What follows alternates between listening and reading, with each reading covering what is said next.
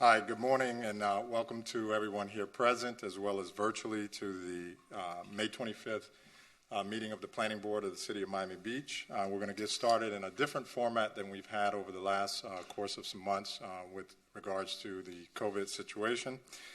We are now, as a board, attending the Planning Board meeting here in person. There is room here in the audience for members of the community and those presenting to appear before the Planning Board. In a hybrid function, we also have members of the community wishing to speak on items before the Planning Board attending via Zoom. And we also have our staff who are attending by Zoom. So this will be an interesting exercise, and I'm sure we've already done it here with the Commission. This is our first time as a board. So I'll ask all the Planning Board members to bear with us as we navigate the circumstances of having the meeting in this format. So with that, let me turn it over to our capable City Attorney to the board. Nick? Thank you, Mr. Chairman. Good morning, members of the board. Can you all hear me okay? Yes, we can. Okay, great. Just very briefly, in order to participate in today's meeting, members of the public may either appear in person or virtually via Zoom. Members of the public wishing to appear virtually may dial 1-877-853-5257 and enter the webinar ID, which is 861-4342-6327#, or log into the Zoom app and enter the webinar ID, which again is 861-4342-6327. Any individual wishing to speak on an item must click the raise hand icon if they're using the Zoom app, or dial *9 if they're participating by phone. Individuals who wish to provide testimony or submit evidence in person may appear at the Miami Beach, in the Commission Chambers at Miami Beach City Hall on the 3rd floor at 1700 Convention Center Drive. On quasi-judicial applications today, on behalf of the chair of the board, I'll swear in each presenter or member of the public wishing to speak, and I'll also ask each board member to disclose the names of any individuals with whom they've had ex parte communications. Before I swear in city staff, I'd like to read our notice regarding lobbyist registration. If you're appearing on behalf of a business, a corporation, or another person, you need to register as a lobbyist with the city clerk's office. If you haven't registered yet, you should register before you speak to the board. You don't have to register as a lobbyist if you're speaking only on behalf of yourself and not any other party, or if you're testifying as an expert witness, providing only scientific, technical, or other specialized information or testimony in this public meeting, or if you're appearing as a representative of a neighborhood association without any compensation or reimbursement for your appearance, to express support of or opposition to any item. Expert witnesses and representatives of neighborhood associations shall, prior to appearing, disclose in writing to the city clerk their name, address, and the principal on whose behalf they're communicating.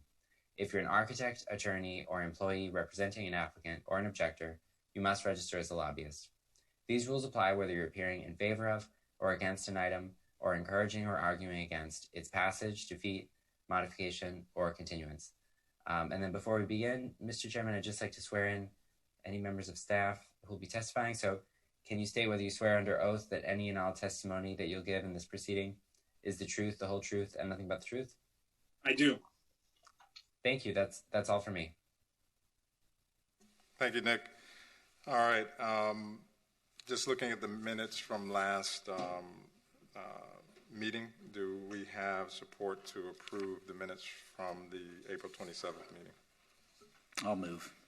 Mr. Chair, just an amendment or an edit. Yes, go ahead. Page 7, PB 21-0439, retail fulfillment establishments.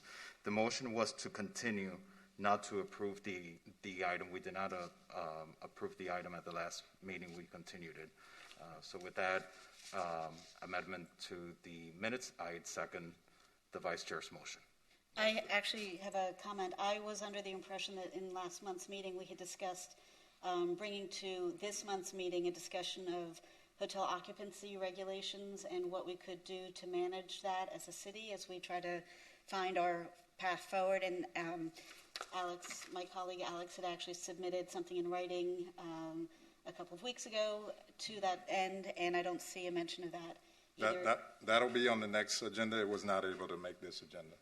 Okay, but should it But not we do have it, and it will be added to a future Okay. planning board meeting. Okay, thank you. So let me just go back. So, Alex, your concern is on planning board file 210439 in amendments, retail fulfillment centers?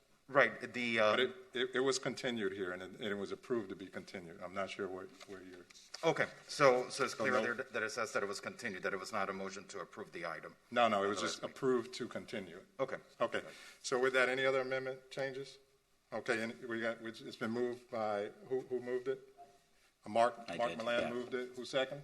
I'll second. Alex Fernandez has second. Rogelio? Okay, I'll do a roll call. Ms. Bott, Yes. Mr. Brantley, Yes. Ms. DiPietro, Yes. Mr. Fernandez, Yes. Mr. Jelpi, Yes. Mr. Milan, Yes. and Mr. Weider. The motion passes 7-0. So you can't get that at home when you're sitting behind the Zoom, right? Got to have that in person. All right. With that, just a couple of housekeeping items. We're going to look at the agenda for today. We're going to move the 1501 item up as the first item. Number 2, I'd like to see if we can, I have an emergency that I have to step out on, and I would like the board to move item 4, the discussion on the CUPs, to next month. I would like to participate in that, but if we think we have to do it today, then we can take it today. But I'd like to get support to have that. I'll move to move it to, because you should be here for that, so I'll move it to next month. Second. Thank you. So it's been moved and seconded to move discussion item number 4 on CUPs to next meeting, and we'll pick that up with the item on the hotel that was mentioned by our board member. Rogelio? Aurelio, you can do that as a voice vote. You don't need to do a roll call. Okay, so as a voice vote, we'll move that. Anybody opposed? No opposition, Rogelio, so we'll move that to next month. Okay. Alrighty. All right, so we want to just go ahead and dive into the planning board file 20-0416, 1501 Collins. Okay. I'll go ahead and start my presentation. So this is file number PB20-0416, which is related to a neighborhood impact establishment for the renovation of an existing historic structure and commercial building that includes the introduction of office uses located at 1501 Collins Avenue.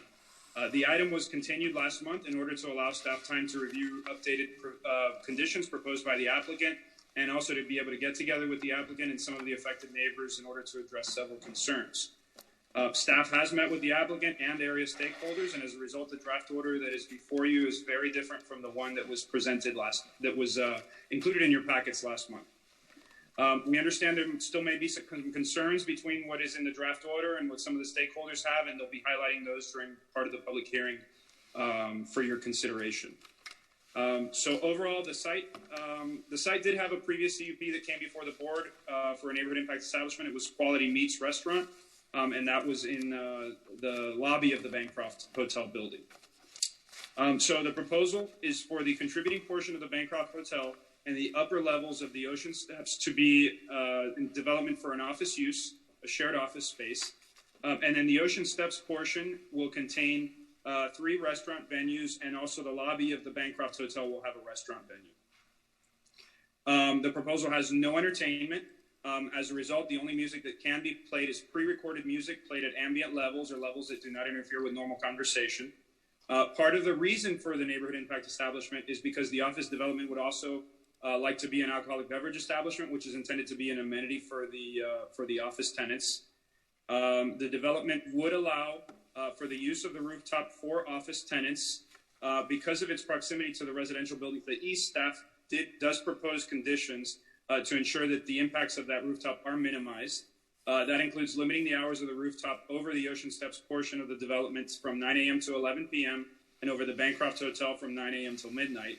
And allowable music, so the ambient background music that would be allowed would have to cease an hour before closing.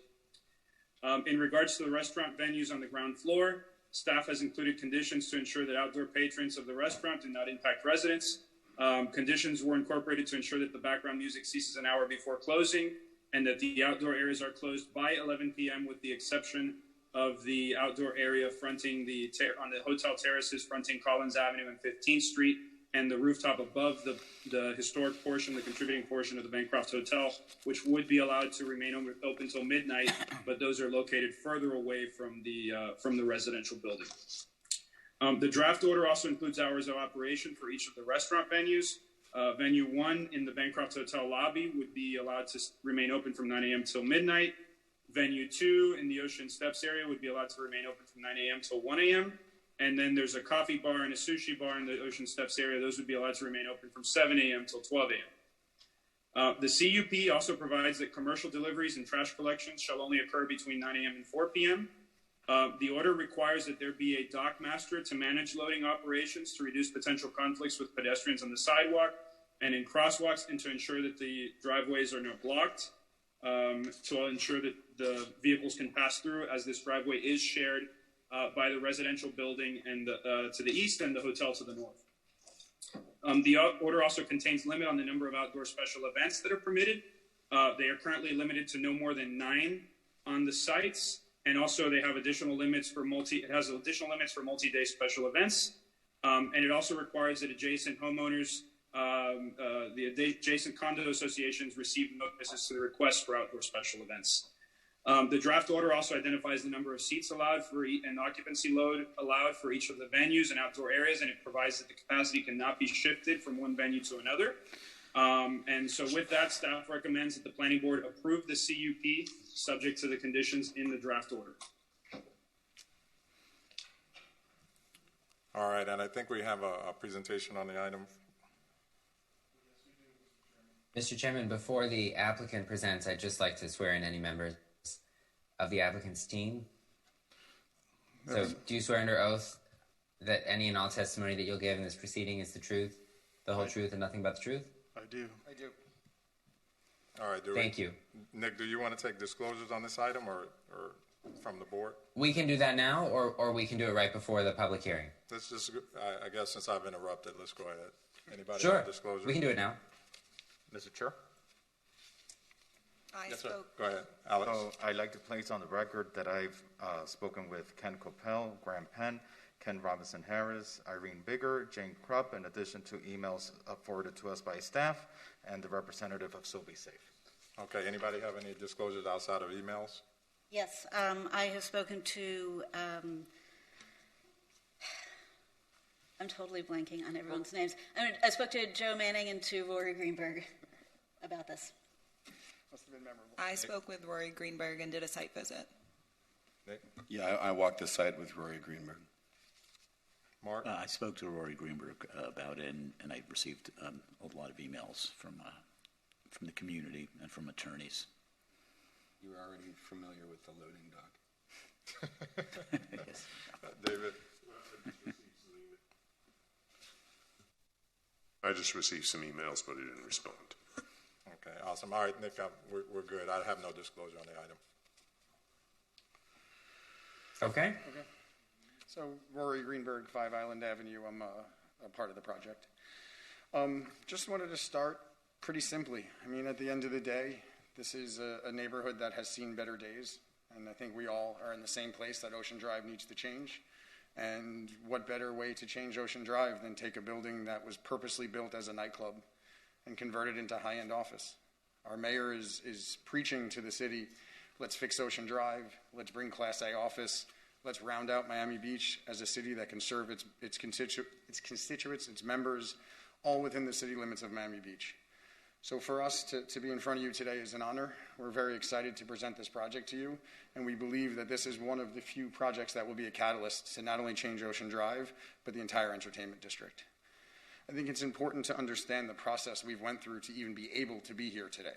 This was a 21-unit commercial condo building that was purposely built for a nightclub. It was a nightclub above a supper club, a sports bar, a tequila bar, and this was the center of entertainment of this region. We spent 7 years purchasing commercial condos at market rates through a lot of litigation, a lot of fighting, to be able to have a fee simple interest to even start this conversation.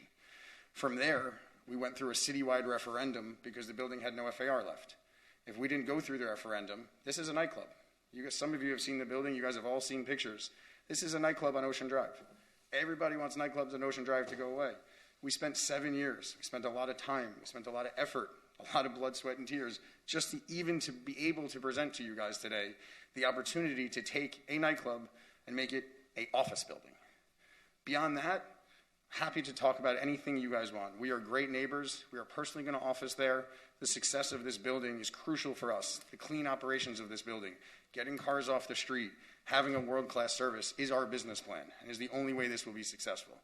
If our ability to be successful is limited, the business plan doesn't work, someone's going to sign a lease, someone's going to do a nightclub here. We need to be able to be successful. What makes office successful? Central business districts, big companies, pre-COVID, that existed a lot differently. Miami Beach is a different city than it's ever been and has the best opportunity we've ever had to capitalize on the growth and the migration into the city. Class A office is a 14-foot ceiling height, much different building than we have. How do we counteract that? We service the building the way Miami Beach residents and Miami Beach workers want to be serviced. World-class food and beverage, gym, spa, rooftop amenities. This gives us the ability to attract a Class A office tenant into a building that is not traditionally Class A. We are taking a tremendous risk by undergoing this project. This is not the type of project that is a plug-and-play, simple, we open it, people lease it up. This is going to be a lot of effort on our behalf to be successful, and we're going to make that effort, and we're going to do it right. So I think it's very important to understand this is an existing building. We have 216 parking spaces, 3 per 1,000 parking ratio. We have everything we need to service this building the way it's supposed to be serviced. We came to you guys a few months ago. We've been 6 months into meeting with our neighbors. We've met with every single neighbor. We heard Rogelio go through the list, right? Is that a typical CUP introduction? No, that is a heavily negotiated. We have 1500s approval. Everybody supports the project. Even some people here today that plan on speaking out against the project support the project, but have some concerns on parking on the street, have some concerns. We've addressed those. We will continue to address those. We are here today to show you guys a great project. Honestly, not to sound obnoxious, we're anticipating being celebrated for taking a building that's purpose-built as a nightclub, spending 7 years of effort, continuing to go down the path of helping fix our city and helping fix Ocean Drive. So having said that, I'll turn it over to my team to get into details. We're here to answer any questions, but the point is to get our approval today, move Ocean Drive forward, have a headline tomorrow in the newspaper that says Class A office coming to Ocean Drive, right? Like not project delayed, more crime on Ocean Drive. Class A office coming to Ocean Drive. Is this the catalyst to move Ocean Drive forward? We believe it is, and we look forward to working with the planning board and making sure we can satisfy all of our neighbors and have the perfect project for the city. Thank you. Thank you, Mr. Greenberg. Graham, I don't have my clocks are not working up here in the dais, so I think you roughly have about perfect for this morning, but I might need a little bit of additional time given the complexities here and the how much time would you like, Graham? Amount of lawyers that we've seen already. We're up to 4. I think I would like 20 if I could get 20 total. Let's give them. I think we've made the format that we will give you 10, so let's start with 10. Okay, let's see how far I am in this deck. If we could put the slides up, I'll start. And, you know, as Rogelio noted and as Rory amplified, the order that's in front of you and in your packages is not the product just of staff. It's a product of hours and hours of work with the neighborhood. So the version, as I like to say, I was draft 11 before we sent that to staff. Next slide. Oh, let's go. Give me like 3 forward until you hit the plan. This is Rory's slides. And 1 more. Okay, there we go. So here's our property. If we go back, Aaron, I appreciate it. So the overall development, the Bancroft renovations, the Ocean Steps building, and the 1500 Ocean building were all built together in the late 1990s. So it's one big zoning property. So the Bancroft, of course, was The floors were removed for a nightclub, and the Ocean Steps commercial element, which is the two rotundas there with the plaza in the middle, was built at the same time. Next slide. This just gives you a couple views of what the outside looks like now. Not the best shape. You can see that giant staircase was there because of the nightclub that was in the Bancroft. It was designed to accommodate all the people that were going to come in and out. Next. View of the interior courtyard. As you can see, all the way in the back there, you can see the doors. That is where the restaurant space is going to be located in the center. You can see it's underneath that second level. That's going to be important when we talk about noise. Next slide. Here's the interior of the Bancroft. You can see the giant empty spaces that were created for the nightclub for Billboard Live. Next. A little bit about Billboard Live. So Billboard Live, when it was developed, was estimated for just the club to have 1,500 people in it plus. Next. And as part of it, you can see on the ground floor, portions of Ocean Steps have bar in it. That's where we're proposing a coffee shop now. Outdoor seating, next. Second level, you can see all that's where the performance space starts. Again, another bar in the Ocean Steps portion, next. Third level, again, more nightclub space, 2 bars. We had a bar contemplated outside on this drawing, along with outdoor seating on the roof. Next. Fourth, again, more nightclub space, and then you hit the roof. So that was basically what happened to the Bancroft in 1997. Next. Proposed use mix is very simple, right? We have a replacement of what was in the Quality Meats space with a new restaurant with actually fewer seats than Quality Meats had. Vast majority of the rest of the structure is office. We have a new restaurant at the back on the ground floor in Ocean Steps, and those 2 rotundas will have 2 small food and beverage in them. Next. Office use, of course, this is very important as it goes to occupancy, et cetera. The offices are not designed to be open to the general public. We have all these wonderful amenities, including the outdoor meeting spaces on the top of the Ocean Steps building and on the top of the Bancroft. And part of again, as Rory said, part of the need to make this a special place, given the constraints we have of a historic building, is that we're offering the amenities, including that access to food and beverage, which is part of why we're here. Next. So just quickly through the building, ground floor, you can see what's happening on the ground floor. A couple of things. We're adding significant amounts of landscaping. The HBB required us to put 3 shade trees in that plaza now that is a complete dead zone. We've got a trellis in the middle of that under this plan. Additional landscaping throughout the frontage, so it is really going to bring this building back to life. Next. So here are the uses, right? From going west to east, you've got the Bancroft Lobby Restaurant, exactly the same layout as it had with Quality Meats. It's the same space. East of that, you hit the office already, so you're at office spaces in the Bancroft. The orange space is the coffee shop. The yellow space is the sushi. And the pink in the back is the high-end Mexican concept we're proposing. The blue is all the loading and the back of house, which is identical to what has been since the building got built, right? So none of that is changing. We're not changing anything physically except we're replacing the floors in the Bancroft. Next.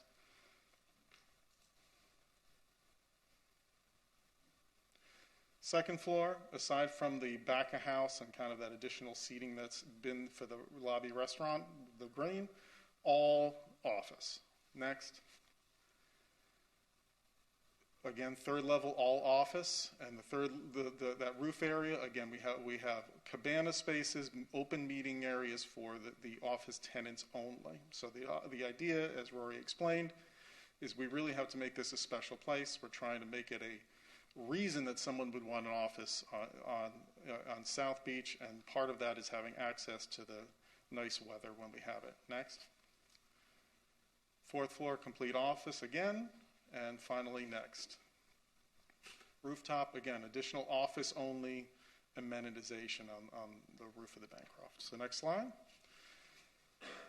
This is just a view showing you how pretty it's going to look when we bring that building back to life. You can see part of what Jennifer did in her design is to make it clear what the historic building is versus what the Ocean Steps building is. But you can see in the back there the trellising that we're adding to that dead courtyard now to really hopefully bring it back to life. Next slide. And there's a view looking from the same spot, kind of above. You can see the office tenant only cabana meeting spaces out there. Next. And there's a detail of that area on the far northern side of the Ocean Steps property. Right below where those people are would be the entrance to the high-end Mexican space, and you can see the trellis there that will be covering that entire courtyard. Next. So, general operations, right? We're proposing to have both self-parking and valet in the building. Part of what we did in the discussions with our neighbors is we've agreed to add a valet ramp or valet service inside the garage. So the original building had a valet ramp on 15th Street, 2 spaces on the far southwestern corner. We're proposing to retain that and have valet in the garage, and we'll show you what that really does. It makes a big difference. No entertainment in the entire project, right? We have a centralized ambient speaker system with a significant amount of controls on it that are in your order. I think there's an entire page worth of additional restrictions on the ambient system in the order. Next. Outdoor bar counters, everything has to be closed at 8, not permitted on Ocean Steps roof. Next. So we have been spending, as Rory indicated, I guess we've done our best. We've met with everybody. All the surrounding condominiums multiple times. We've met with So Be Safe. We met with the police department. We met with Ocean Drive Business Association. Washington bid too. That's not even on the list. The Chamber of Commerce. We have the support, and we spent a long time getting the support of the 1500 Ocean Condominium Association. And Mr. Gibbs, who represents there, I know is on Zoom. He can talk when it's time. But again, we spent a long time negotiating with them to get to a point where they were comfortable. Next. And that negotiations includes a host of things that are in your order, right? Seating clarifications and reduction hours, reduction on the music system, limits on the valet. You know, we're ensuring through this that we're going to remain a good neighbor. You know, the loading and trash, which I'll talk about, we have an entire page devoted to loading and trash conditions. Additional limits on special events, etc. Next. So, breaking down the venues quickly. Venue 1, which is the Bancroft Lobby, 194 inside, 97 outside seats. Ocean Steps Central, which is the high-end Mexican, much smaller restaurant, 100 seats inside and 88 outside. The Sushi, again, small, 54 seats in, 32 out. And the coffee shop, 47 in and 30 out. Next. So when we look at those uses, the only restaurant in the entire building that would actually require a CUP is the Quality Meats space, which our proposal, as I said before, is smaller than what Quality Meats got approved. Next. So hours are always important, right? So we had originally contemplated, for example, on Quality Meats closing the inside at 11. We worked out, we basically shifted things around, so we're proposing to keep that open to midnight. We had the Mexican restaurant, the Central high-end Mexican. We had proposed originally 2. Now we're at 1 inside. And the 2 smaller sushi and coffee bars we're closing at midnight. Next. So that's what that looks like, right? So everything except for that 100-seat restaurant in the back is closing at midnight inside. Now, of course, we're closing earlier outside, which is the next slide. So here's the outdoor dining, right? All the outdoor dining, except for the Bancroft Lobby, right, which is on Collins Avenue, is closing at 11. All the music associated with that has to close an hour earlier than the space itself. So anything on Ocean Steps, outdoor is closed at 11, and that will extend to the office. I'll show you that second. The music associated with that, which of course is ambient and has a host of restrictions in the order. Graham? Yes? 10 minutes are up. I knew we were going to go beyond 10. Let's give an additional 5 minutes. Okay. Graham, please. You can see I'm moving as fast as I can. Next slide. So that's exterior, right? Everything in Ocean Steps closes at 11. Bancroft is open to midnight, and that's it. Next. The office breakdown, again, we have 3 standalone offices on the second floor. The rest of it is the membership office, which we're excited about, with a total of 28 exterior meeting spaces. Next.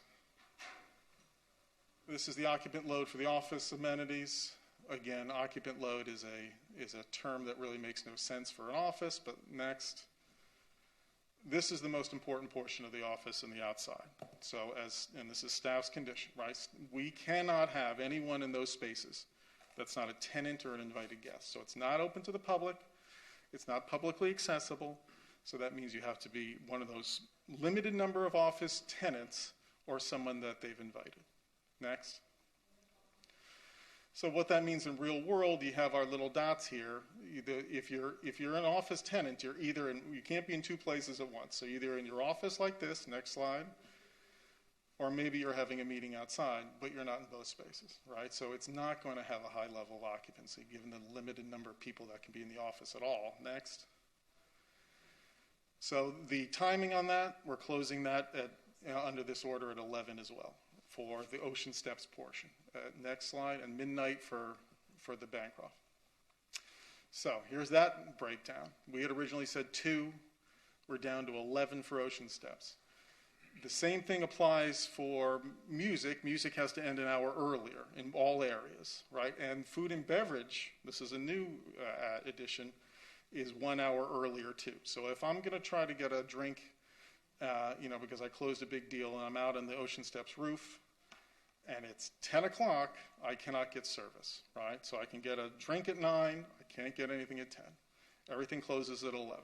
Next. Ambient music.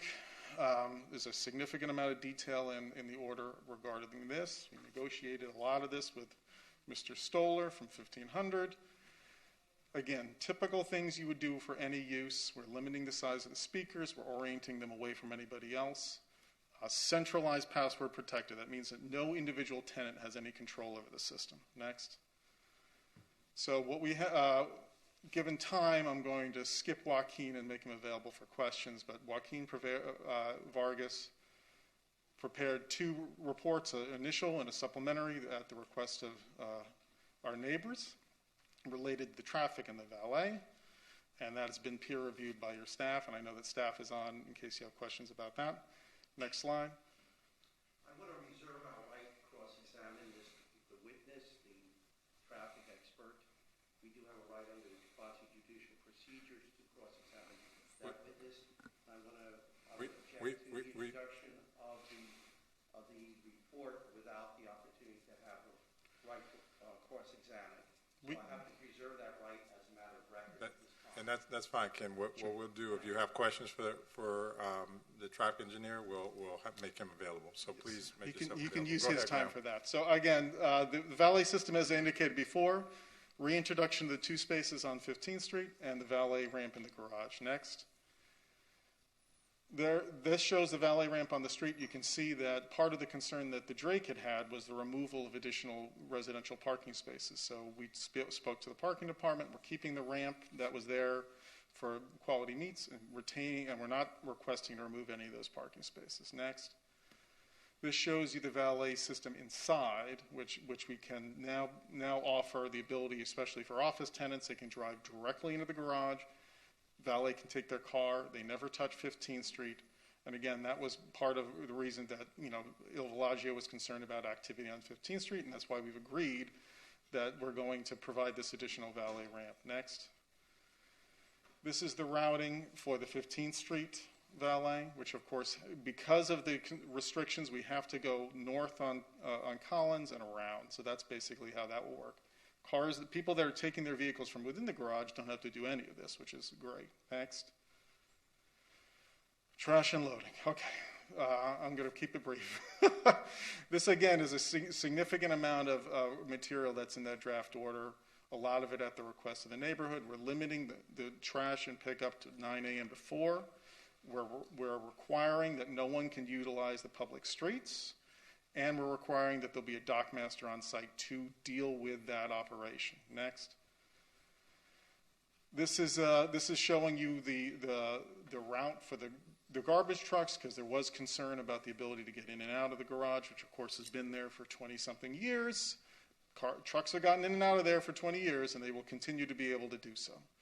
I'm pointing out here on the top here that that area that the truck is going in is actually the part of an easement that we have from the Royal Palm that was recorded in 1997 to allow the joint access in that area. Next.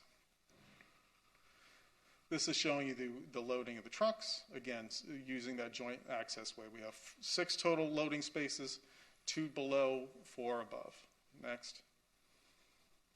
Special events. This is another topic of lengthy discussion with the neighborhood. The current order, which was, I understand that I know Mr. Stoller wants more restrictions, but we've agreed to no more than 9 outside events that we can seek. Of course, I'm not entitled to any special event as of right. So that's anything outside, no more than 9.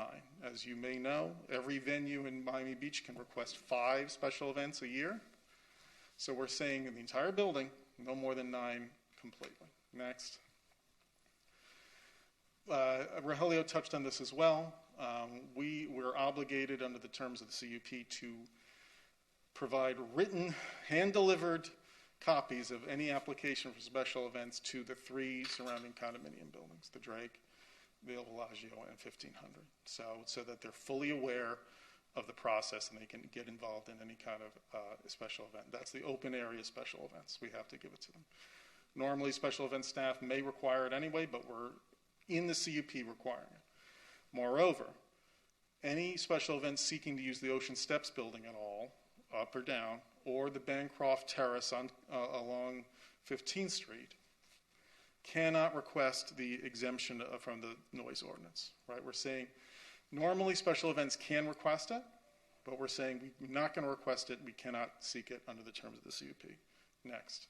The additional 5 minutes are up. And look, there's my last slide. Look at I figured it out. So again, we have spent an agonizing several months working with the neighbors. We've met with everyone, and no one's going to pretend that we haven't met with them. So we think at this point, this application is ready for your review. We're here to discuss any particular changes that the board is interested in making. And of course, I'd like to reserve time for rebuttal. Mr. Robbins is going to seek to cross-examine Mr. Vargas. I'm going to ask to redirect as necessary. And with that, we're here for any questions. Thank you. Mr. Chairman, since this is the first public hearing that this board is holding fully in person with remote participation, what we've been doing for other boards in the City Commission is that we'll take either everybody who's in the room first and then go to everybody from Zoom, or vice versa, whichever you all prefer. But the idea is that since you all don't have your Zoom screens in front of you, we can help control the hearing. So we have 3 hands up on Zoom. If you'd like to take those first, or just let us know how you'd like to proceed. Let's take the ones. Mr. Robbins, give me a second. We'll take the ones from Zoom first, only because no. We'll take the comments from the public from Zoom first, and then we'll give you a chance to speak, Mr. Robbins. Just a moment. Okay. No, sir. No, sir. No, sir. No. I have expert witnesses that are on Zoom, so I just wanted to present them after I presented my case, then present my experts in context. That is fine, but let me ask you something. Why couldn't that wait until you got up to say it? I understand. Because you said that the persons in Zoom would have to go first, and I want to make certain the order is very important to assure that the order of witnesses, I wanted to assure that I speak first before my Zoom witnesses speak first, because what you said, they may interpret as they were compelled to speak now. Is to avoid any misunderstanding. That's why I'm speaking now. Okay. Thank you, Mr. Robbins. So let's go ahead, and if you are a guest of Mr. Robbins or one of his Zoom responses, please take your hand down until such time after he has presented. So, Nick, with that, please take the non-Ken Robin responses from Zoom, please. Okay, so our first public speaker via Zoom is Henry Stoller. Henry, do you swear under oath that any and all testimony that you will give in this proceeding is the truth, the whole truth, and nothing but the truth? Yes, I do. My name is Henry Stoller. I live at 1500 Ocean Drive. I speak entirely for myself as a unit owner. I have been deeply involved in this matter from the very beginning.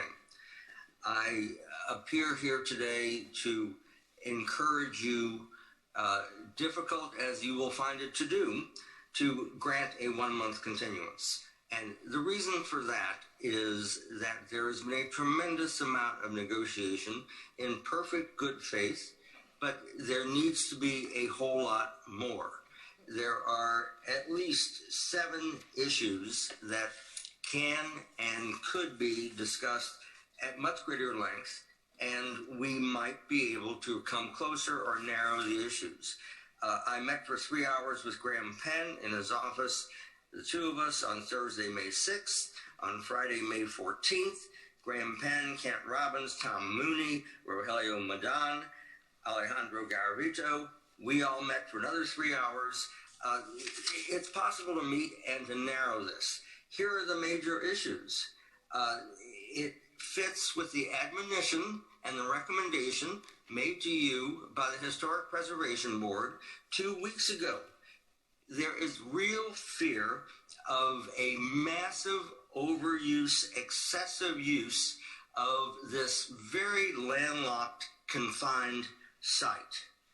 The proposal is for 4 public restaurants and for 4 private food and beverage establishments associated with the offices, totaling authorized seating of 1,079 people.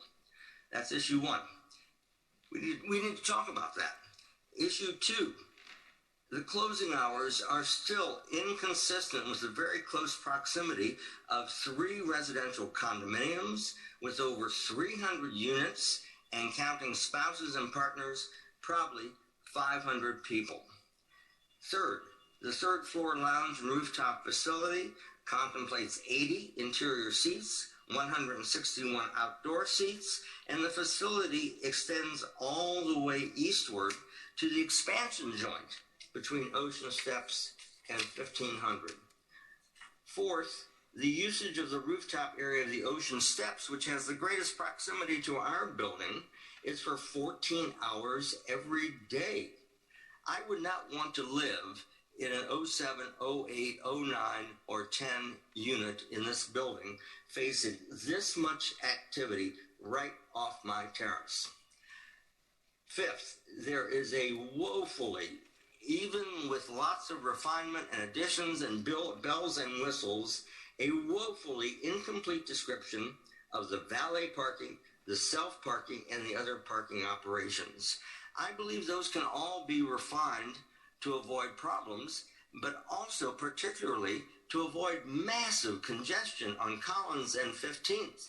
15th is a tiny little stub end of a street, 2 T-shaped intersections and a street end. There's no excess capacity, and I admire the creativity of suggesting a valet ramp and greater Mr. use. Stoller, your time is up. May I have another minute, Mr. Chair? Mr. Yes, Chair, may I have another minute? Go ahead, Mr. Stoller. Thank you very much. The valet parking, self-parking, and other parking operations simply need to be more fully explained. 6, on special events, depending upon how you compute, I easily get to 34 special events per year on this site. That's wordsmithing. It can be cleaned up. If the intent is 34, the board wants to grant 34 special events per year, so be it. But if the intent is to grant 9, that needs to be clear. Finally, the noise ordinance limits need to be further explained by reason of adding a prohibition against outside sound equipment. That's absolutely vital, should be totally non-controversial. We can get this done without bitterness, without rancor in the neighborhood, if the board will give us another month to continue these good faith, successful, face-to-face negotiations and multiple drafts. Thank you very much, and I appreciate the extra minute. Thank you. No problem, Henry. Thank you for speaking. Who do we have next? Our next caller, Mr. Chairman, is Realtor Molina. So can you state your name for the record, and I'll swear you in?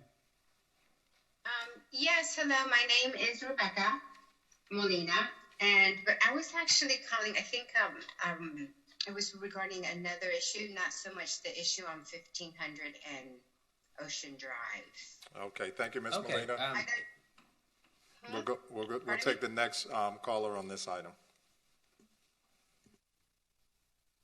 Okay, the next caller is Lyle Stern. Lyle, do you swear under oath that any and all testimony that you'll give in this proceeding is the truth, the whole truth, and nothing but the truth? I do.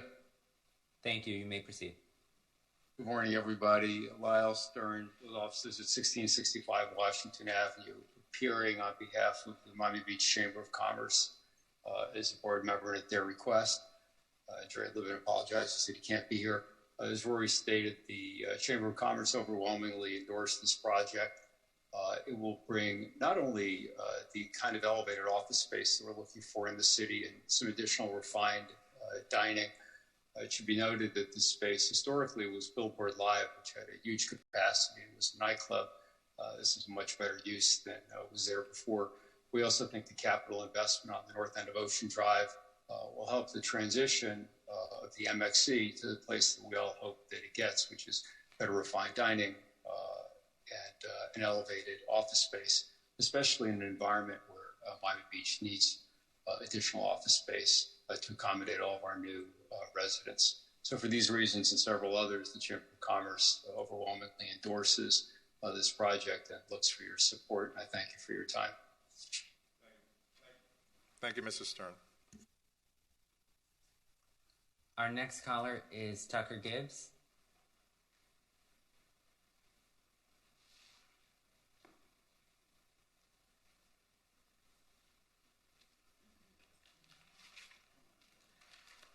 Hello? Tucker? Yes, I'm here. Are you testifying or arguing? Should I swear you in? I'm testifying. Okay.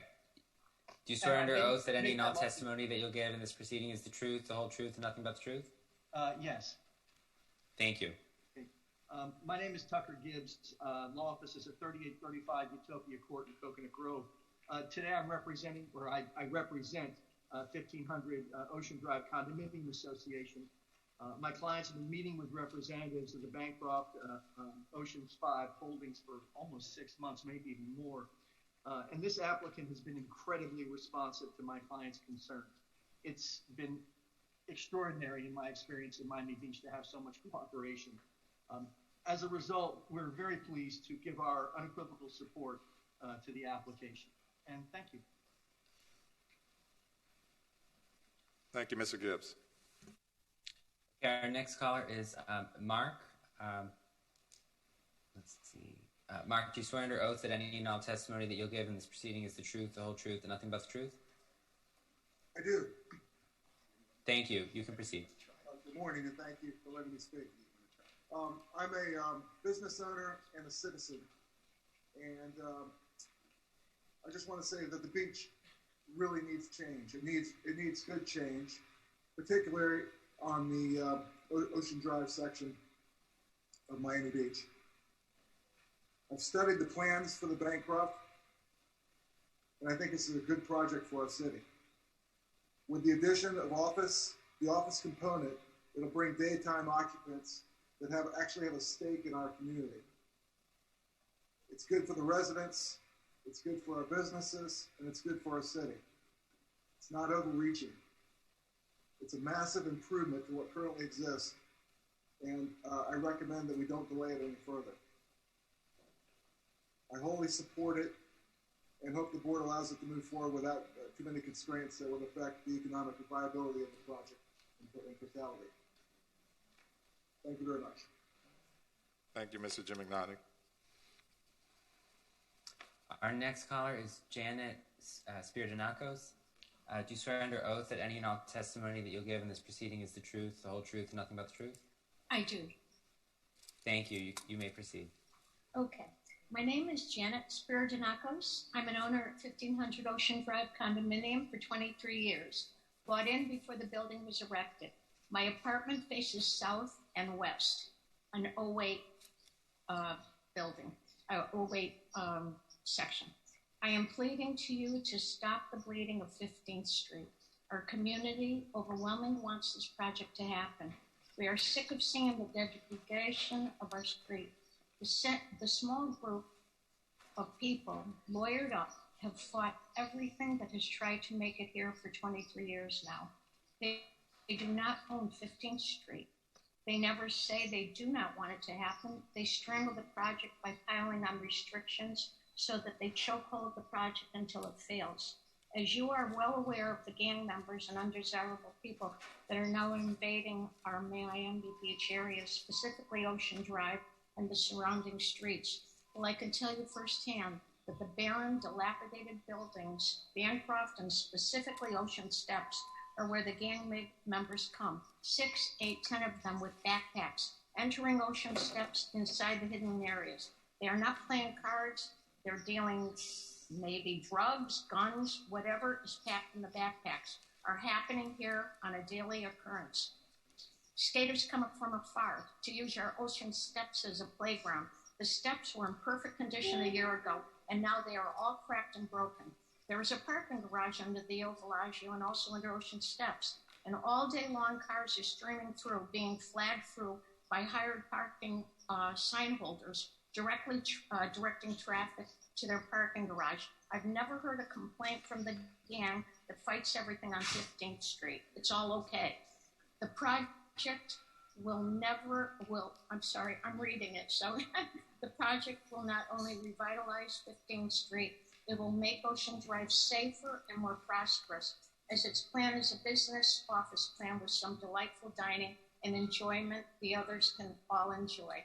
And just one other thing, it's a Michael Graves Ocean Steps, just like our building is. And the color coding of Michael Graves and what he did, and I pray that it does pass, and it should pass, that they would consider maybe keeping that color code as ours is. It's just a suggestion, but I do hope it, I really just do hope that it passes. Thank you so much. Thank you. Our next caller is Ken Coppell. Ken, do you swear under oath that any and all testimony that you will give in this proceeding is the truth, the whole truth, and nothing but the truth? I do. Can you hear me on it? Yes, we can hear you. Okay. Ken Coppell, I'm a resident of the Il Bellagio. When we first were informed that the Bancroft was being imagined as a Class A office facility with a couple of restaurants, we were elated. And we are still in favor overall of this project. But here was to be the balanced live, work, enjoy combination that the mayor and residents have been calling for. But somewhere along the line, the roles were muddied. In a residential area on the fringe of the ADCD that has escaped much of its disruption, the scale of this project has kind of shifted. It's now an entertainment facility with office space. The restaurant scale that is being requested and the traffic and valet issues that come with them are a potential threat to the viability of the neighborhood. 4 restaurants with seating over 300 serving alcoholic beverages and total potential seating in the facility of 1,000, and located at the currently very congested cul-de-sac of Ocean Drive, whose own traffic pattern is yet to be determined. And it was problematic when only Quality Meats was operating. So please delay this decision for only a month. Let the parties negotiate terms and safeguards in good faith. There is a path forward, but with safeguards. As Henry Stoller said, we can get this done. Give us the opportunity. Thank you. Thank you, sir. Our next caller is Irene Bigger. Irene, do you swear under oath that any and all testimony you'll give in this proceeding is the truth, the whole truth, and nothing but the truth? Yes, I do. Thank you. You have 3 minutes. Okay. Again, yes, my name is Irene Bigger, and I'm on the board of 1500 Ocean Drive. I want to make it clear I am all for negotiations that benefit the residents. And I believe the months and months of input from the 1500 board, as well as thoughtful critiques by Henry Stoller, as well as good neighbors such as Jane Krupp, has benefited the residents greatly. But I will respectfully ask the planning board does not allow for more delays, but approve this project this month. 2 of the buildings most affected and impacted by this development has had the presidents of their boards express support, again, after months and months of negotiations that I myself have been a part of and now support, as well as, I might add, several residents that do face the west side. But as long as this project and its developers abide by the CUP conditions agreed on and written in black and white. The idea of being good neighbors should not be just one-sided and aimed only at the developers. The residents should also act in good faith. Now, I hope that the Bancroft developers mark my words and don't make me regret them and the faith that I have in them. Thank you. Thank you. Okay, our next caller is Ceci Velasco. Ceci, do you swear under oath that any and all testimony that you'll give in this proceeding is the truth, the whole truth, and nothing but the truth?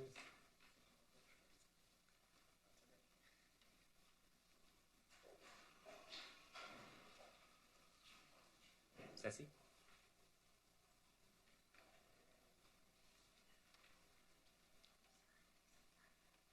I think Ceci's on mute.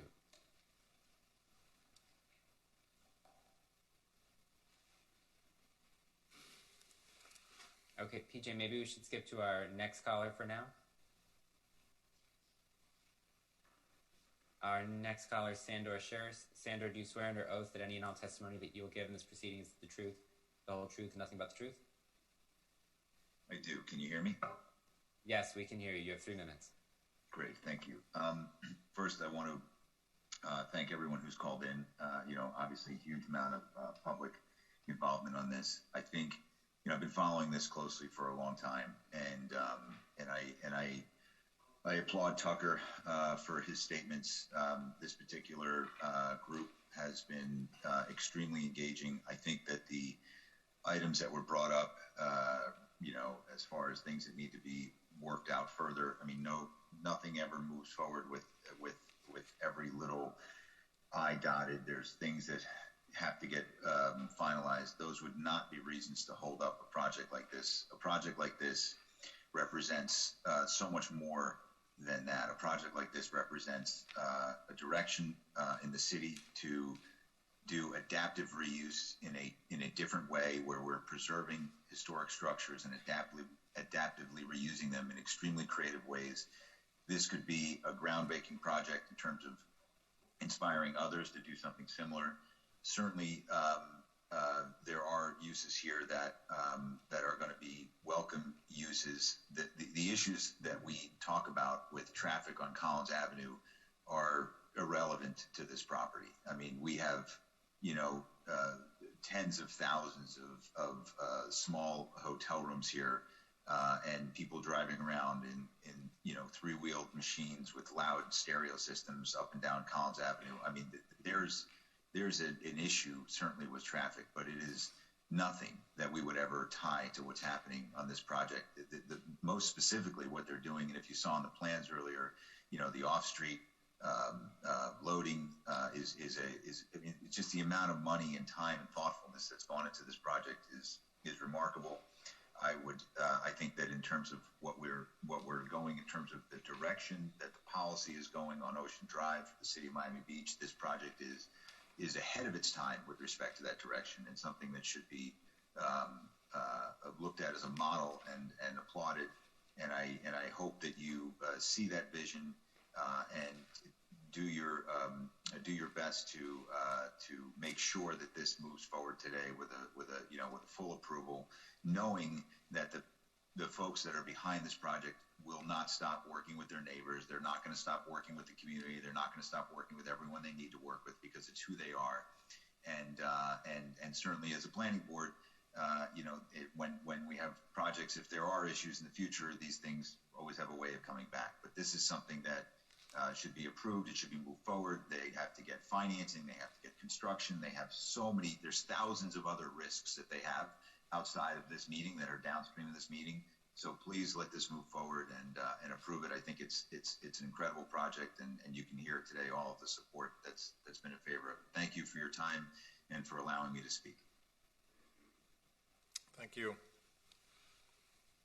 Okay, our next caller is Seth Foyer. Seth, do you swear under oath that any and all testimony that you'll give in this proceeding is the truth, the whole truth, and nothing but the truth? Yes, I do. Thank you. You have 3 minutes.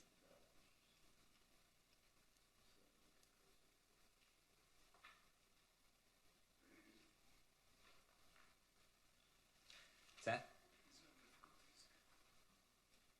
Miami Beach. I'm a real estate professional with Compass at 605 Lincoln Road. I'm also the chair of the Pillar Board at the Chamber of Commerce and a board of the Executive Board of Governors, and we do fully support the project.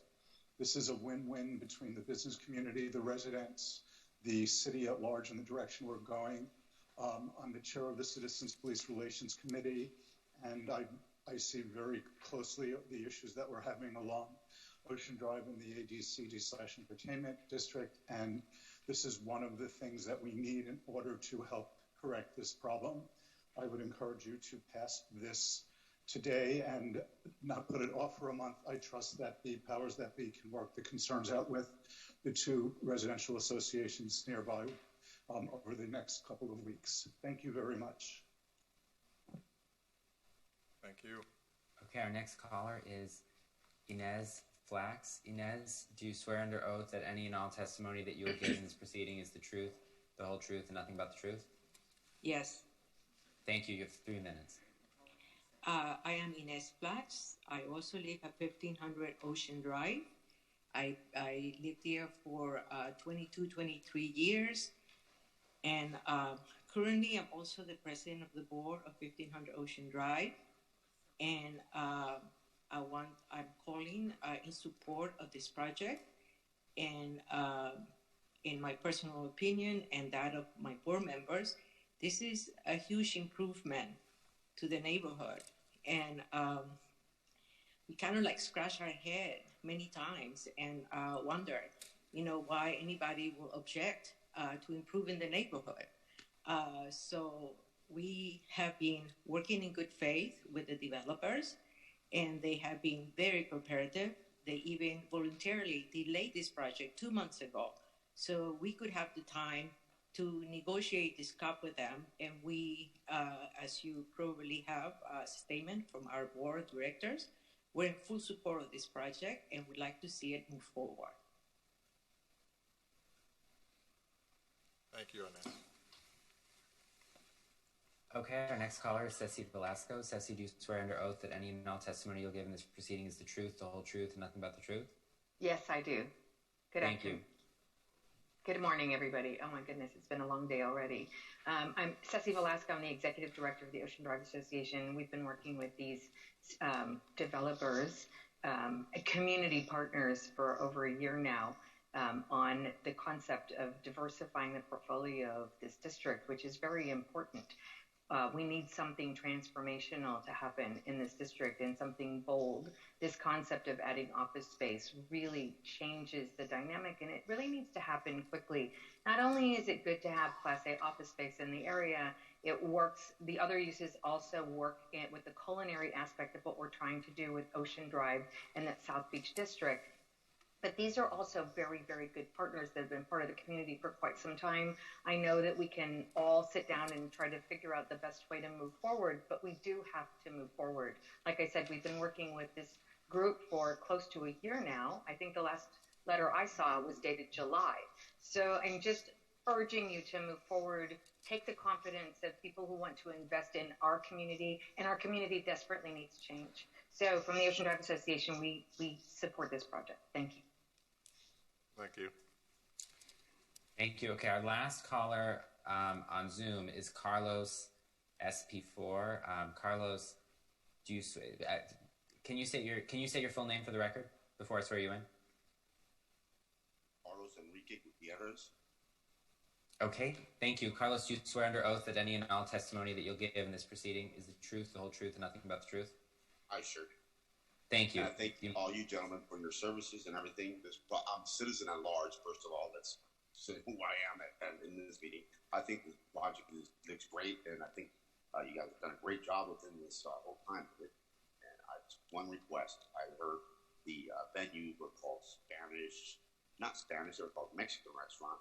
One request. Instead of calling it Mexican, limiting it to a particular country or something, we call it Spanish America. That's just a request. Thank you very much. I'm not sure I understood the last part. Did we lose him already? Let's move on. Prima can clarify. Is that better? Yeah, well, we'll come back to it. I don't want to unnecessarily belabor it. So we're going to close the opportunity for those from the public to speak from the virtual side, and then we're going to open the floor for those present in person to speak here. Go ahead. Okay, sorry. so I'll. Nick, you're going to swear him in? That's what you're going. I can swear. Yeah, sure. So to our first speaker, do you swear under oath that any and all testimony that you'll give in this proceeding is the truth, the whole truth, and nothing but the truth? I do. Thank My name you. is Mark Halpern, law firm's Halpern Rodriguez at 355 Alhambra Circle, Coral Gables. The proposal to operate 4 restaurants and several additional alcohol service areas with combined seating of more than 1,000 and an occupancy load of more than 2,000 people is extremely concerning to the residents of Il Villaggio. Our firm serves for almost 20 years now as their general counsel. This particular neighborhood impact establishment is located directly across 15th Street from Il Villaggio. 15th Street, as the planning board knows, a dead-end road and is the exclusive means of safe access to and from our residents' homes. In this light, we have a few concerns that we wanted to address. The first of which is the traffic impacts. Again, with an occupancy load of more than 2,000 people, there will be significant vehicular traffic on 15th Street, which is already a heavily trafficked and congested dead-end street. This traffic will include vehicular queuing and loading and unloading in an already heavily congested area. We are concerned that the potential traffic impacts have not been adequately addressed as required by the conditional use criteria and the additional approval criteria related to neighborhood impact establishments, which expressly require detailed analysis and justification of the applicant's proposed parking, loading, maneuverability, and traffic circulation programs. Specifically, while the applicant prepared a limited traffic statement with a summary overview of the proposed valet service on 15th Street, there does not appear to have been sufficient consideration or analysis of how to minimize impacts to Il Villaggio residents and others from queuing vehicles on 15th Street during valet service. Similarly, the applicant proposes to have all deliveries utilize a unified loading area, yet the application materials do not appear to include the required maneuverability analysis to justify the suitability and safety of the proposed loading program. It is significant in our view that the city's own staff report acknowledges that the proposed parking and vehicular circulation program, quote, requires clarification, end quote, and, quote, is not fully addressed, end quote. And that can be seen at the staff report, pages 4 and 5. The 2 minutes are up. May I have an additional minute? Go ahead. Thank you. Without the required analysis, the planning board does not have competent substantial evidence on which to rely to approve the proposed conditional use permit. Second concern is occupancy and seating. The proposal is so large, in fact, that the city staff has determined that the application proposes at least 2 neighborhood impact establishments in one.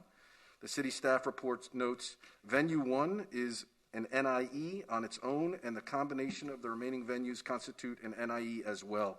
That's at page 3 of the report. The city staff report acknowledges that the proposed establishment may adversely affect the general welfare and nearby residents if noise, delivery, waste removal, and other operations are not controlled. That's at page 4. At the very least, the planning board should require the applicant to demonstrate the suitability of their proposed sound equipment and systems to ensure compliance with the city's noise ordinance, and should also require an analysis of potential queuing and crowding impacts that may result from patrons awaiting entry into these facilities. And I'm going to sort of consolidate this last statement, which has been brought up previously, and with respect to the Historic Preservation Board. We find it very, very unique that the HPB wrote directly to the Planning Board stating as follows. The HPB has a concern that the overuse or over-intensive use of the site could and would adversely affect the residential character of the immediate neighborhood, and recommends that the Planning Board consider that, and consider also that the impact of that would have on a historic residential neighborhood in the immediate area. The additional minute is up. So we respectfully request the Planning Board continue this hearing at least a month to allow the applicant staff additional time to to address these important matters. And I thank each and every one of you for your time and effort this morning. Thank you, Mr. Halpern.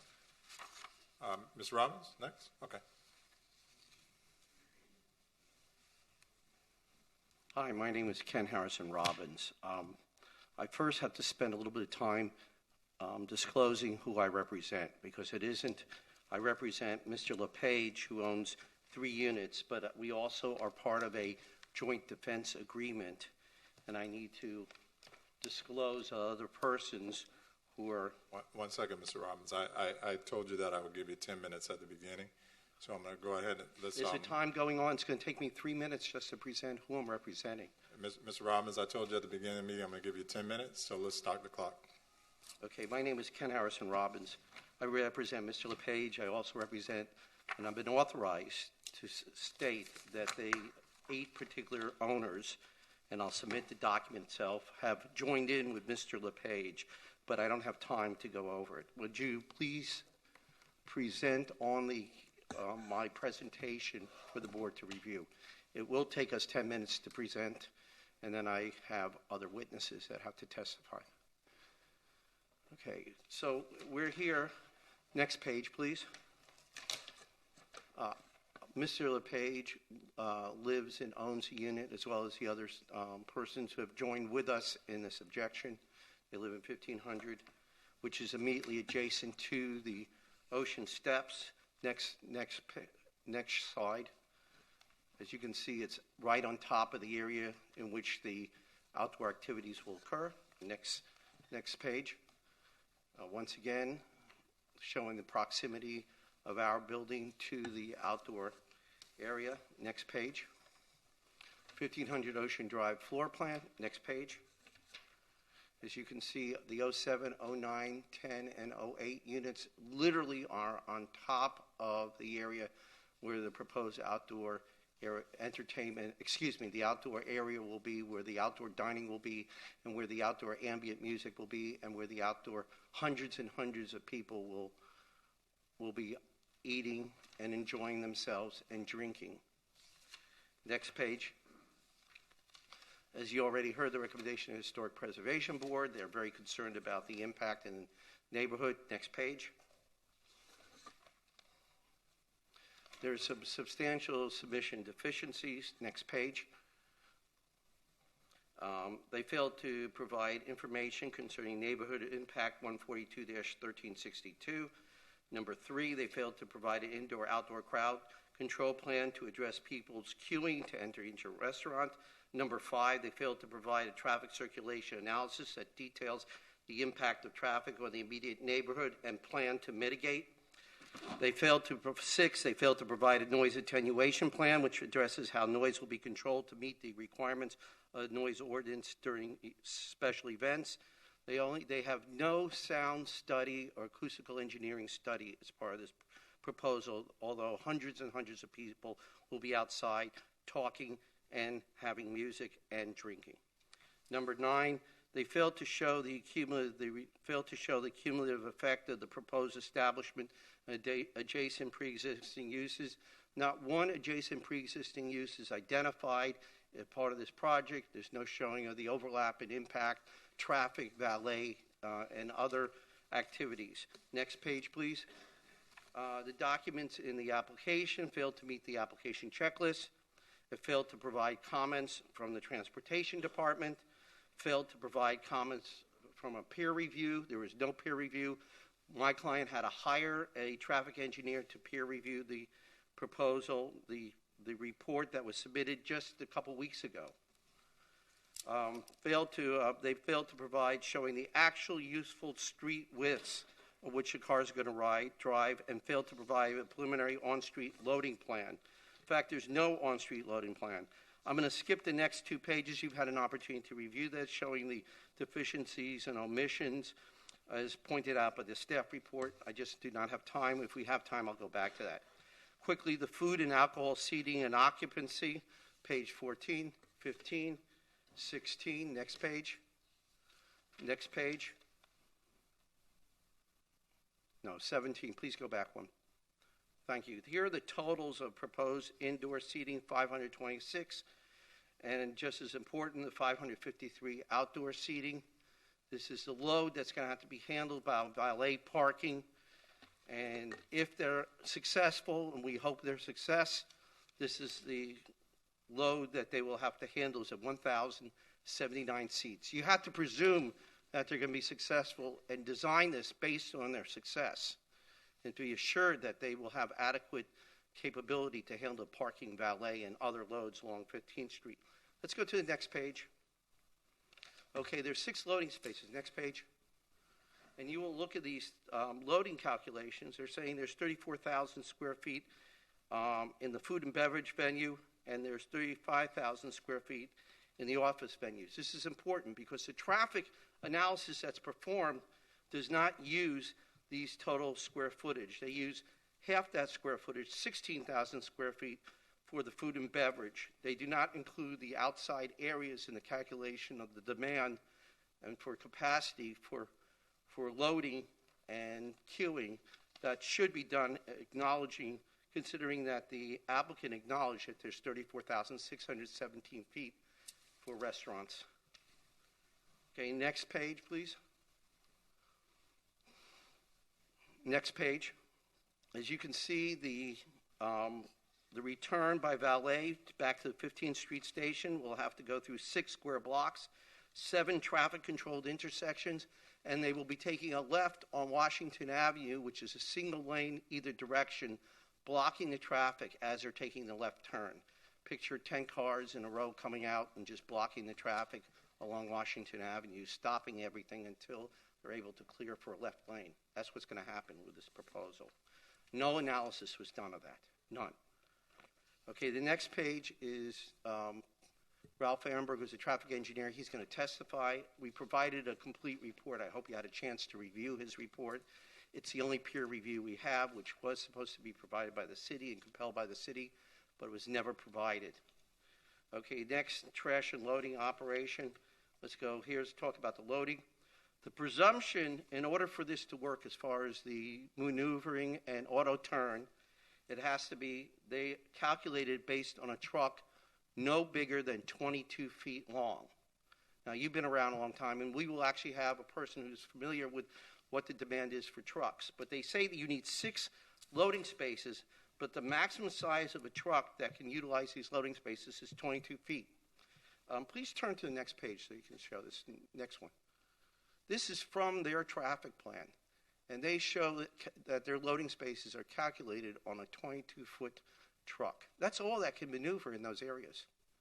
Yet we know, and you'll hear testimony, that much larger trucks will be utilized during the course of this operation. Next page, please. Let's look at the street view. Next page. This is the street view. There's parking on both sides of 15th Street. Let's next page. This is the view. It's a very narrow road. They say it's 70 feet right away, then they say it's 40 feet wide street, but in fact the operating street is about 22 to 24 feet. Next page. Next page. Now, I'm going to show you. This is from their presentation, from the applicant's presentation. This is what they're feeding to you and feeding everybody else that doesn't really know the neighborhood. They're showing or suggesting that there are 2 lanes of traffic in each direction because they have the lights there. When they park the cars there, they put the lights on the cars to make it look like those are part of the operating traffic lanes. It's very misleading, but if you look at this, you think that there's more than adequate capacity on the street. There's parking on both sides. There's only a single lane, as I showed you. Let's go back 2 pages. That's it. You see there's only a single lane in each direction. That's where all the load will have to be. That's where all the valet parking will have to come down for the ramp. That's where all the capacity will have to be placed. That's where the Ubers will go. That's where Lyft will go. And it's going to have to feed this street, which is already congested, already overloaded, and does not have the capacity. It's already an SH show all the time. You go there during the busy days. You can barely take care of what's going on right now. And they're planning to put all this load on it. Okay, I'd like a few more minutes. How much time do I have, Madam Timekeeper? There's 1 minute left. Okay, could I have 4 more Ken, minutes, may I please? ask you a question? Sure. What is your first of all? What about have you negotiated any of these points with the opposition? Yes, I've spent a number of hours and had a sit down with the city. The city was supposed to perform a peer review study of the traffic plan. The final traffic plan that was submitted by the applicant was on the 14th of May. Up to that point, nobody really had a sufficient traffic plan or any type of queuing analysis. Mm-hmm. Our traffic engineer will evaluate it. When I sat down with him, I said, please give me a peer review of this study because it does not appear to be appropriate. When he didn't, my client had to come up with the money to pay for a traffic engineer. The city didn't even fulfill its responsibilities. The city should have compelled it, but did not compel the peer review. Yes, we have sat down, and in fact, I have here a list of requests, and I'd like to present that. Should I present that now as far as what we'd like to see? Well, I just want to ask you, what is your ultimate goal in the representation of your client in this subject? Mr. LePage and others that I'm working with want a project to happen, but they feel it's too much in the area, and they want to limit hours.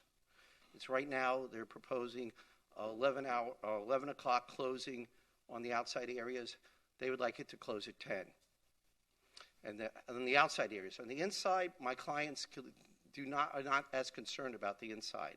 They figure as long as they have an adequate queuing and control plan and valet parking, which is one of the issues I'd like to address, if they can control that, the inside will be fine at later hours. So it's a matter of just controlling the crowds and then controlling valet. We would like the valet to be moved from 15th Street, especially after 9 o'clock, and move it entirely inside the garage that's just to the north of the building where they're planning to queue the cars. In fact, my traffic engineer will talk about the fact that it doesn't even make sense to queue on 15th Street where the cars will then have to queue a second time into the parking garage, and he will address those issues and answer. So other than that, you don't have any physical, you don't have any other objections to the physical structure of the building itself, other than the traffic issues? No, as far as the actual physical structure, we supported the structure.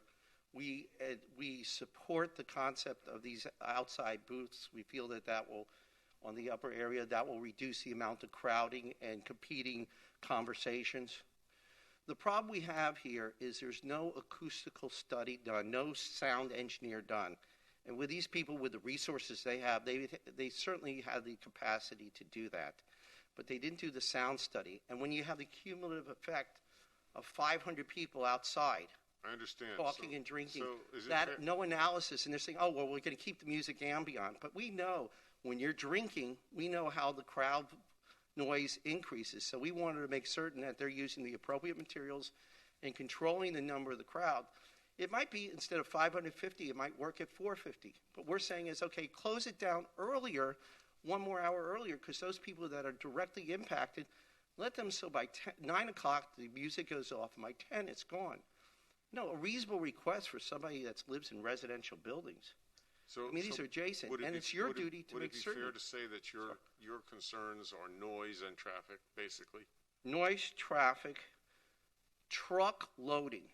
It was acknowledged even by city official, Mr. Farad from the traffic. He said that the trucks that are being proposed, the 22-foot trucks, are not going to be the trucks they're going to be using. They expect 30-foot trucks. I just want to narrow down the categories because, you spoke about a lot of other things also. So I just want to be sure that the board can, consider the important subjects that you're concerned with. Right. So they don't have a prohibition against trucks parking. They prohibit idling and they prohibit loading on 15th Street. But these trucks cannot park on 15th Street. They do already for the other facilities. They park there and feed into Ocean Drive. And you'll see trucks right in the middle of the street parked there.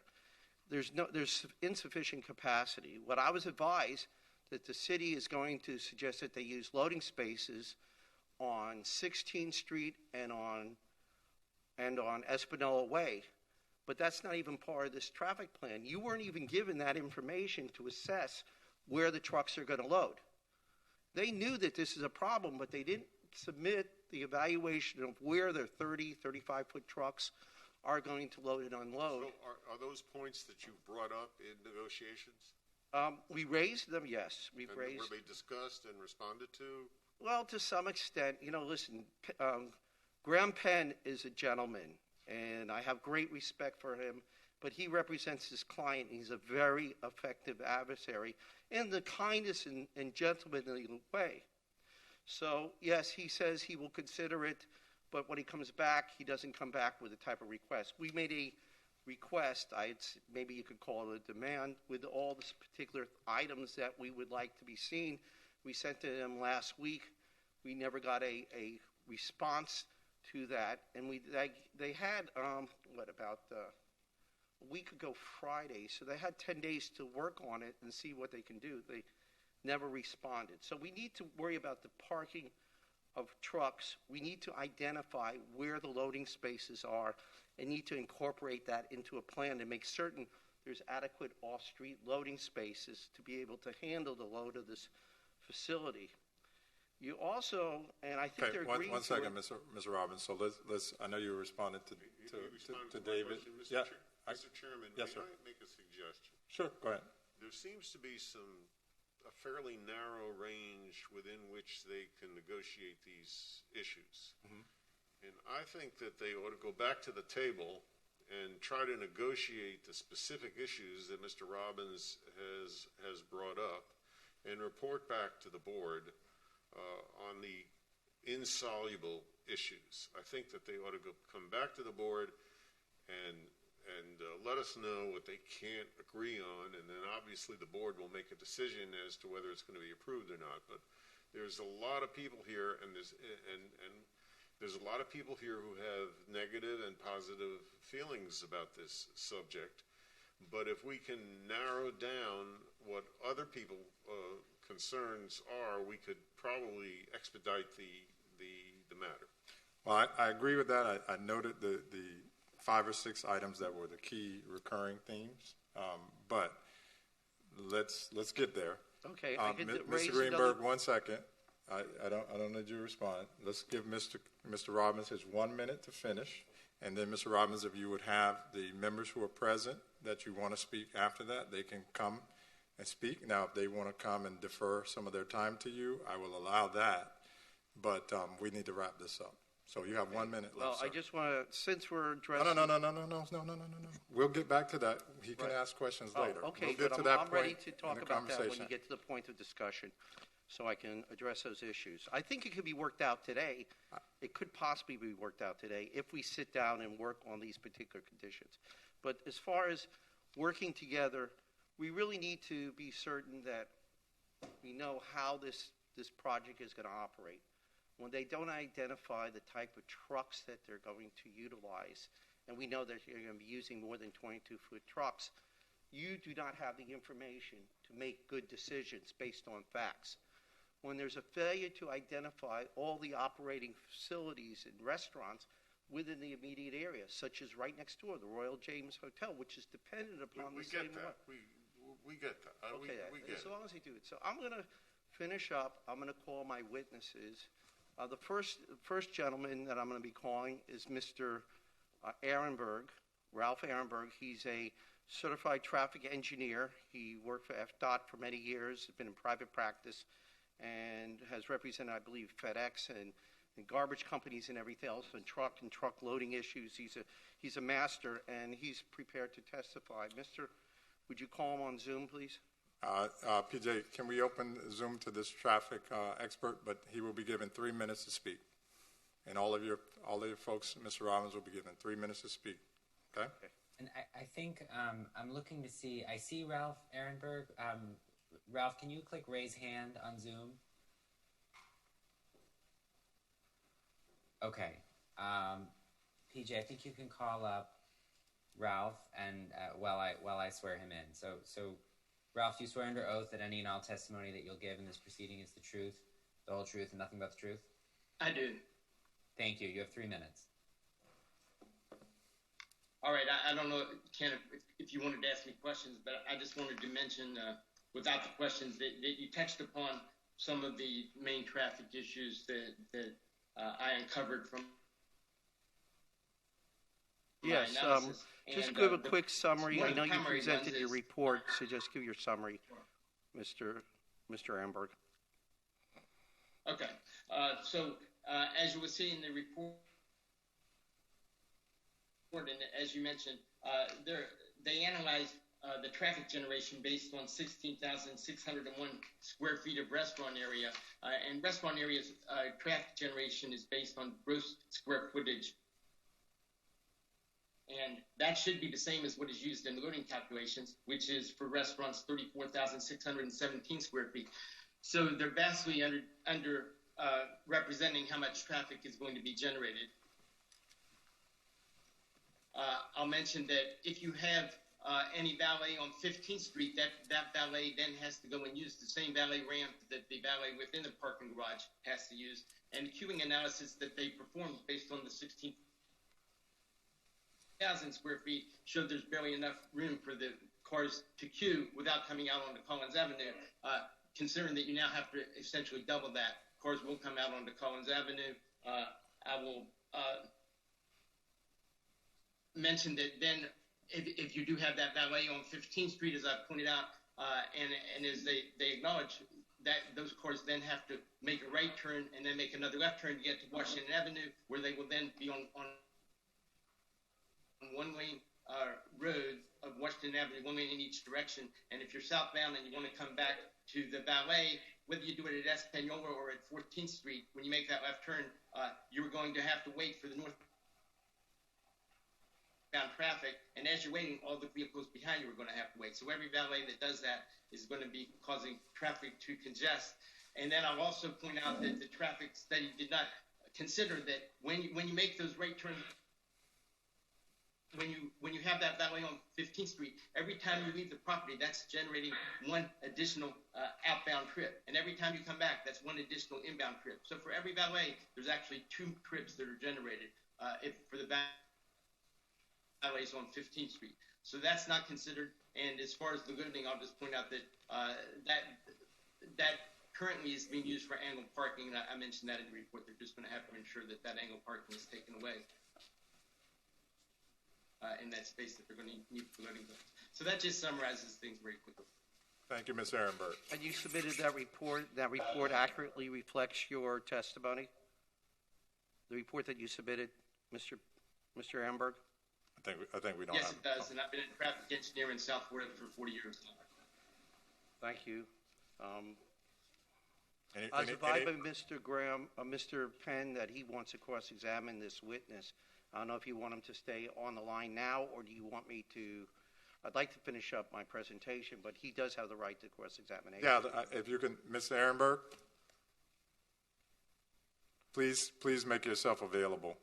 Don't hang up the line. Okay, thank you. And if you'd like, Mr. Chairman, we can allow the applicant to do all of their cross during their rebuttal if nobody has any objection to that. I don't have an objection to that. But Mr. Robbins, your presentation is done, sir. Do you have anybody else other than Yes, Mr. we Ehrenberg? do. We have Mr. LePage, Okay. my client, who's also very knowledgeable and and is an expert in certain areas. Mr. Okay, let's LePage, call him up, Mr. Robbins. What was his name? Mr. Albert LePage, who Okay, owns Mr. LePage. 801, Do we have 802, Mr. LePage? And 909, yes. Mr. Chair. I'm sorry, Mr. Robbins. I just want to keep it going. I understand. I know you're. Okay, Mr. LePage, do you swear under oath that any and all testimony you'll give in this proceeding is the truth, the whole truth, and nothing but the truth? Yes, I do. I just got a question here, Ken. Are you proffering him as an expert? This is Mark. Okay, are you proffering him as an expert, or are you proffering just a guy who's complaining right now very about knowledgeable. He could qualify as an expert, but we could. this? But are you qualifying as an expert? You know, you could be. I will call him a lot of people could be experts in a lot of things here. Layman, knowledgeable in the area of restaurant deliveries and things in that area, and so we could make a determination whether or not that's an expert at the end. He probably is an expert. But he is also a resident of the building. He is a resident. He's a resident. Okay. He is my client. So we're going to hear him. So he'll testify with his common knowledge. He'll tell you what his experience is, and he'll testify, and you could take it for the. It does mean something to be an expert. So then Penn, if he wants to, can cross-examine him as to his bona fides as an expert. Absolutely, he can be. Anybody can be cross-examined in a quasi-judicial process under the rules. Okay, Mr. LePage, go ahead. Okay, thank you. My name is Albert LePage. I'm a resident of 1500 Ocean Drive. I've been there for 22 years. I own 3 condominiums in the building. One of my condos has a balcony that looks down on the adjacent roof of the Ocean Steps Bancroft project before you today. I was president of the 1500 Ocean Drive. Mr. Chair, point of order. And I'm sorry to the gentleman speaking. Is he speaking as a resident, or is he, I mean, to my colleague, the vice chair's point, is he speaking as an expert, or is he speaking as a resident? I'm recognizing him as a resident. That's okay. Fine, and he'll give you the knowledge that he has. And he has 3 minutes to speak. Thank you. And can we, PJ, I don't know, I could barely hear him. Please speak up, Mr. LePage. Expert in a lot of things, sort of. Okay, can you hear me better now? A little, yes. Okay, I spent 43 years as an owner and top executive of a food manufacturing and distribution company in northeastern United States.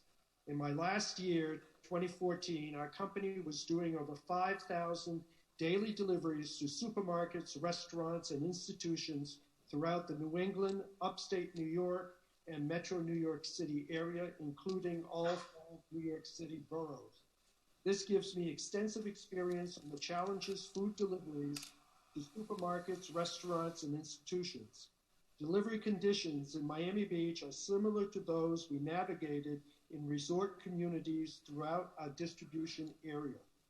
The vendor food delivery plan proposed does not work with the reality I observe every day on 15th Street and Collins Avenue. Vendor delivery trucks today are generally 35 feet and longer. Most are tractor trailers, which are anywhere from 55 feet to 75 feet in total length. Since the closing of Ocean Drive, for instance, a 65-foot tractor trailer parks 3 times per week in the space in front of 15th Street Cul-de-sac Island to deliver to Ocean Drive restaurants. The vendor delivery truck is parked over a crosswalk and sticks into the Ocean Drive and 15th Street intersection. I also observe similar trucks delivering to neighborhood restaurants and institutions parked in the Collins Avenue turning lanes. The delivery plan being presented is unrealistic, probably will not be followed, and will likely cause tremendous traffic disruptions on 15th Street and Collins Avenue.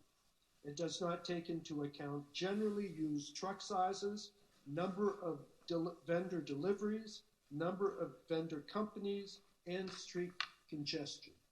I suggest the applicant go back and review the vendor delivery plan and answer the plan's deficiencies before a CUP is granted. Thank you. Thank you, Mr. LePage. All right. Thank you, Mr. Roberts. Okay, and so I still reserve my right to cross-examine the witness, the traffic engineer. Thank you. Thank you. Mr. Penn? Yeah, I think there's additional members of the public. Oh, I'm sorry. I thought that was it. I really apologize. Are there? Yes, please. I'm so sorry. I hope you can hear me. Absolutely. I have a big mouth, but I'm a low talker, so I hope That's you can all right. hear me. We can hear you loud and clear. Okay. My name is Joe Manning. I'm the president of the condominium across the street from the Bancroft. That's the Drake. Joe, I'm sorry. I'd like to swear you in first. Can you state whether you swear under oath that any and all testimony that you'll give in this proceeding is the truth, the whole truth, and nothing but the truth? Absolutely. Thank you. You have 3 minutes. Okay. We are the truly historic building on the north end of Ocean Drive. We're a 1937 contributing Art Deco building. We have been the most affected over the 25 years that I have lived there by what has been going on at Ocean Steps. It has been a nightmare. The nightclubs, the loud noise, the restaurants with doors open and loudspeakers in public areas, the garish carnival-like lights every night on those Ocean Steps. Nobody ever did anything about it despite our complaints. We are totally supportive of this project. We think it will improve life, especially, I'm sorry, I'm freezing. It's so cold in here. We think it will improve life for residents, especially those in our building. We are the most impacted. With all due respect to Il Villaggio and 1500 Ocean Drive, we are the most impacted. We are right across the street.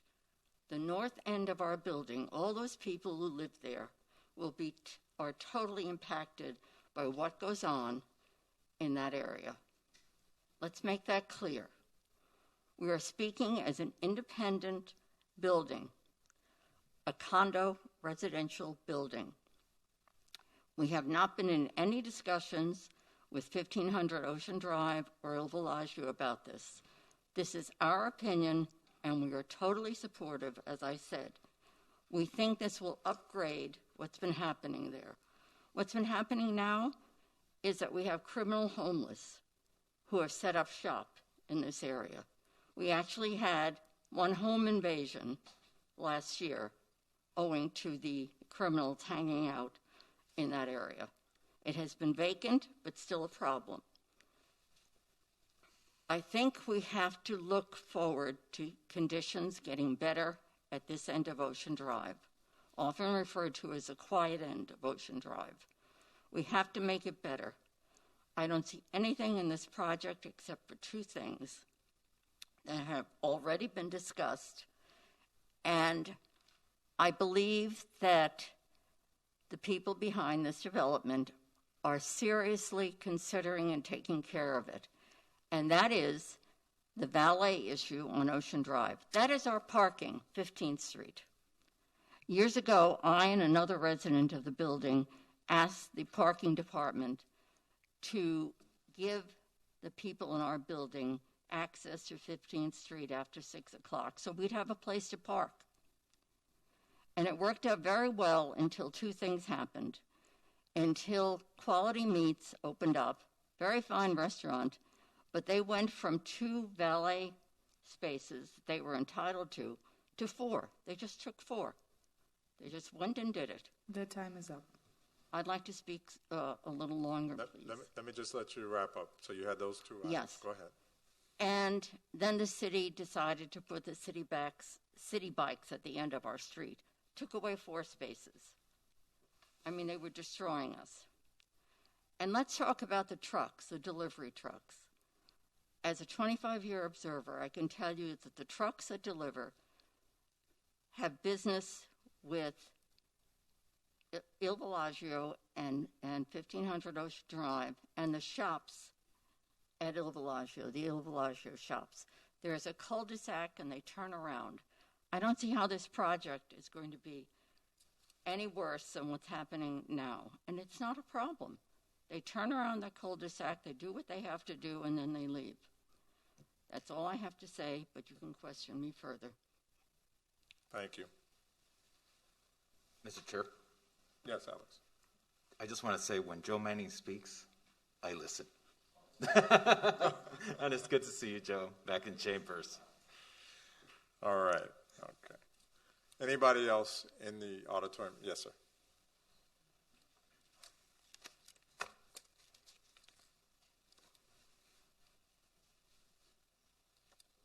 My name is George Lindemann. Hi, George. Do you swear under oath that any and all testimony you'll give in this proceeding is the truth, the whole truth, and nothing but the truth? I do. Thank you. You may proceed. Good morning, Mr. Chair, commissioners, and members of the Planning Board. My name is George Lindemann, and I'm the president of the Il Villaggio Condo Association.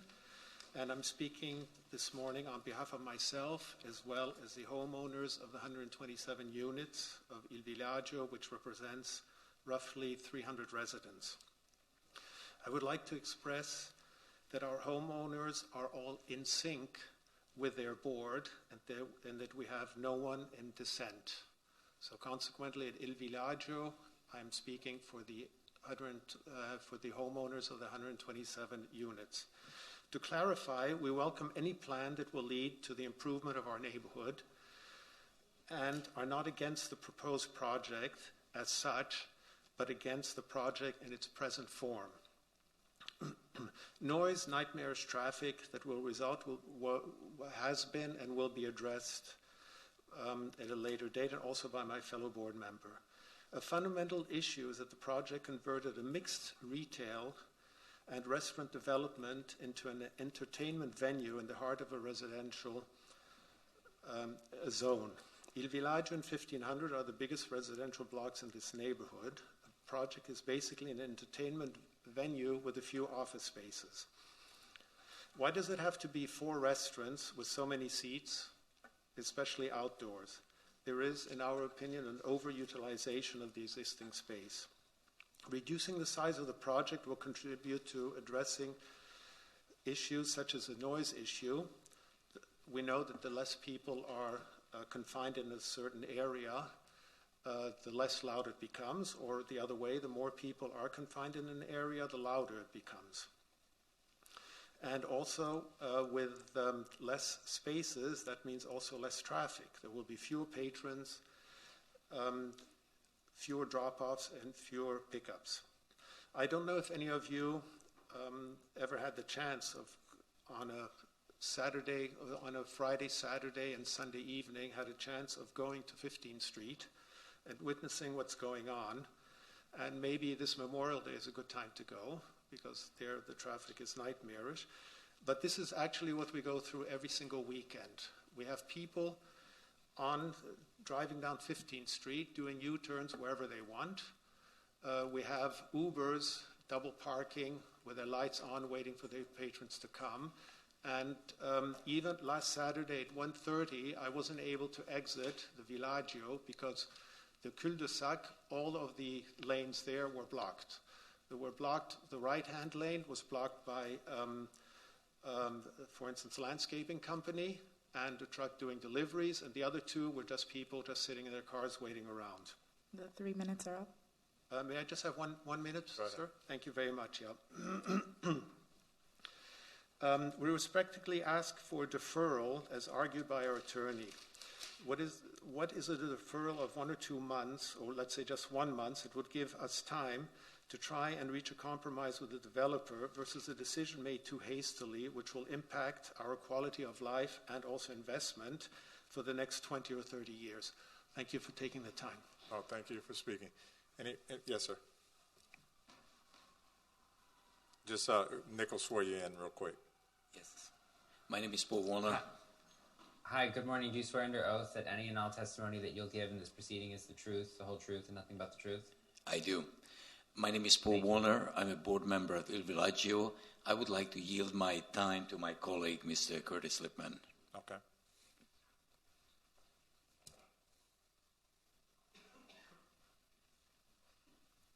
Good morning. Hi, good morning. Do you swear under oath that any and all testimony that you'll give in this proceeding is the truth, the whole truth, and nothing but the truth? I do.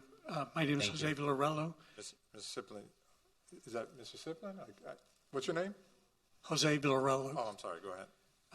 I'm the property manager of Villaggio, and I'd like to yield my time to Curtis Lipman also. Okay. Mrs. Siplin, you have 9 minutes after you're sworn in. Curtis Lipman. Hi, good morning. Do you swear under oath that any and all testimony that you'll give in this proceeding is the truth, the whole truth, and nothing but the truth? I do. I won't need the entire 9 minutes, but thank you. Good morning, Planning Board members. Thank you for giving me the opportunity to share our thoughts regarding the proposed Bancroft development. I say our, since as Vice President of the Il Villaggio Homeowners Association, I'm expressing the opinions and voices of 127 condominium homeowner association and over 300 residents. The proposition of developing the Bancroft property into a functioning site just steps away from our building is an exciting one for all of us, provided it's accomplished in a manner that does not significantly impair the quality of life of our homeowners. Unfortunately, this proposal, in its current form, does not meet that threshold. There are 3 issues that underpin this assessment. They are 1, access, 2, safety, and 3, noise. The current plan for valet ensures that there will be recurrent and prolonged traffic jams on 15th Street between Collins and the ocean. Please let me share why and how this is an existential issue for the Il Villaggio homeowners. The vehicular access route to our home is on the southeast edge of 15th Street, which is a cul-de-sac. Just prior to our entrance is a heavy utilized public access garage. The proximity of this garage and the cul-de-sac creates repeated traffic jams, which frequently prevents vehicular access to our homes for as much as 30 minutes.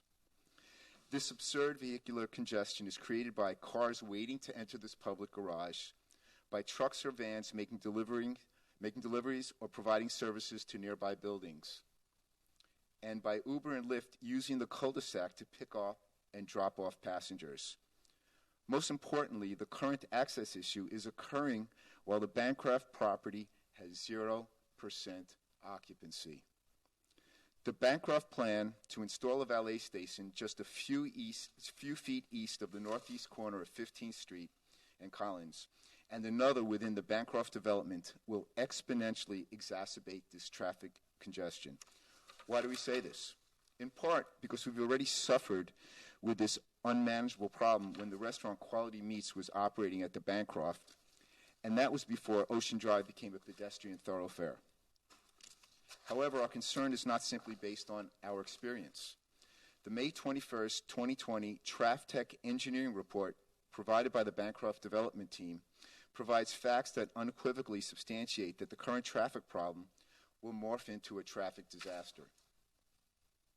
The report states that, quote, a maximum of 72 inbound and 59 outbound vehicles are anticipated during the peak valet hour.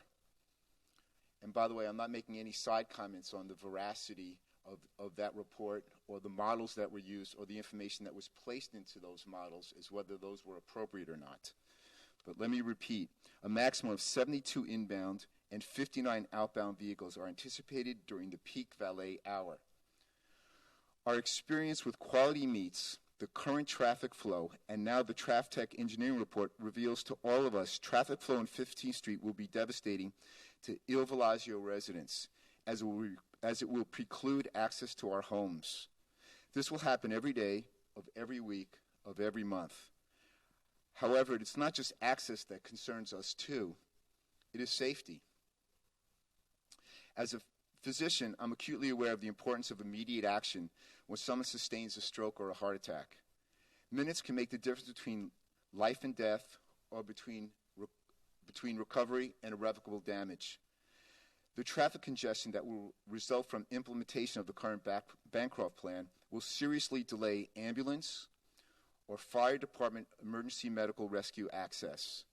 The result of such a delay dramatically increases the probability of an unnecessary death of one of our residents.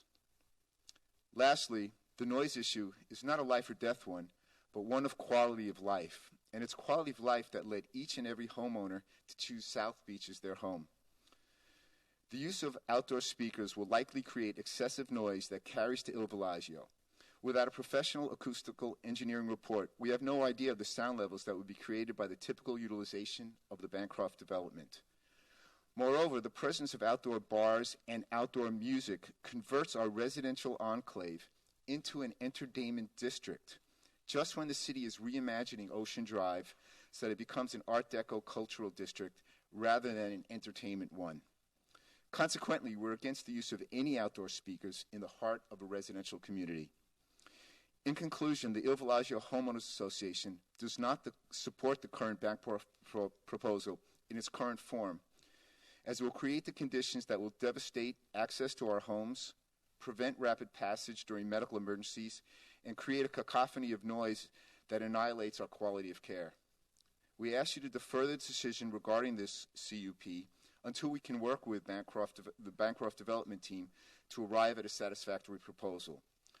Thank you for listening and not just hearing our voices. Thank you, sir. Now, I did something that I don't normally do, and I'm not going to do it again because I realize it's just a bad precedent. So I'm not going to allow the deferral of time anymore.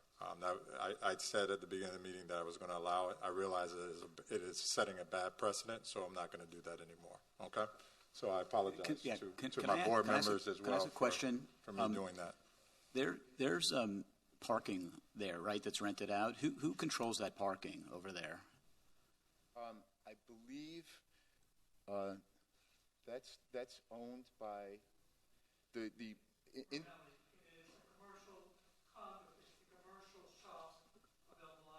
But it's Il Villaggio, right? we don't own it.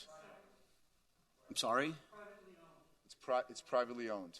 So it's not Il Villaggio That's doesn't get correct. the money for that. It's Yes. somebody else does. We've tried to purchase it, and we haven't been successful in that regard. That would solve a lot of problems for us. Okay, thank you. Thank you. All right. Anybody else from the community or the public to speak on this item in the audience today? All right, we're going to close the opportunity for the public to speak. Mr. Penn. Graham, how much time would you like for your rebuttal? I'm going to just touch a couple of technical points, and then I'm going to let Rory close it up because there's been a lot of stuff talked about. I just want to, instead of cross-examining Mr. Arenberg, I'm just going to point out a couple of things regarding his analysis. Number one, when he's analyzing the total potential impact of the restaurant spaces, his number includes all the food and beverage elements of the office, right? As we know, the office is not open to the public, so when it doesn't give you a real idea of what the valet operation is going to be like. Second, that valet analysis we keep talking about was reviewed by the transportation department, and I know that they were supposedly available on Zoom to talk to you if you're interested. Third, and this is in his report regarding the loading. You know, we are fairly unique in this area in that we actually have off-street loading in this project. Il Villaggio commercial, all those other uses, they actually have to load from, or they do load from the street. We have a 32-foot wide shared access way in the back. You know, that serves us, it serves the Royal Palm, it serves 1500 Ocean.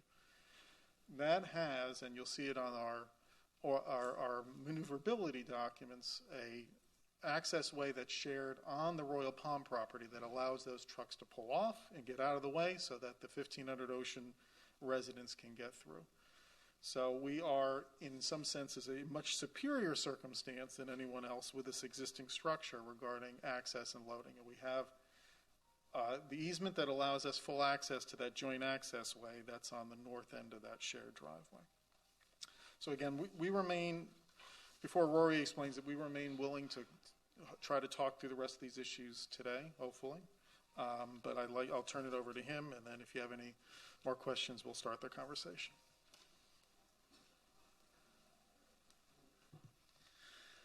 Thank you, everyone, for your patience and attention to this.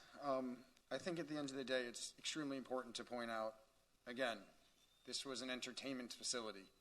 Anybody claiming that what we're trying to achieve here is entertainment with no request for entertainment volume is just categorically false. We're delivering 4 world-class restaurants. One is going to be an American 3-meal restaurant facing Collins Avenue. That requires a CUP. 60s, 80-seat sushi bar does not require a CUP. Coffee shop does not require a CUP. Mexican restaurant, the Spanish-American restaurant does not require a CUP. At the end of the day, these are 4 high-end, world-class restaurants that are going to be an upgrade to the street and are not going to all be utilized at the same time. I don't know if anyone's ever been in a venue where every seat's 100% occupied all day long, but I imagine somebody comes into work, they go downstairs and get a croissant and a coffee, they go up for lunch, then they go have sushi in the afternoon. This is curating a live, work, play environment for people to actually spend their entire time in. So I think just looking at fire occupancy loads on an existing building is a headline that once you get into the substance is just to get people's attention, is just not based in fact. Furthermore, when it comes to support, Ocean Drive Association supporting us, the Chamber of Commerce supporting us, the 1500 Board supporting us, the Drake Board supporting us, we've spent 6 months more with our neighbors, back and forth. Everyone has talked about our public outreach. Everyone knows our history in the city. 1 more month does nothing. 1 more month gives more opportunity for more cracks in the pavement to come out internally and on a project like this. This project just needs to move forward. At the end of the day, their traffic experts stating that we shouldn't have any parking on 15th Street because there's capacity on the north side of the building, there's just no logic to it. How is it logical to give more places for cars to park and that's worse? At the end of the day, yes, if there's cars queuing on the north side of the building, taking 2 more cars on the south side of the building relieves those 2 cars from backing up on Collins Avenue. So I don't know what kind of study he did and everything, but there's just no logic to that whatsoever. Furthermore, Il Villaggio, maybe they don't own the garage. I don't own the garage. You guys don't own the garage. They have a garage that sells daily parking spaces, and they have a guy standing on the corner of 15th and Collins with a sign that says, "Go park here daily." So at the end of the day, we're that concerned about traffic on the street. Our valet's on the north side. We're going to queue there. We're going to use it as best as possible. We're willing to move exit cars to the north side. We're willing to work with our neighbors like we've proven over the past 6 months. We're here today to get an approval and move a great project forward. We're happy to go point by point with you guys on the things that people have concern with. But at the end of the day, Collins Avenue is Collins Avenue. Ocean Drive is Ocean Drive. These are trafficked areas. Our project not existing, being a problem for them, is not something that we can handle. We're opening a responsible building. We have 220 parking spaces. We have 6 loading zones. We have more than anybody else has. And just because we're coming after with a great project, we have to sit here and listen to their own commercial loading that gives them their own traffic patterns that we have nothing to do with. So at the end of the day, I think there needs to be, what we do is meet with our neighbors and work as a group on the whole street to come up with a plan that's right for everybody on the street, and not just take the last guy who's trying to give a project that's great for the city the hardest time. A month does nothing. We've done this for 6 months. We've seen people come to the planning board. This back alley came to you guys 11 times. That doesn't work for this project. We need to move our project forward. We're more than happy to speak through every single concern the board has. David, I know you had mentioned that there's a few defined points that are separated. We're happy to talk through them one at a time with you and make sure the board is satisfied. And we're going to be good neighbors. It's going to be a very successful project, and we look forward to getting through this day. Thank you, Mr. Greenberg. All right.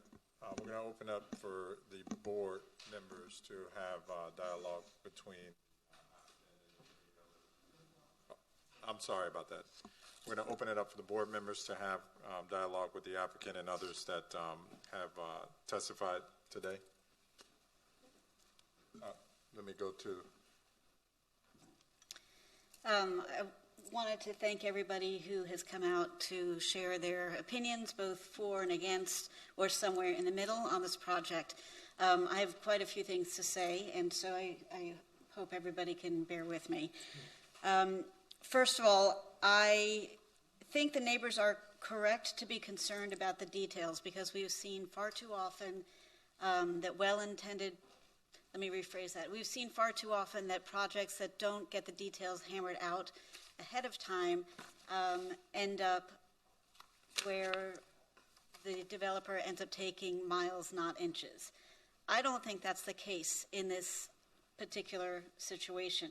And I appreciate the concern that you are all bringing, and I think the people behind the project are hearing you and are very willing to work on figuring out, as a community, with all parties involved, how to make that work best. And it may be that that you get to a tentative agreement, and then once the facility is open and working, and you see after 30 days and 90 days that there's a glitch in the system, that it gets revised. I think that is a reasonable thing to do when you take a step back and you look at this project in the aggregate against the backdrop and the context of what the city is facing citywide and specifically on Ocean Drive. We're talking about a couple of different things coming together at a nexus. One of which is we are trying to attract businesses to come. We are trying to attract people who want to live and work and hang out in the same space rather than getting into their cars to do one or the other. We're trying to attract people who are looking for something that's different from Manhattan South, people who don't want to rent office space in Brickell, who don't necessarily need massive amounts of office space, but need something cool and funky and functional and high-end with a lot of amenities. We're trying to protect our barrier island from resiliency issues. And while we are talking about Class A office space in other parts of the city, along Alton or along Lincoln, and potentially demolishing existing structures and building new so we have 14-story ceilings, this is a much better way to approach that issue of how do we attract businesses who are looking for high-end office space when you have interesting and unique properties available to us throughout the city, not just in this case, but throughout the city, and we look at them and say, how do we repurpose them? What can we offer that is different from perhaps a 14-story ceiling, but is much more interesting? And no, it's not going to attract everybody, but it will attract a lot of people who share the things that we value about our city. You know, I used to work in Fort Lauderdale, close to the Riverwalk, and when I first got to that job, the Riverwalk was still open. By the time I left that job a couple of years ago, it was a couple of years later, it was pretty much a hulking shell. And it was bad for the city, it was bad for the neighborhood. There was a high-end apartment building there that had to deal with the same kind of issues that you and your neighbors are dealing with in terms of people sleeping in the doorways and doing drug deals and whoever knows what other shady events are taking place on that unused space. You know, it used to be a nightclub. Then it was going to be repurposed as a hotel, about which you have far less, not you guys, I keep looking at you, I'm not saying you guys, but about which one has far less control over who comes and goes, and they're not invested in the success of a project because they're transient. The guests are transient. Rory, maybe you could speak in a moment about if you have already thought, your group has already thought about what sort of the rules of the road will be for people who buy into the office spaces, to lease the office spaces and use the amenities. I know it's not an inexpensive proposition, but I would imagine there are also behavior, code of conduct that will be enforced. So I'd like to hear you talk about that. I was there Sunday afternoon, and I saw the guy with his little twirly sign on the corner getting folks to come into the parking lot, and I would imagine that does create a great deal of frustration for people who are trying to get in and out to their homes or for medical emergencies. I would suggest that becomes an issue that gets elevated to the city and is not directed solely at somebody who's trying to elevate that whole end of Ocean Drive. I mean, we all hold the Betsy up as a beacon of success as to what a good hotel operator can do. I would like to come back, let's say it takes a year and a half to open this project, and then we have a 30-day progress report, and then a 90-day, and then a 6-month, and at each one of those, and I would suggest also that we as a board request those progress reports, not if something's going poorly, but just to see how things are going. And so neighbors can come by and say, you know what, we're still really frustrated with the traffic situation. What can we do to ameliorate? Or, you know what, the traffic situation is way better than I anticipated, and but we didn't anticipate whatever the next issue is, and let's discuss that. I also am a little surprised at the pushback on the ambient noise issues, and I'm very, very sensitive to that because we see, the Good Time Hotel, which everyone was excited to have open, which is making people's windows rattle blocks away when it's doing its thing over the course of the day, not even at night, but during the day. So I'm very sensitive to that, but I think that there are ways to circumnavigate those issues as well. I think between enforcing the hours of operation, also looking at thoughtful landscaping and hardscaping in the spaces where there will be outdoor noise. You can muffle a lot of noise. You can build things so that sound gets absorbed by foliage or by banquettes or whatever. So again, I would suggest let's try to move this project forward with that guidance to make sure that the neighbors who are having lunch in their own apartments don't hear a peep from anyone who's having lunch out on the terrace. I also, I do have a question about the special events and the renters of the office spaces. The way it's proposed now, people can use the outdoor spaces, the sort of cabana outdoor spaces for themselves and their guests. But does that mean that I'm renting my office space from you and I am celebrating a birthday, so I have 20 of my guests show up, and I bring my boombox even though I'm not supposed to, and I have, cases of champagne? How are you guys going to manage that? Because that would cause a great deal of concern, and that is an unintended use. I have just one or two other points, and then I will be quiet and let you guys all answer.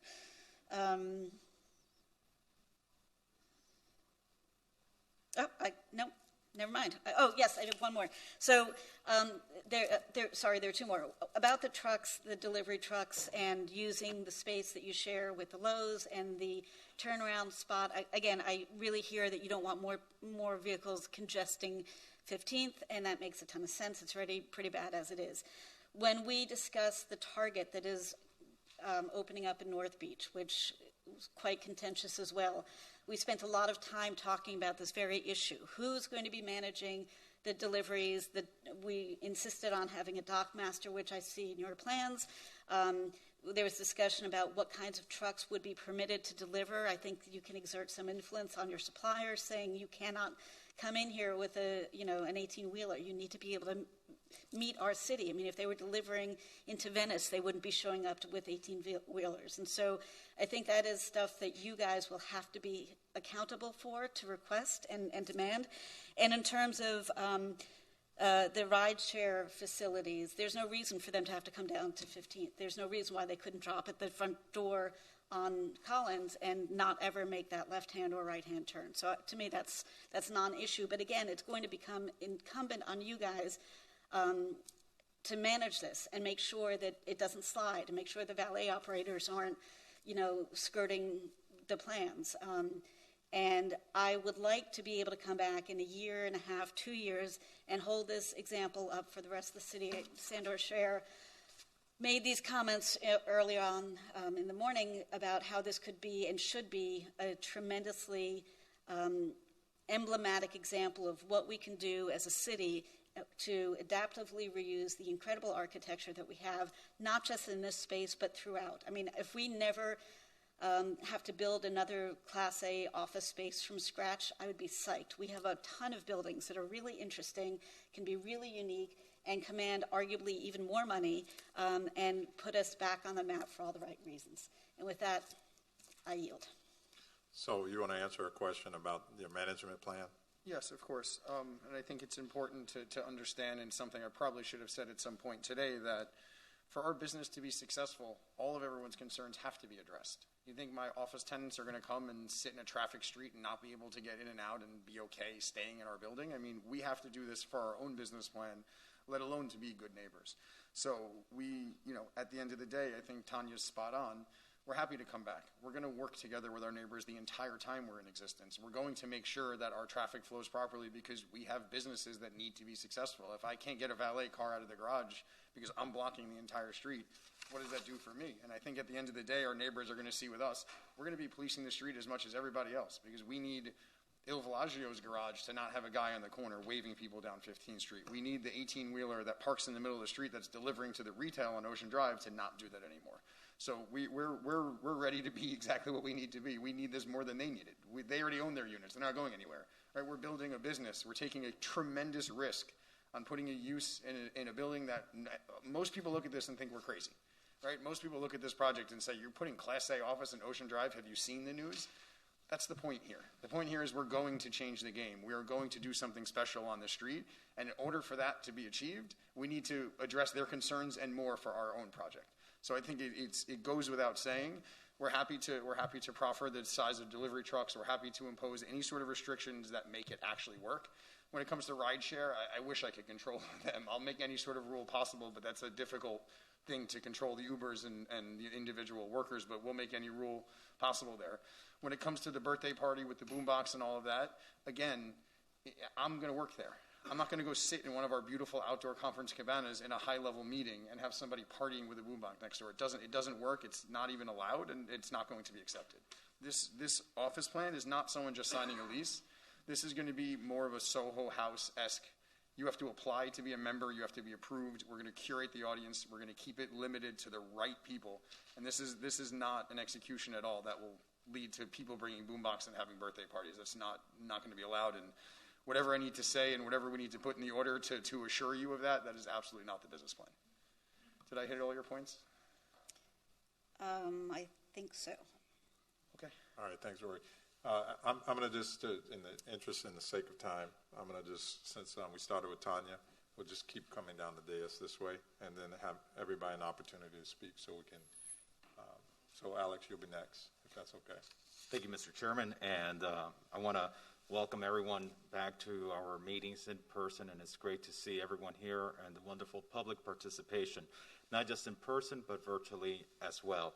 And to the applicants, thank you for seeing the vision and the opportunity and the optimism and the renewal, the rebirth of our city, and especially of our iconic Ocean Drive. It certainly is a wonderful opportunity. To my colleague Tanya, I think you've brought up some very good points, especially as it relates to the operations of this office building. And I'd like to ask the applicant, would the applicant be willing to submit an operational plan that would address a lot of these issues relating to parking, to traffic flow, to deliveries? Would you be willing to submit an operational plan to the city for the review and approval of the planning director? Is that something that can be, I mean, does that mean we're coming back, or does that mean we can No. get a... No, administratively. Happy to submit an operational plan. Okay. So there's a number of questions that I'd like to address here, because I understand that the quality of life of our residents is very important, and there are many people who live in this area, and you know their quality of life have been significantly impacted by noise. And one of the issues that I see on the conditional use permit is where it states that a violation of the code shall be deemed a violation of this conditional use permit. And so I'm wondering, is it the issuance of the violation, or is it the adjudication of the violation? And if the attorneys, if I don't know if our city attorney is on the line, if he could answer. I'm sorry, Alex. Can you repeat the question? So I'm seeing on the conditional use permit, it's page 98 of the agenda, number 8, that says that a violation of the code shall be deemed a violation of the conditional use permit. Is it the issuance of the violation, or for instance, if the violation is issued and then it's appealed, and you know the violation is appealed? What would be the basis here? Is it the violation, or would it be the adjudication of the violation? I mean, the violation alone may be enough to schedule a progress report. Okay, so the issuance of the violation. Right. Okay, that's very important, and I wanted some clarity on that, and so thank you for stating that on the record. When we're talking about parking, and I hear the concerns of the neighbors of the 1,500 residents. The reality is that whether the Bancroft is operated with this use or another use, your concerns will still be the same, because you've had this issue when the Bancroft was not operating, and so the property owner does have a right to operate something in this facility. And so I do, however, understand the concerns of the necessity for parking on the street, and making sure that there's no queuing that backs up the available public parking. And to that extent, my question to the applicant would be, let's say for nighttime operations, would you be willing to perhaps internalize the operation of the valet, so that these valet operations don't cause a queuing on the available public parking? So, Alex, to answer that, I think the logical answer is that technology has really helped the valet companies and the business a lot. I think at the end of the day, people are going to request their car before they're downstairs, and they're going to walk downstairs to retrieve their car. We're happy to put any sort of protections in place. If they don't get their car within 10 seconds, it gets brought to the garage. My one true honest concern is, and I think Tanya saw it when she walked the building, it's not really a great safe place to be right now. And we're going to open this and we're going to do our best job to help move that out. But I think people will have concerns about going into a basement on Ocean Drive to receive their car when we first open. I'm happy in the progress reports, if there's queuing issues, if there's any concerns, to do it as the neighborhood gets better. But I'm not a small person, and you see my black eye. I'm a boxer. I don't want to go downstairs by myself right now, to be honest, at night. So we're happy to do what we need to do operationally with technology to queue cars and to move cars and encourage people, maybe even charge them less if they pick up in the garage. I'm happy to do whatever I need to do. But to say no cars at night to be picked up on 15th Street is just a little concerning at the current condition of the street. So I think if we can make that something we work together with as we go, come back in a progress report, makes a lot more sense than just doing that now and having those concerns. Because at the end of the day, this project needs to be successful. And if people aren't coming to the restaurants because they have to go into a basement to pick up their car, it seems unnecessary in this moment and a little scary in this moment. Having said that, if we have to, we'll work it out and we'll hire more security and we'll do what we need to do. But I think the use of technology in the valet industry and the ability to have a car only sit there for X amount of time before it gets brought into the basement, there's places in town that recharge you if you don't pick up your car and they have to repark it. We'll do all of that. We'll do everything we need to do. Again, we need to be successful in the operation, so we'll do whatever we need to do to be successful. And in our progress report, we'll come back and make sure if what we're doing doesn't work, we will change it. And I think one of the points that you've touched on is perhaps the ability.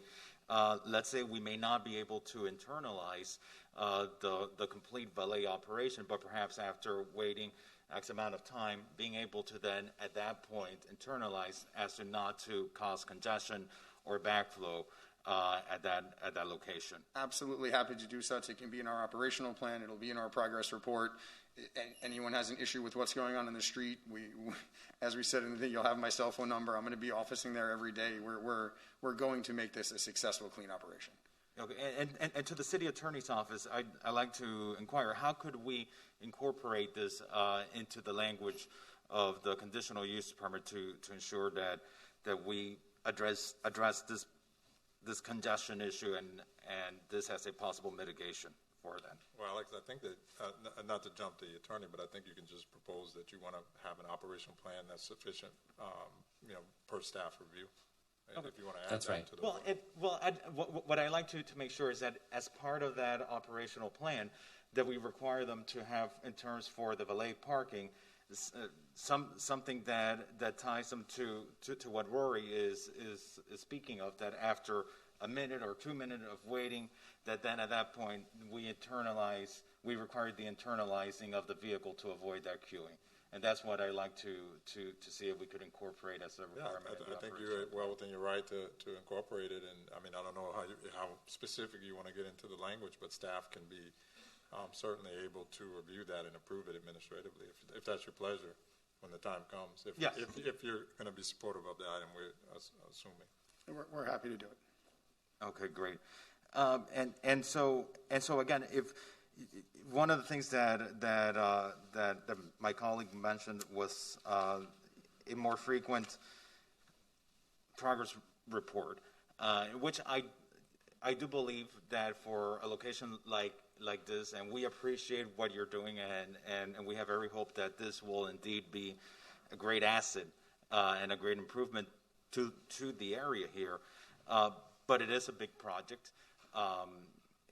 So to that extent, I like to see us consider as a board the possibility of doing what Tanya was proposing, perhaps a 60-day, a 90-day, a 120 review, just to make sure that things are moving forward appropriately. If things need to be revisited, if anything needs to be modified, that we're able to just stay on top of it and make sure that the quality of life of these residents is being taken into consideration.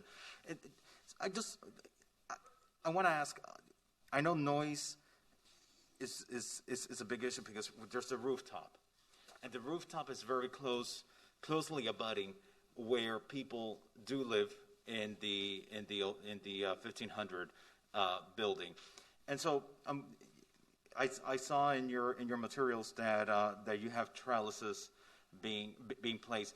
What type of sound attenuation material is being used or will be used to ensure that the noise, to the extent possible, doesn't interfere with their quality of life? So sound is all about soft materials. Unfortunately, city code doesn't allow a trellis and a piece of fabric above that's considered FAR. So what we plan to do is horizontally have all the fabric necessary to attenuate sound, but vertically the only thing we can do is plants. So our plan, and as you can see in our rendering, we've got a lot of landscaping going on, is to have the open trellis system that allows it to not be FAR by code, the only thing we really can do.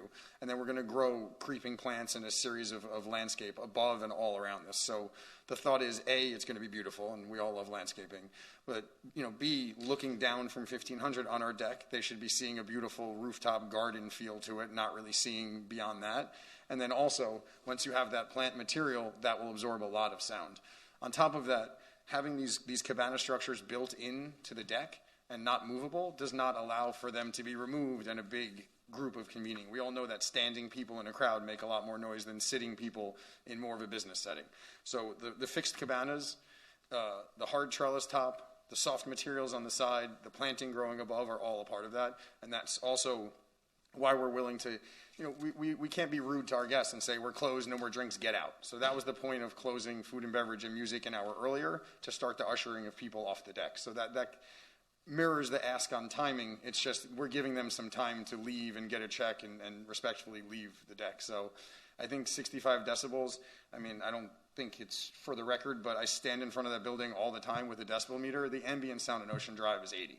So we're talking about drops into the 70s once an hour. It's 80, 90 all the time. And as we've talked about the three-wheel machines coming by, then you get into the hundreds. So for us, it's the soft materials horizontally, it's the plant materials vertically, it's controlling the sound, and it's the hours we end.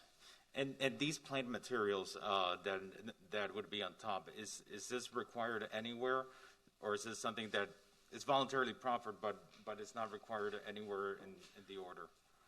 I just because of our HPV approval, or perhaps at the city attorney's office. Yeah. I don't want to speak on behalf of zoning staff, but based on our rendering, I believe for HPB we have to. But if we have to put it in here, we're happy to.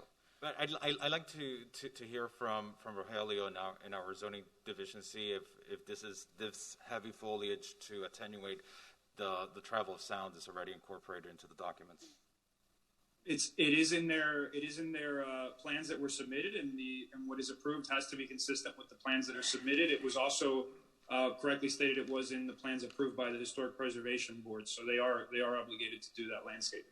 Okay, and staff, is this an over-intensification of the property? Because from my perspective, what I'm seeing here is a facility built originally for a nightclub, which is primarily a nighttime use, but now is distributing the density over daytime uses, and perhaps not all at once daytime uses throughout the day, throughout the hours of operation of the day, and then distributed as well through nighttime uses. And so I read in the documents that there was concern about possible over-intensification.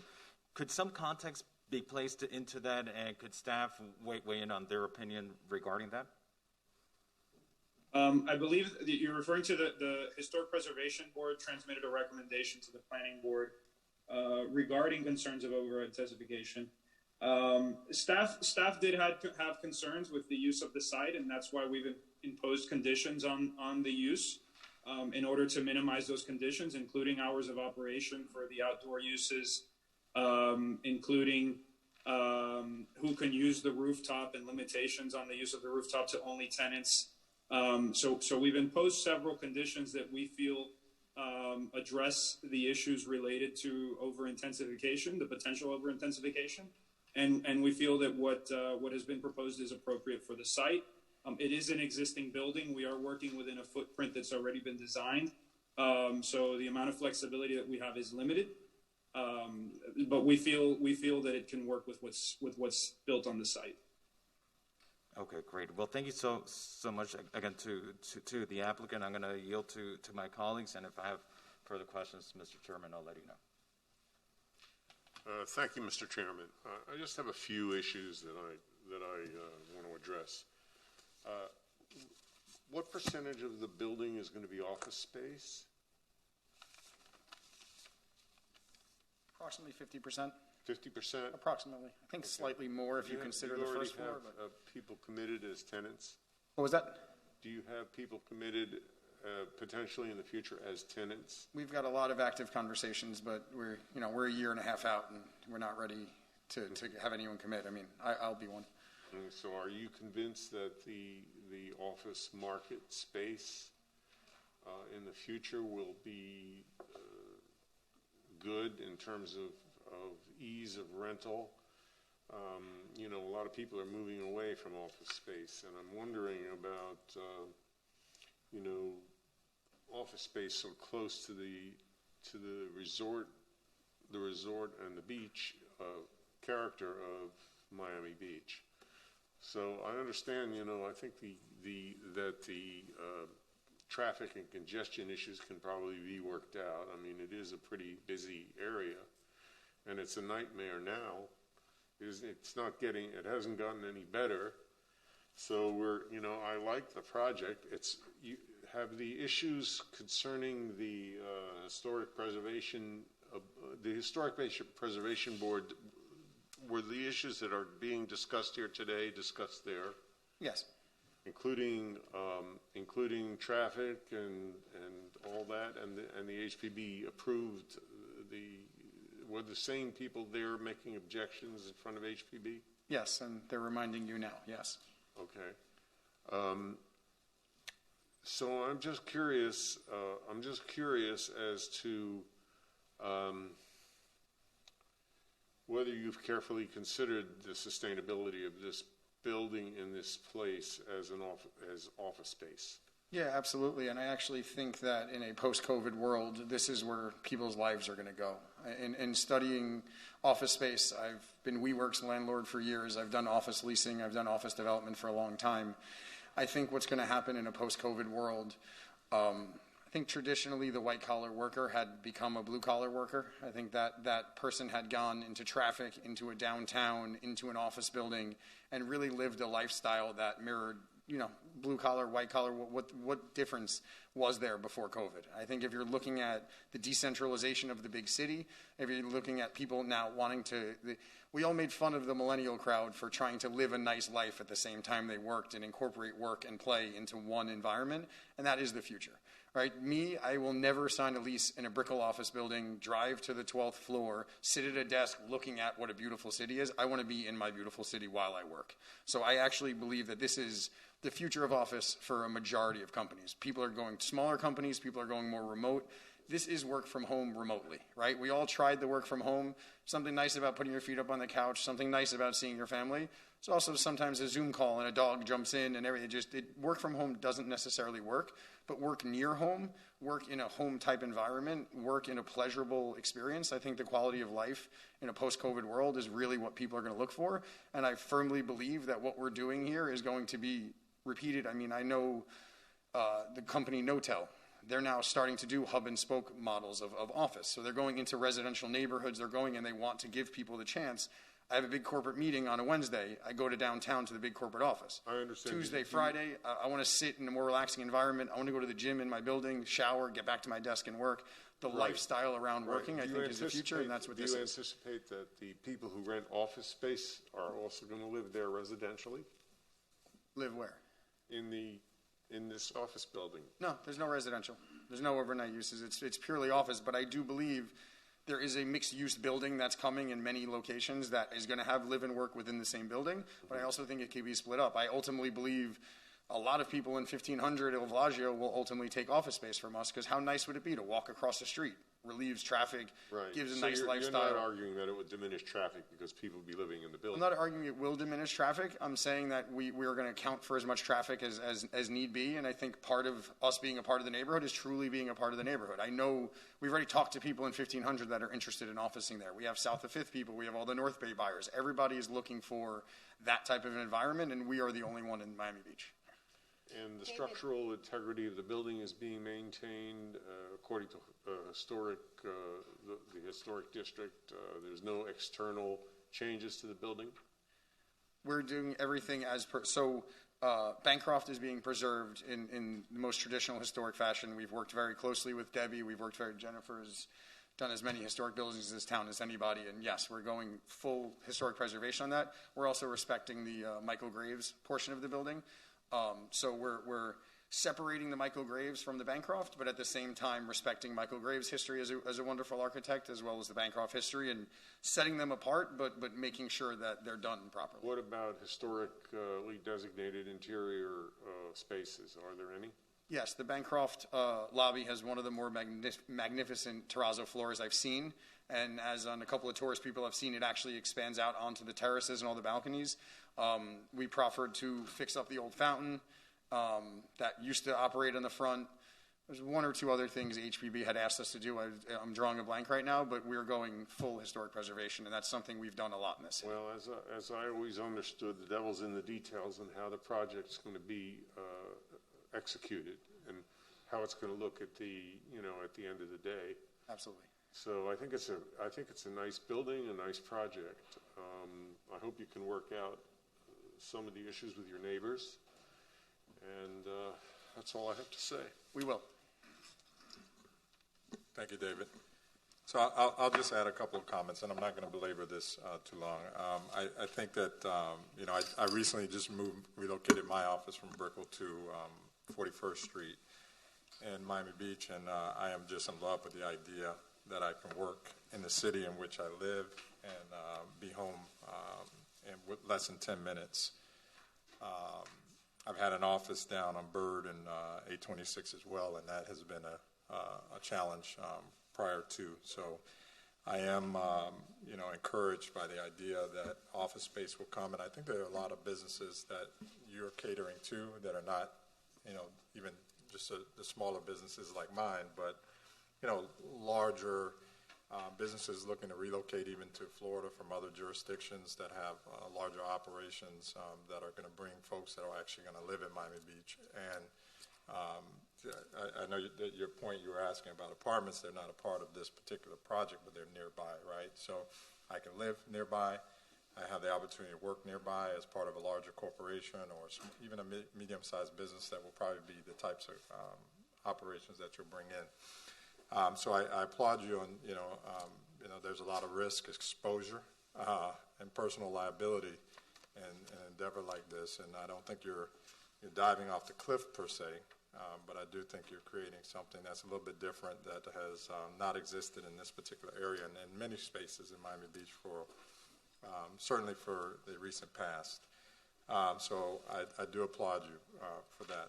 I do think that the traffic control plan and the amendment that's going to be made if the item moves forward with regards to the operational plan is required and is in order to be added to any approval of this application that comes before us today. I do want to make a comment about drawings and renderings. I think it is important to reflect what is there, and I think that was a good point made by Mr. Robbins, but I do understand, it's just a rendering, so I'm not going to knock you there, but I just want to acknowledge it did give the presentation that traffic was flowing across 4 lanes. But not my issue for today. And completely not intentional for the record. Yeah, renderings are renderings. You deal with architects, they have a vision too, and it is what it is. Some people put Mercedes-Benz in the rendering, some people put a Ford or a Chevy. I'm in the affordable business a lot. We operate on both continuums, and I tell people, hey, when we put an affordable product out there, please do not put the Porsche in the rendering, okay? That's not what we're trying to convey. I have a whole new way of looking at renderings going forward. I haven't really even contemplated that, so I appreciate it. Absolutely, but I have some personal experience like you with those, so I gave you my example. So again, I'm not going to belabor the point, but I do think that traffic is important. I think that you've done a sufficient job, in my opinion, based on what I've heard and what I've seen thus far with regards to managing it to the best. I do agree with your point about that garage. I know that it sounds great in theory, but the headroom in that garage is very low. It's very dark. Last time I visited there was a scooter rental place that was in that garage. So I don't think that that is a good idea for the well-being and safety of those who are using the building. And then let me just see if any of my other notes here. The only other thing that I had outstanding is, can you explain to me the special events? I'm a little confused on the number of special events and how that applies. I assume that the aggregate number that was presented by Mr. Stoller was referenced to trying to take each individual venue and then multiply it out. We would technically be entitled to that, but we've proffered 9 total. 9 total There's across no all creative uses. anything. It's 9 total for the entire facility. Okay, perfect. Thank you for. That's just to clarify. That's for outdoor special events. Correct. Yeah, correct. And again, I love Henry. Henry, I know you're listening. The number of special events you get per venue is 5. We have 5 venues. So this building could have a total of 25 indoor and outdoor events per year. The condition we're imposing upon ourselves is for anything that uses the exterior, cannot have more than 9. So that's what the condition does. Thank you, Graham. So no volume on the certain terraces, right? Yes, and again, there's so many conditions related to this, and of course, on in the Ocean Steps building and in the Bancroft Terrace along 15th, none of those permits can seek not a violation, exceeding the noise ordinance. Okay, got it.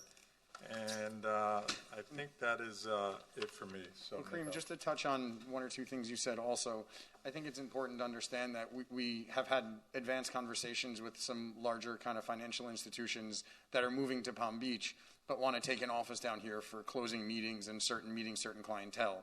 We've talked to some of the bigger law firms in town about just kind of their top partners taking a small office so when they have a certain type of meeting. So I think it's also important to understand that the tendency here is going to be maybe seasonal, maybe they even have an office in Brickell, but this is just they have an important client in town, their client's in South of 5th and doesn't want to go to Brickell. So it's not necessarily it's not going to be someone in every office every day all year. This is going to be a place for people to office in their everyday life. Absolutely understood. Nick? Yeah, my comments will be short because I think my fellow board members have done a good job, and I agree with a lot of their requests. I think it's a beautifully designed project, and I'm excited to see it happen. As it seems, the consensus with the community, everyone feels it is a positive thing. Like David said, the devil is in the details. It's a very complex project because you're proposing, really one project, but many kind of separate operations within the same application. So I do agree that we could really realistically debate each of these things for the entire afternoon. But I really think the way forward, I think that Rory has shown a kind of flexibility and approach, and I like Tanya's idea to kind of codify progress reports, and we can discuss, how we do that best. And Alex's suggestion to submit, a traffic plan and an operations plan, and continue to fine-tune that based on, kind of empirical evidence. I take Roy at his word that, his tenants are not going to, want to sit in traffic any more than the neighbors are going to want to do that. So I think it's in their interest to resolve that and work it out, and hopefully we can, help guide that conversation.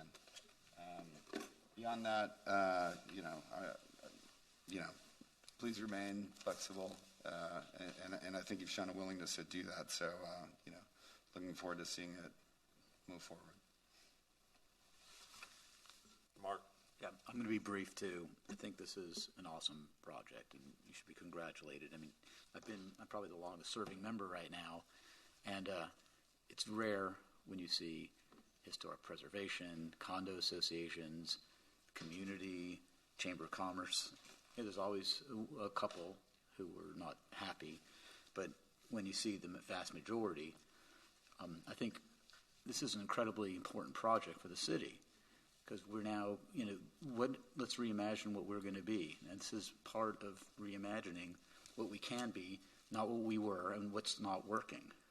So, you know, you could be cynical about the parking, all that, but the bottom line is you're going to answer to your clientele, right? You're going to have high-end clientele renting your office. You're going to have high-end clientele who are dealing at the restaurant facility.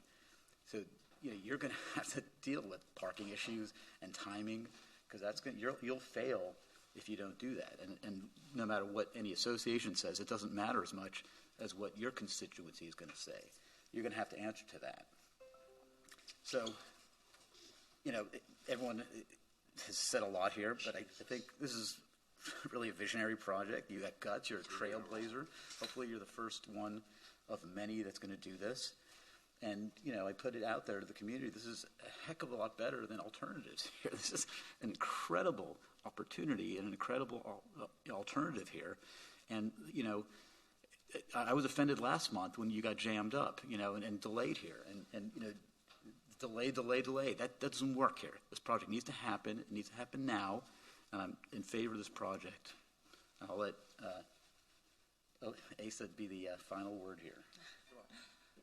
I agree. This is something we definitely want to move today. The details are everything, but I can definitely say, as someone who's moved office from Miami to the beach in this past year, I had to convert a retail space because it was the only thing that I found to be more comparable to Class A. So there's definitely demand. I know a lot of people who are scouring the beach for Class A office space. So it will be a good project that I think we need. We need to help diversify our economy on the beach. I'm always happy to see green space added to a roof. Taking a nice concrete roof and adding a little bit of water retention to that is great. While I know there's noise concerns, I don't think offices get too rowdy, and I do think the hours that you are proposing are far better than a 5 a.m. or a 2 a.m. nightclub. And most people don't want to hang out at work until midnight anyway. You know, you might want to have a drink at 6 or 7, but I know I like to get home and walk my dog and not be in the same building for 12, 14 hours. Some of the progress reports, I feel like doing like 90 days and then 180 days makes more sense. I think that seasonality will also have an impact where, as much as, you know, not everyone loves summer in Miami like me. So I think that in the winter months, you might see it being busier than in the summer months. So I think doing the progress reports too soon is not going to give us a real scope of the noise or the traffic that could be there. I agree with that point on the progress reports, and we're going to take up an item. I think we moved it out to next month anyway, but we're going to take up an item that kind of standardizes that. Mr. Chair? Who's calling? It's Alex. Oh, I'm sorry. Go ahead, Alex. It was like God was calling me. I was like, I missed the raise the hand icon. This is the problem coming back in person. We don't have the icon anymore. Getting used to it. So you had the voice of God in my head. So go for it, sir. So just a couple of points that I missed on my first go around. Number one, I know that some concerns were raised about police services, and perhaps due to traffic congestion that police services wouldn't be able to get there on time. I checked with the captain of the area, and thankfully there's no concerns with that. I do have a question as to high-end Mexican, and to me high-end is very subjective. And I'm just wondering, where do we define high-end? And perhaps that's a question either for staff or the city attorney. I think that's just intended to be a placeholding name, not necessarily the name of the restaurant or the exact type of restaurant. It's a placeholder for what the applicant thinks is going to be the restaurant venue, but I don't think that's that's an exact term that we define for the purposes of zoning. Okay, and how do we prevent this from becoming an issue? Because I'm just concerned, you know, what might be high-end to me might be high-end to another person, and then all of a sudden, you know, you have neighbors, you know, one neighbor complaining that it's not high-end and another neighbor saying it is high-end, and you end up with a conflict. So how do we prevent this from becoming How do a we conflict? prevent it from turning into Senor Frogs at the end of the day? Well, so the reason that I would focus on addressing that through the conditions of your approval. I mean, there's no objective way to regulate high end versus low end. So I would focus on the operating conditions that you can impose through your approval. Sorry, Nick. Yeah, the major conditions are that it's not going to have entertainment. It does have a bar counter, the outdoor bar counter that needs to close by 8 p.m. It closes the outdoor area. So those are the types of things that should be focused on, and not the exact establishment that's going in there, because we really can't regulate high-end, what is considered high-end. But to that point, could we, for example, say no oversized, large 60-ounce drinks? And I don't know if you can, but I will.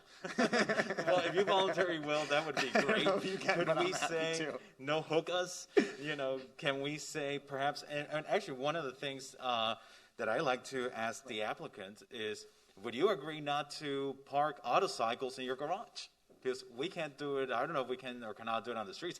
I'd love to hear that you wouldn't, park or accommodate or valet any autocycles in your facility.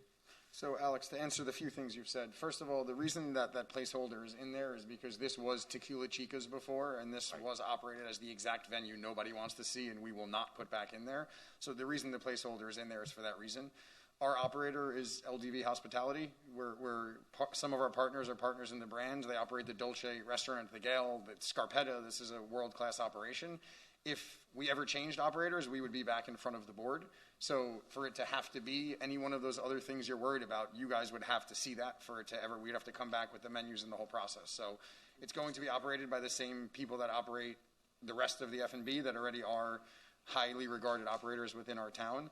And you know how much I hate the three-wheeled things. So can we get them out of the whole city, or is that not something we can talk about today? So I'll take that you voluntarily are agreeing, I guess, Yes. to not. We're not going to have any of that rent. All that is long gone. This is a valet only for the people coming to the office building in their proper vehicles. Okay, very, very well. And I just want to also mention, I get and I empathize with the concern of the neighbors having to do with the trucks on 15th Street. The reality is that Ocean Drive is all closed up to vehicular traffic. And on every block of Ocean Drive, we have restaurants, we have residential, we have hotels, and not just one, multiple. And not only do we have all of that, but we have the expansion areas that have increased the capacity of all of these blocks of Ocean Drive. And not once did I hear anyone ask, well, where are the trucks going to go? And, so the reality is that this facility has access on 15th Street and on Collins Avenue. And to that extent, it perhaps has more accommodations because now it also has the internalized dockage for deliveries. So to that extent, anyone who's complaining about deliveries, and I get the concern, but perhaps this is the place where it should be least of the concern regarding these trucks, because it has the better conditions to accommodate these. So with that, Mr. Chair, thank you for the second. Alex, I'm used to asking for street loading because that's usually how you have to do it in the city. Mr. Chair? No, sir. Ms. Bott? Not yet, sir. Not yet, sir. Ms. Bott, please. I want to just say for the record also, on a different point, what you're presenting today seems pretty encapsulated and defined, and I don't anticipate this being an issue, but I have seen over the last 4 or 5 years where new developments have been proposed and have been approved either by FAR referenda by the voters or by the planning board and the commission, and then the developers come back and say, oh, actually, we need to work out the details. We didn't account for this. We need an extra 20 feet. Or another developer would say, actually, I'm not going to do that. I'm going to go to the Board of Adjustment and change the rules of engagement. I want to just be very clear about that none of that nonsense will happen with this project. Because I think you have a unified planning board who thinks that what it represents in its best form could be fantastic and held up as a case study in everybody coming together and finding a common ground for the issues that still remain and showing the future of what we can be. And I would hate to have that sullied by that kind of less than ideal, less than transparent nonsense. So to show you our level of transparency and to get you comfortable, the referendum that was passed in order for us to infill this said voids in historic buildings. City staff has, because the expansion of the Bancroft to the north is not considered historic, we do have a small hole in the building right now between the 3rd and 4th floor that planning department has said we cannot infill. We plan on challenging that small little hole because having a hole in the middle of a floor makes no sense. So we plan on trying to fill in the random hole within the building. Outside of anything of those conversations, this is the building. We're not expanding FAR outside of the envelope. Everything stays the same. But because of a weird technicality in the referendum, we are going to try and fill in a random hole within the internal of the building. But that's the only thing you'll ever hear. That's the only thing we would be looking for. Okay, noted. Thanks. Thank you, Mr. Greenberg. I'm going to recognize Mr. Robbins very quickly. For the record, there was never a discussion as to the substance of traffic before the Historic Preservation Board, contrary to what the applicant testified under oath there was. We are forwarding a copy of that transcript. We never had an opportunity to discuss traffic. They explicitly said that that is not the role of the Historic Preservation Board. They said it's the role of the Planning Board. So there was never any discussion about it. It's only you who had the opportunity. That's the first thing. The second thing is I requested twice to be able to cross-examine their traffic expert. It was represented before they put the evidence in, the copy of the report, that I'd have an opportunity to cross-examine their traffic expert. It was contingent upon that. If I'm not allowed to testify, cross-examine the traffic expert, I move to strike the traffic report that was submitted and ask for that be stricken from the record. But I do ask for cross-examination once again. Mr. Robbins, I don't remember you asking during the public hearing to cross-examine the applicant's expert. You have a right to do so. I did twice. He asked to do so. The traffic expert did not testify, so that's probably why there was no request. I'm sorry. Well, Mr. Chairman, to protect the record, if Mr. Robbins wants to do his cross-examination, he should be allowed to do so. Absolutely. I agree with that. I agree. So go ahead, Mr. Robbins. Well, and just to answer what Mr. Robbins said, they brought up the traffic at the Historic Preservation Board, and they brought all that up. It wasn't discussed openly as it was the Planning Board, and the Planning Board did say. We're going to deal, Mr. Greenberg. Let me let him cross-examine. We're going to deal with the traffic issue here as a board. Go ahead, Mr. Robbins. Mr. Chairman, let's just state how much time we'd like to give Mr. Robbins to do so. I would have preferred that this occur during the public hearing and then before the rebuttal, but let's just set the clock at right. Let's go ahead and give 5 minutes for this procedure.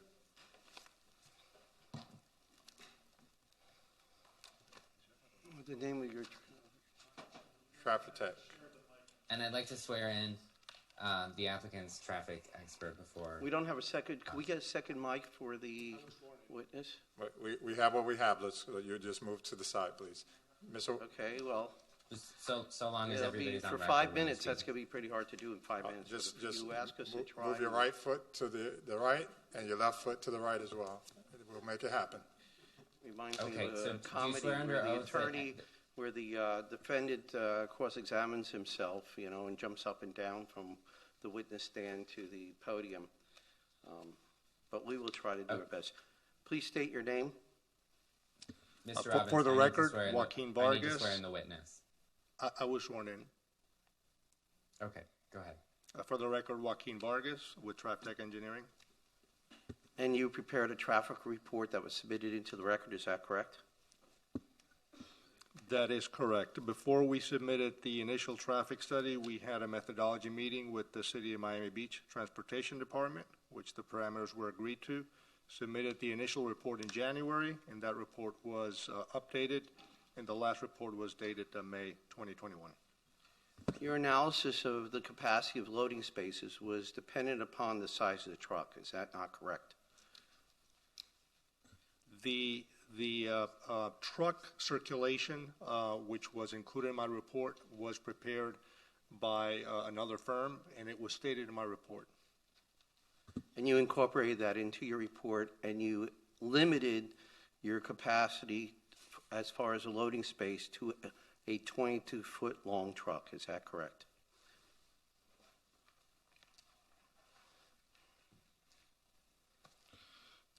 Let me check that. As I stated, we did not prepare those graphics.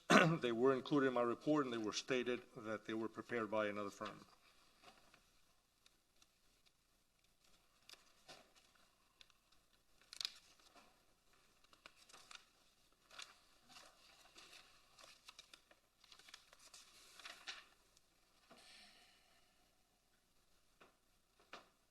That is correct. It was a 22-foot truck.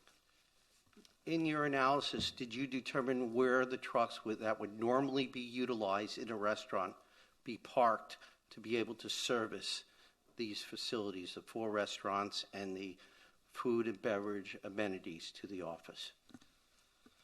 Council, as I stated, we did not prepare the truck circulation. My report, which was discussed with the City of Miami Beach, focused on 2 areas, transportation demand management and the valet operation, which were detailed in the traffic report. So your traffic report never considered loading capacity on the streets or within the building? We included those schematics prepared by another firm. Did you ever investigate where those trucks for the restaurant would be parked during the course of the operations? As I stated, Council, that was not part of my scope. Do you know if anybody else did on behalf of this applicant? I'll repeat it again for the benefit of the board members.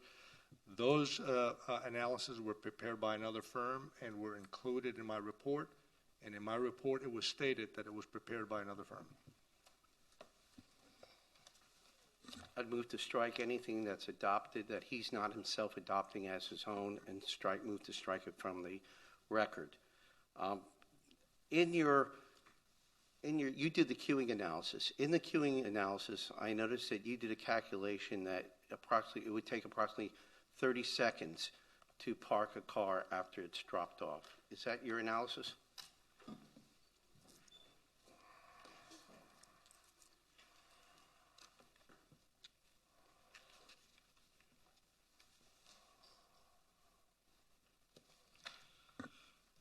Before I answer that question, when we prepare these valet analysis, the purpose of these analysis is to come up with an initial calculation up to the number of valet runners. There are many variables that are utilized for that purpose, and those variables are discussed with the City of Miami Beach transportation staff. Some may be on the low side, some others on the high side.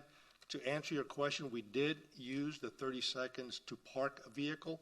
However, we also included as one of our variables that 50% of the total traffic that's going to come to this facility will use valet. That is not reality, so some variables are overestimated, some others may be on the low side. The intent is to come up with a reasonable calculation as to the number of valet runners to ensure that we don't have blockages of the public streets. So besides assuming there was only going to be 30 seconds, did you calculate how long it would take to unload and load vehicles in tandem parking spaces? And did you calculate how long it would take to pull out the second car in a tandem parking space, remove the first car, take the second car out, park it, and then reload the first car back into it? And did you determine the amount of time in the tandem process? Board members, the answer to that question is that we try to come up with an average estimate. Some vehicles will take a long time for a valet parker to park it. Some others will be quick. What we try to come up is with a reasonable average estimate that is utilized in order to come up with a reasonable estimate of valet runners. Isn't it correct that over half of the parking is tandem parking in that site where you're anticipating to use for valet? We feel very comfortable with our estimate. As was stated during the presentation, there was an existing valet operation on 15th Street. 5 minutes are up. Please answer my question. Let him finish answering the question, and then go ahead. The previous facility had an existing valet operation on 15th Street. We're planning to reactivate that, and in discussions with the city, we were asked to consider a second valet operation underground. Obviously, 2 valet operations are better than 1, and we focus all of our analysis with only one of the valet operation, and therefore, I believe that our analysis is very conservative in coming up with the estimate. So the answer to your question is yes, we did consider the current layout of the parking garage, and we're comfortable with the estimate that we came up with. You didn't answer the question about how many of the parking spaces are tandem. That was the question. I don't have that answer. So let me make certain I understand. You're saying that by having 2 valet drop-off areas rather than 1, it would make it more efficient, but isn't it correct that the valet that's dropping off on the 15th would then come over and take the car and put it in the queue for the valet for the internal parking lot, and then those cars would then be added to that queuing? So in fact, it would be less efficient. This line of questioning. Where are you going? The line of questioning that he really has not done his job, and the traffic report clearly is insufficient, and that the peer review that was submitted by Mr. Ehrenberg clearly shows these problems. And I'm going to establish that by cross-examination, and I have a right to cross-examine the witness. Mr. Chair, point of information. So go ahead. And I'm sorry you should know that. You have I'm sorry. Go ahead, Alex. Just point of information. I'm not questioning your right to cross-examine. I just don't know whether you haven't established that point already. Yeah. Go ahead, Alex. So point of information, and just from staff, I'd like to know, was there a review of traffic analysis conducted?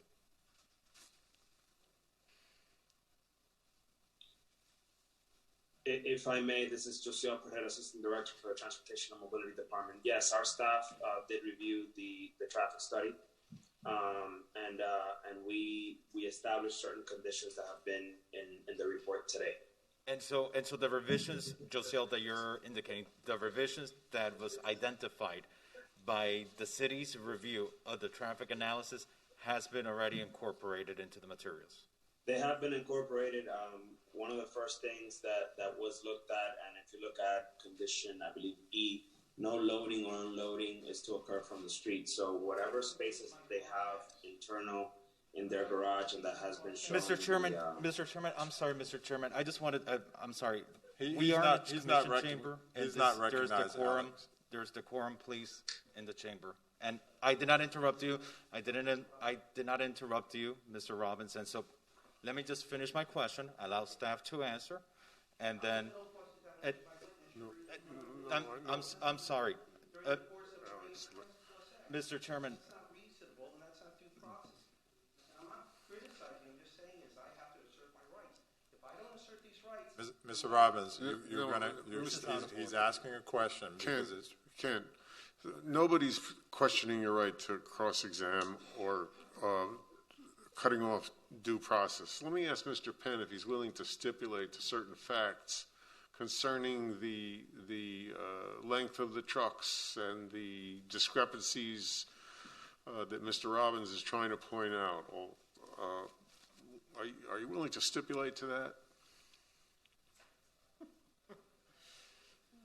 David, it depends on what we're stipulating to. I can stipulate to the radius drawings that were used and the length of the trucks that are in those drawings, absolutely, because that's on the drawings. So In other words, you'll stipulate that there's a variation in the length of the trucks?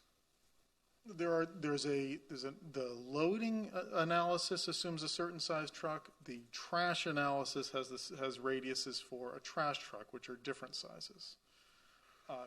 As to the truck sizes, we will agree to limit the delivery vehicles to a single unit truck. That we can put that in the order, and then that's not a single unit truck. A single unit truck can be bigger, but again, 18-wheelers for 1,500 are in that driveway. It's a 32-foot wide shared driveway, right? That is designed for the Royal Palm, for us, and for 1,500.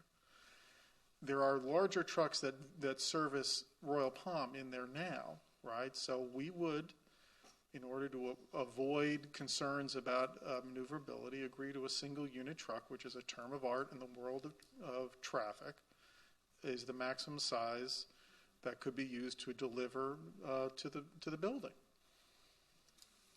I can't tell you standing here today exactly how large that is, but that is the transportation engineer number, or the AASHTO. Mr. Robbins, what is your point of the difference in length of the truck? Is it because it's going to jam up the driveway? Well, I can make it very clear. The code requires for office and restaurant capacity of this size to have 6 loading spaces to accommodate the needs of the facility.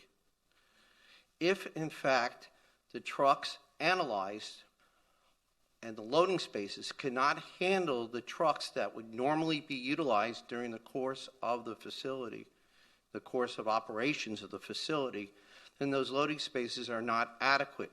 The minimum size loading space under the code is 20 by 10, but the evaluation under the code is to evaluate what is necessary in order to accommodate the demand, the load demand of that facility.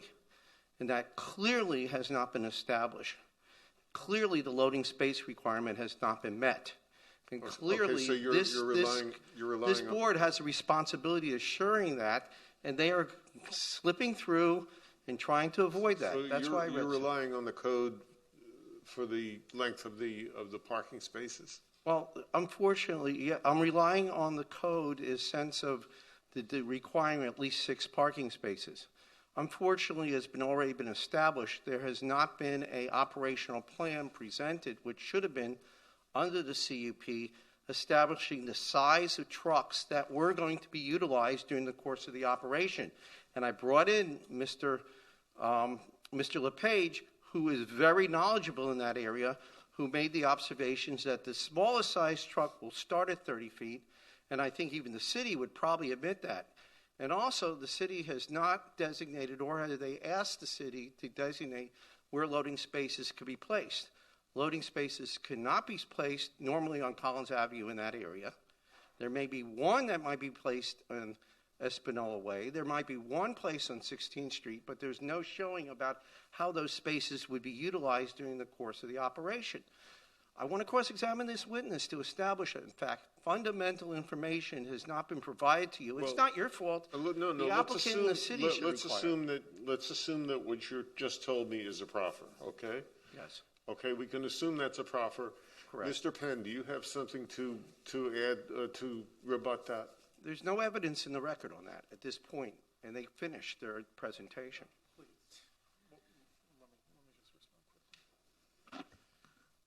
The bottom line is the order that's before you, the draft order, requires all loading and trash to be on property. There's no Espanola Way. There's no Collins Avenue. There's no 15th Street. It's in the order now. It has to be within my property, right, including the shared access that's on the north side of the shared driveway. Those are the loading spaces for this building. Those are the loading spaces for this building since it was built 20-something years ago. That is what the order requires. So that was part of the lengthy discussions I had. Mr. Stoller and Kent were involved. That's what we've already agreed to, that there will not be loading from the public streets. That's in the order now. So I don't know where Espanola was. Again, it's part of the discussion. Oh, okay. May I So ask let a me do this. Let me do this because I appreciate it, David. And thank you. So we understand, Mr. Robbins, that what you said and what you want to establish by cross-examination has been proffered to the board, and we accept the proffer. And I'd like to also complete my cross-examination if I can. I'm not sure to what extent we're going through this. I think we're going to deal with this as a board. I've heard your point, Mr. Robbins. I think that you have some points. Let's let our board deliberate this, and I think we're going to address it. We're fully aware of the issue. Okay. I appreciate that, but we're not trying to stop the project. We're trying to make certain that the project can handle the demand. And right now, as the order is set up, we are not protected. And you have a responsibility to protect it. I know you want to do that. But if they don't give you the information, you're stuck with that. But if you don't recognize, if they don't tell you what the problems are, if people are not honest about the problems, then you can't even address it. But now you know some of the problems. It's the valet, it's the loading. These are the issues that I raised in my letters and with the documentation. They're not being addressed, and they haven't been addressed. I'll be more than happy to work with you on this. Thank you, Mr. Robbins. No. All right. I think we can address the from the board standpoint. I think we have two things that we can address. Then that's the operational plan and the traffic plan. And I think we have enough folks beyond the planning board who can address this sufficiently, and we can entrust our staff and our city to address these two items. Thank you, Mr. Robbins. Thank you for everyone who has had comment on it. Thank you, Rory, for your willingness to move a project like this in the city. I think at this time we're either going to vote this up or down. So do we have support or no support for the item? Motion to approve as amended. Okay, so we have motion to approve as amended. I'll second it, yeah. And been seconded by... Can we clarify what those amendments are? We will. Yes. We will. It's been moved by Board Member Alex Fernandez and seconded by Board Member Mark Milan. The amendments that will be made to the item will be to add a requirement for an operational plan to be submitted to staff and approved by staff before operations begin. And the second will be to have staff review and make any changes or requirements to the traffic plan as presented by the applicant, subsequent to the comments that were made today with regards to the traffic plan as part of the review by staff. Is there any other amendment? I'm sorry, I didn't hear you if you said progress reports. I did not include progress report. Do you I would suggest, and I hear the points about allowing for variability that Aisa made about seasonality and things like that. But I would suggest that it would behoove us, since there is so much riding on this project for so many people, to have more rather than fewer. So maybe it's 45 days, 90 days, 120 days. Can I make a suggestion? Sure. They have to come back at their 90th day. Can we address it at that time? Would that be okay with you? Because we can always then, when they come at the 90, we can have them come back. I would suggest in this case that we actually do something first, because if there is some unforeseen circumstance that's really aggravating the neighborhood, I don't think they should need to have to wait 3 months before it gets a hearing. And perhaps what happens is that if in 45 days, if there is no obvious need for a progress report, we can waive that appearance and go to 90. So that's up to the maker of the motion to accept that as an amendment? I'll accept the amendment. Okay. So I would just suggest that it be 60 just because of the cycles of our meetings. They happen every month. So that would be an amendment to Condition 4 and Condition 9, which both have 90-day progress reports. We really don't have a 45-day meeting cycle, so it's contingent upon the meeting of this board. Yeah, I would start at 90. Yes, and then proceed from there. If I don't want to create a problem for staff, but we can start at 90, but do it with then follow-ups that are 90, 120. That doesn't, though, address the issue of if there's some major extenuating circumstances for the first 3 months. Why wouldn't we start at 60 and then? I think, well, perhaps if there is an issue, like, for example, this issue of the internalizing of deliveries, we've heard from staff that if they're not internalizing, they can be issued a violation. And that issuance of violation then would prompt a reason for a progress report. Okay. And so if those violations occur, then perhaps we could bring it back before that 90-day That's fine. progress report, if you feel comfortable with That's that. fine. I agree with you, Alex. Okay, so did you get those, Rogelio, those three? Okay, so then we're not going to be changing the conditions 4 and 9. We can leave it as is with the 90-day progress report. And then we have 2 amendments, one for the operation plan and one for the traffic study. So I think we're okay. Just one question. Yes. Rory Greenberg made a couple of proffers. I just wanted to be clear in the order whether we need to reflect any of those. And I'm referring to the big drinks, hookah, or auto cycles. These are not things that we could require of the applicant because we don't have jurisdiction. But if the applicant was willing to make those proffers, I think we would want them included. Nick, can you go over specifically all the ones that are there that he proffered that are not there? And I don't know that he did. It was in response to questions that the board had, which was, I guess no oversized drinks, no hookahs, and no parking of auto cycles on the property. Is that? Absolutely. Okay. I don't know what you define by oversized, but whatever you want to call those big goofy ones, we're happy to not do them. Nick, well, since I asked if the applicant, if he would voluntarily agree to this, what is it that we defined in the past? How has the city defined these oversized drinks? Like novelty, plastic, take home, whatever in the past, so that it's defined by an actual ounce amount. Nick. So, Kareem, or Nick, wouldn't really we address this in the operational plan, not necessarily in the? That works too. Whatever you guys want. That's where it seems appropriate in that, not in this order. Okay, so let's do this, Alex. Would that be okay to have staff define that in the operational plan? I think so many efforts are being made by the mayor, by other commissioners, by so many people in this city to enhance Ocean Drive, to enhance the ADCD, that I think it sends a big message when we include it in so we'll say that the operational plan will provide that there's no big drinks. I think probably that's the way to. I think he wants it outside. He wants it specifically stated in the order. Yeah, no, I'm saying is no. Say in the order, saying the operational plan. Oh, okay. So you could say it could be in the order. It does. I guess it doesn't matter. I think if we could include it in this language, we're speaking about it now. I mean, it sounds like the attorneys already have it pretty much. We just I don't know if the city attorney actually has a definition for what is considered an oversized drink. Nick, I don't know. Alex, I'm sorry to interrupt. Do you accept what Mark was saying? Mark, he's just saying that it'll be in the order to reference the operational plan. Are you okay with that? It's fine with me to include it as part of the operational plan. Meanwhile, it's enforceable through the conditional use permit. He's saying put it in the order, but that it be addressed specifically in the operational plan. That's fine. Meanwhile, does that make it enforceable through the conditional use permit? Yes. It is? Yes. Okay.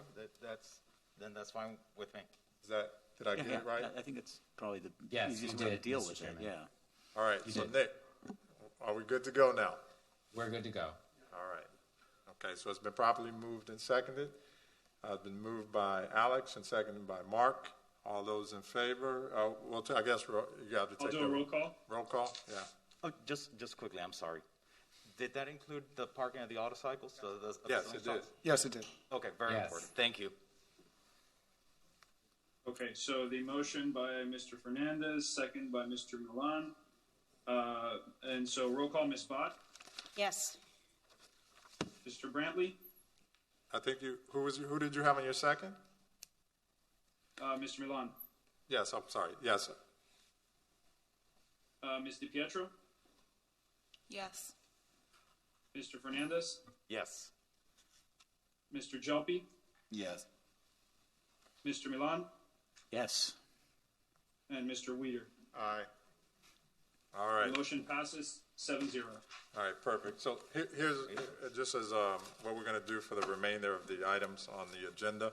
We're going to take up we're going to take a break at some point here, and then we're going to take up the item PB 210439 Retail Fulfillment Centers after the break. But a couple of housekeeping items before we adjourn for lunch. And one of them is Virgilio on the planning board. I guess everybody who's still remaining in, I just need you guys to, if you have a conversation, if you can take it outside. So Virgilio, on the item that I had mentioned to you, we're now starting at 9. We used to start at 1.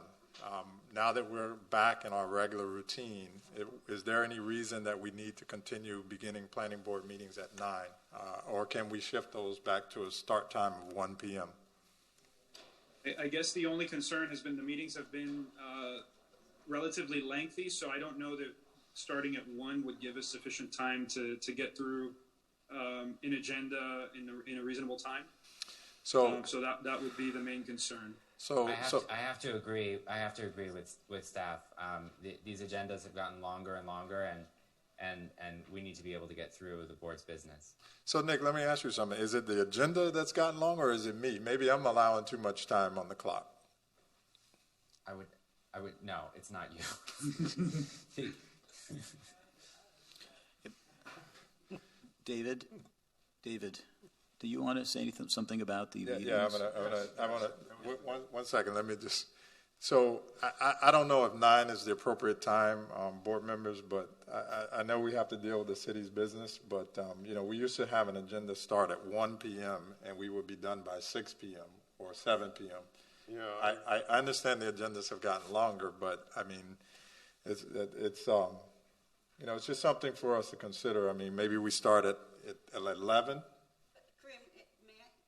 And let me tell you why I'm just saying that. I wanted to be sensitive. It doesn't impact me directly, but I want to be sensitive to the morning hour with the logistics of everybody's personal lives outside of the service to the city. And we used to have this 1 p.m. start, and we were efficient. And I'm not sure exactly specifically why the time is run, but it's something that I've been thinking about after today's meeting. But go ahead, Tanya. So I'm probably the only person who works in a traditional office setting where I have to be at work at 8:30 and I cannot leave until 5:30 if I were to leave on time, because I am giving a day of my employment to this board.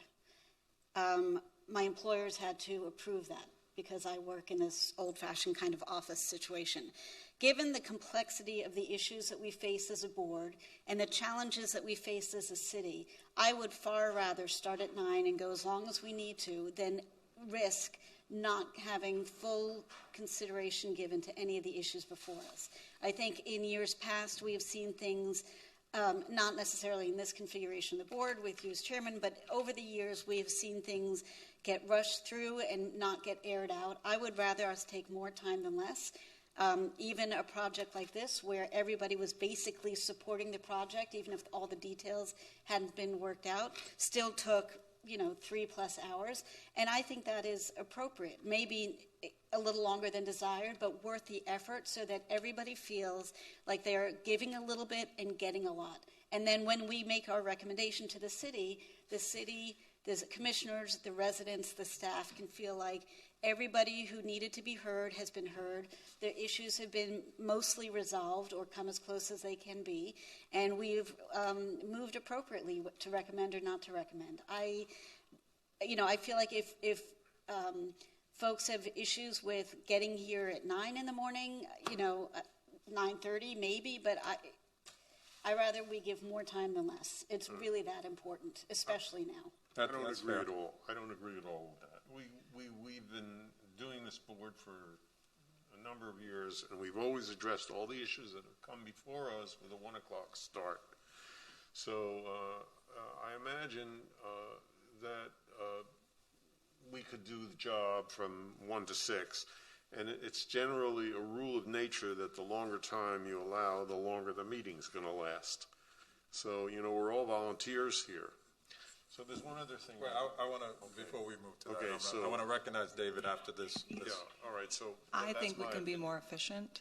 I think a lot of things get repetitive. I think even trying to guide the cross-examination to pull what point are you trying to make instead of listening to 10, 20, people would go on forever.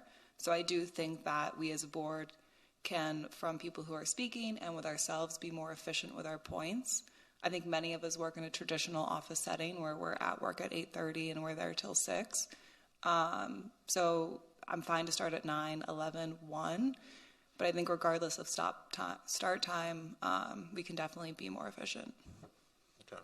So anybody else have any comment? 'Cause I'm thinking maybe a suggestion would be to start at 11 a.m. And I think that may be, I hear your concern, Tanya, I definitely do. So what are you going to do with all the items that have to then be continued to the next month or subsequent month? No, we're gonna finish those items that day. Or it's just our start time is different. So it may impact our stop time, all things being the same, but. Yeah, see, I would rather it not. I don't see it. I would rather start at 9 and not end up having to go to 8. Let's take a vote. I was going to say, like anything else, you might as well take a vote. Yeah, I mean, I'm willing to move it to 10. I mean, if I'm the only one who is concerned about it, then by all means I can drop it. But I'm not disagreeing with the desire and need to be efficient. I mean, I think today was a perfect example. We probably could have knocked this out in 2 hours, but I don't want to shortchange the exchange of ideas and letting everybody speak. And now, can they be shut down? Not shut down, but can they be limited in some of the back and forth that went on with some of the attorneys? Perhaps that maybe that's the way to do it. But start at 1 and hope that we finish by 6.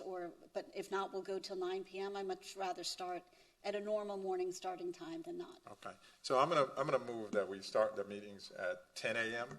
And in that motion, I'm going to also say the asterisk is I'm going to try to make the meetings a little bit more efficient in the sense of how so long as I'm chair and whoever else is, chairing, how we may allow some of the dialogue to go on and on. So I'm going to move that we start at 11 a.m. I'm sorry, what did I say? 10 a.m., sorry. I second that. All right, it's been moved and seconded. Any opposition to it?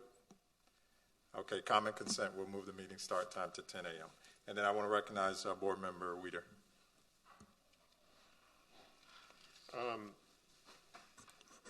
I was out last meeting because I had eye surgery.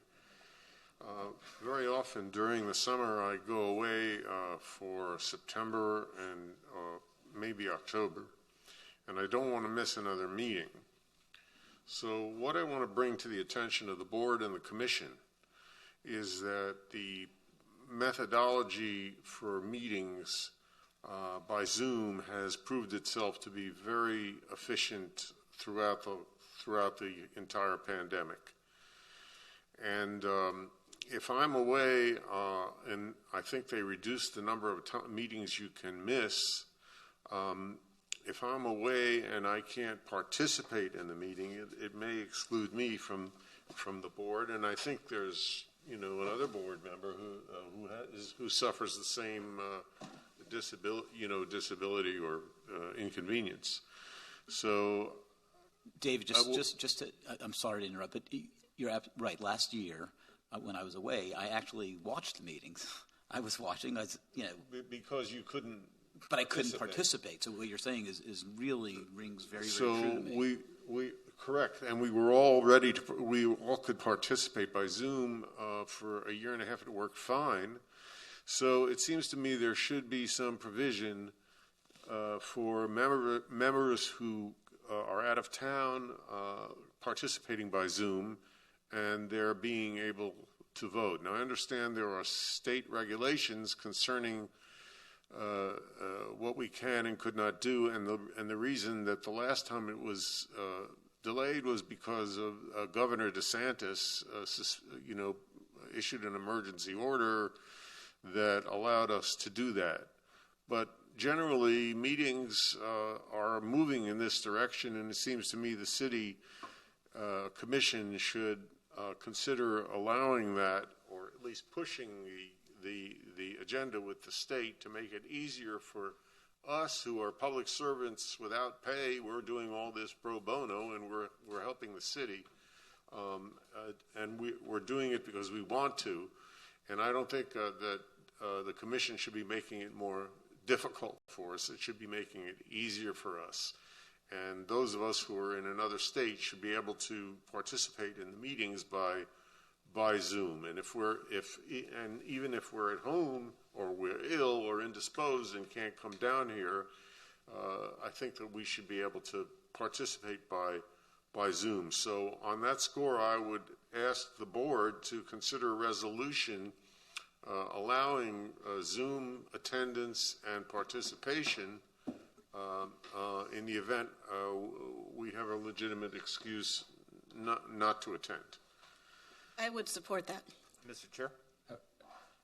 I just want to hear from the city attorney's office what jurisdiction does the city actually have on this, because from my understanding is during a state of emergency, the city does have authority to enable us to do this, but there are preemptions from the state that do require in person. And so to what extent can the city actually do this?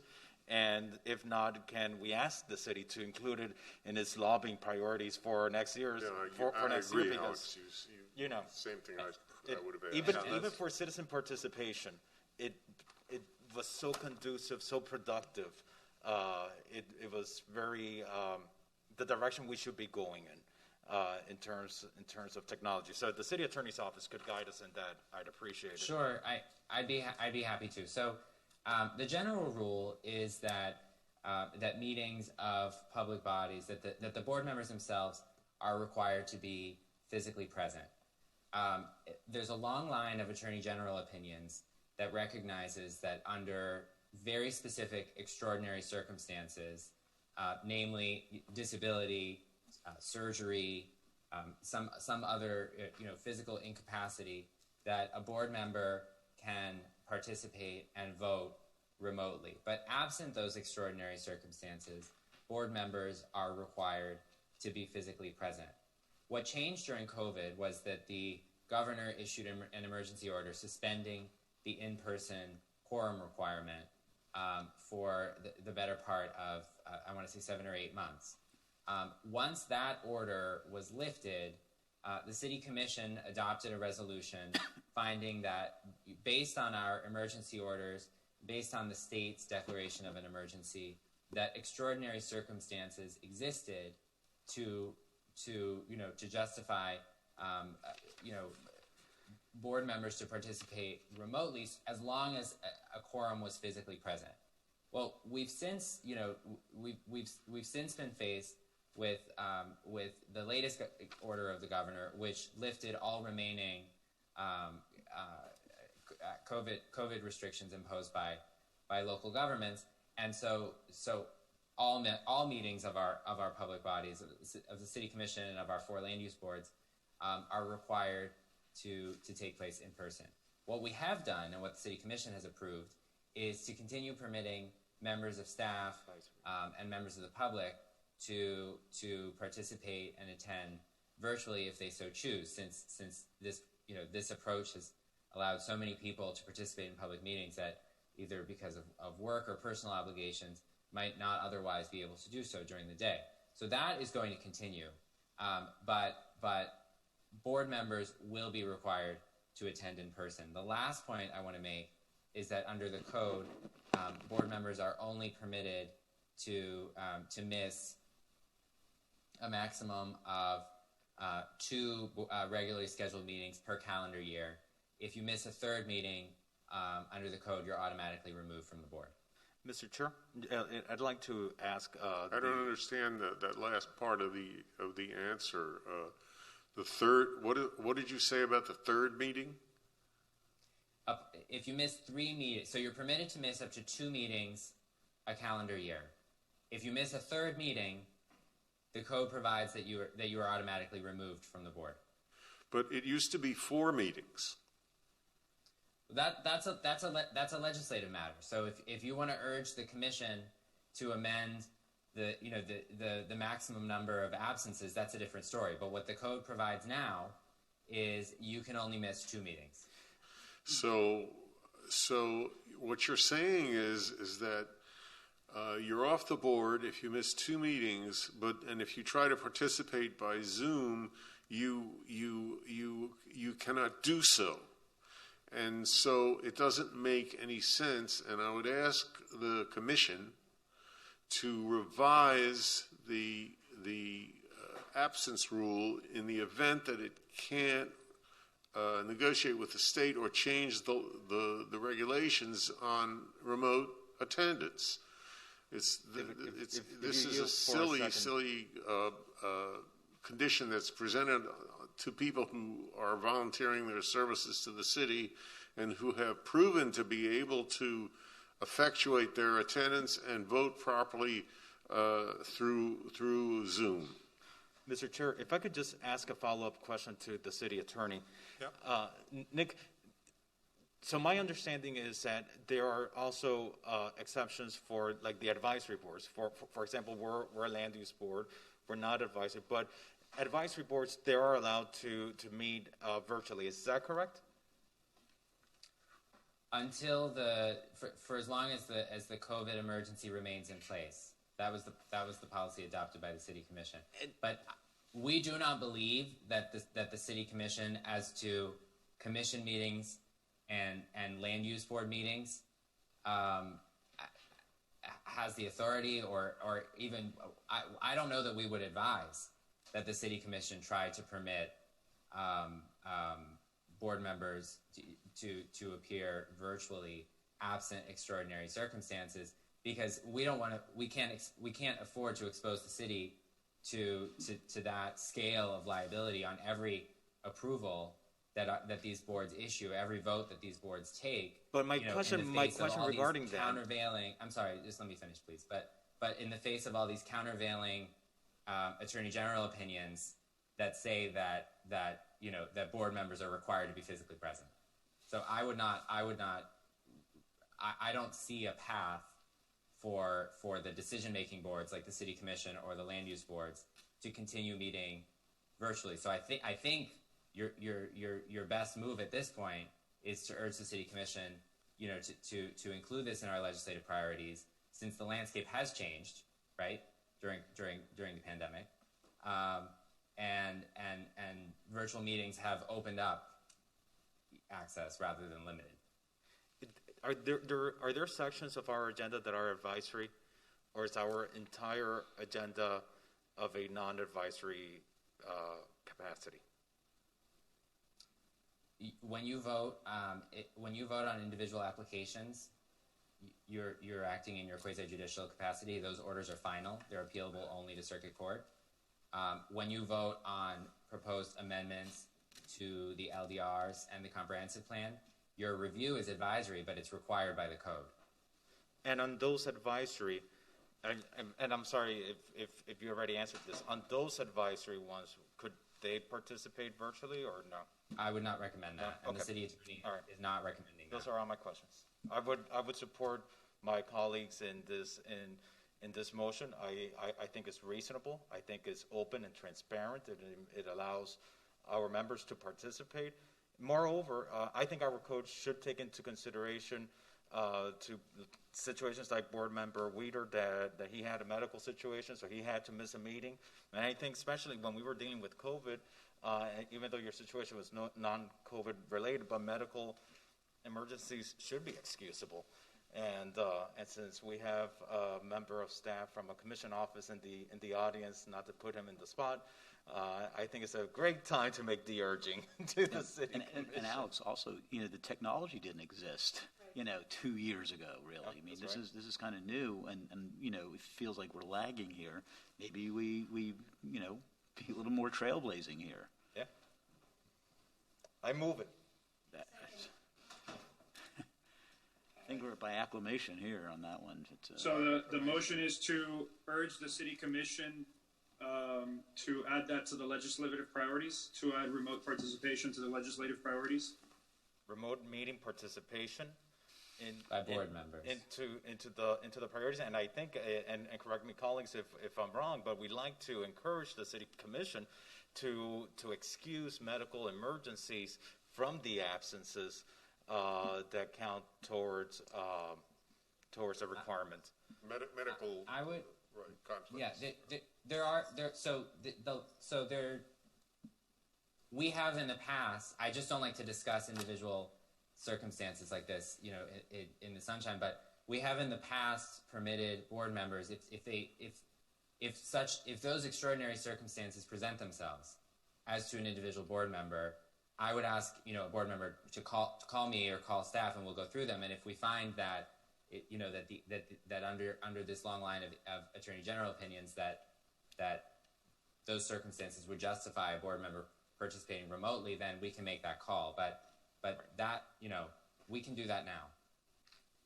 So you're saying that in the event that a board member cannot attend by either, physical distance or by a medical emergency, then the city attorney would not charge them an absence? I think it requires a case by case. They're fact specific. This is a very fact specific question, and I don't think physical distancing, which is something sort of that would apply to everybody, meets that high bar. But if you were recovering from surgery, for instance, if you had a serious illness that required you to remain home, if you had a physical disability, that's something that we would want to discuss one-on-one. All right. Can I just ask one quick question just to clarify what the policy is about social distancing and mask wearing and all that kind of good stuff in this chamber? Is there a policy?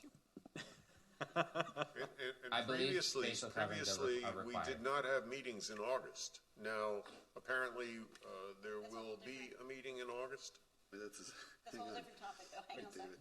I think Nick, Tanya, you were waiting for an answer? Yeah. I think We've been facial coverings instructed are that required. facial coverings are required. Right. I'm sorry, I didn't hear that. Say that again. We've been instructed that in the chambers, facial coverings are required. Okay. Then I'll put it back on. Thank you. All right. What was the next thing? August? Yeah, we traditionally had an August, break. Is that going to be canceled as well? No, we do have a scheduled break for August. There is an August meeting. Yeah, I'm going on vacation. Yes. I can't hear. All right, so there'll be no August meeting. And then the last thing that I'll bring up is, I know that we have a lot of warm bodies, but I think we're in the meat cooler in this room. And I say this hesitantly because the only good that can potentially come out of it is we get the right temperature, but please don't heat us like an oven because we've asked to have it a little bit warmer in here. But it is just like, it is really cool in this room. Mr. Chair, and I know we're trying to be efficient, but I just want to add one last thing, and I'm Go for sorry. it. I just want to say, because since it's our first meeting in person, I want to thank the staff that accommodated us while we were in the commission, in the convention center, while we were meeting virtually, because it looks very seamless, but probably behind the scenes for them, it was probably a headache and a lot of extra work that they did for us so that we could conduct our public service in a safe manner and so that the public could continue participating as well. And since this is our first meeting in chambers, again in person, it's great to see everyone's faces. I just want to say thank you to Tom, to Rogelio, to the city attorney's office, to the city manager, to everyone that made it possible for us to do our service, but still staying safe and protected. Absolutely, and we got PJ back there leading the charge on the PJ, technology yes. with someone else back there. I didn't get a face. Don't shake your head. I saw you shaking your head. Now don't call on me. He's like don't don't call on me. But anyway, yes, thank you to staff, and as I've always told Rogelio and Nick, I'm just very fortunate to have both of them.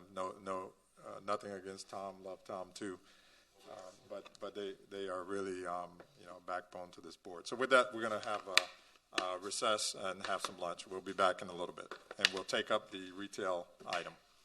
Mr. Chair, might I just ask? I'm here on number 5. Routine progress report. Are we off? PJ, are we off? We're still on? Okay, go.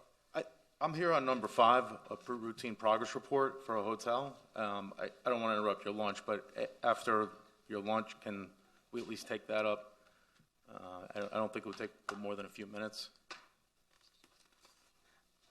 Number 5. It's number 5. That's the Moxie progress report? Yes, sir. You think it'll be fast? What? You think it'll be fast? I don't know. I have advanced the retail fulfillment center to be taken up first after lunch, but we can try to get you right after that.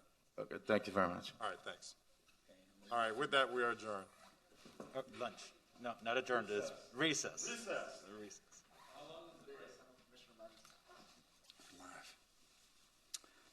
Hi, welcome back to the planning board meeting.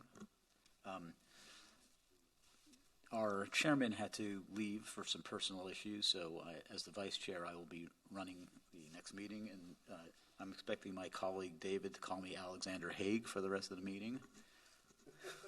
Right.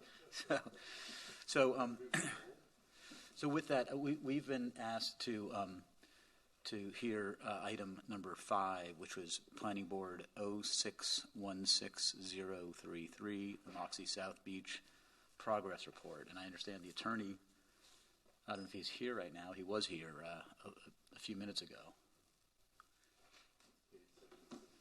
The Moxie. I guess he's not here. Is James around, or he's not here right now? Not the progress report.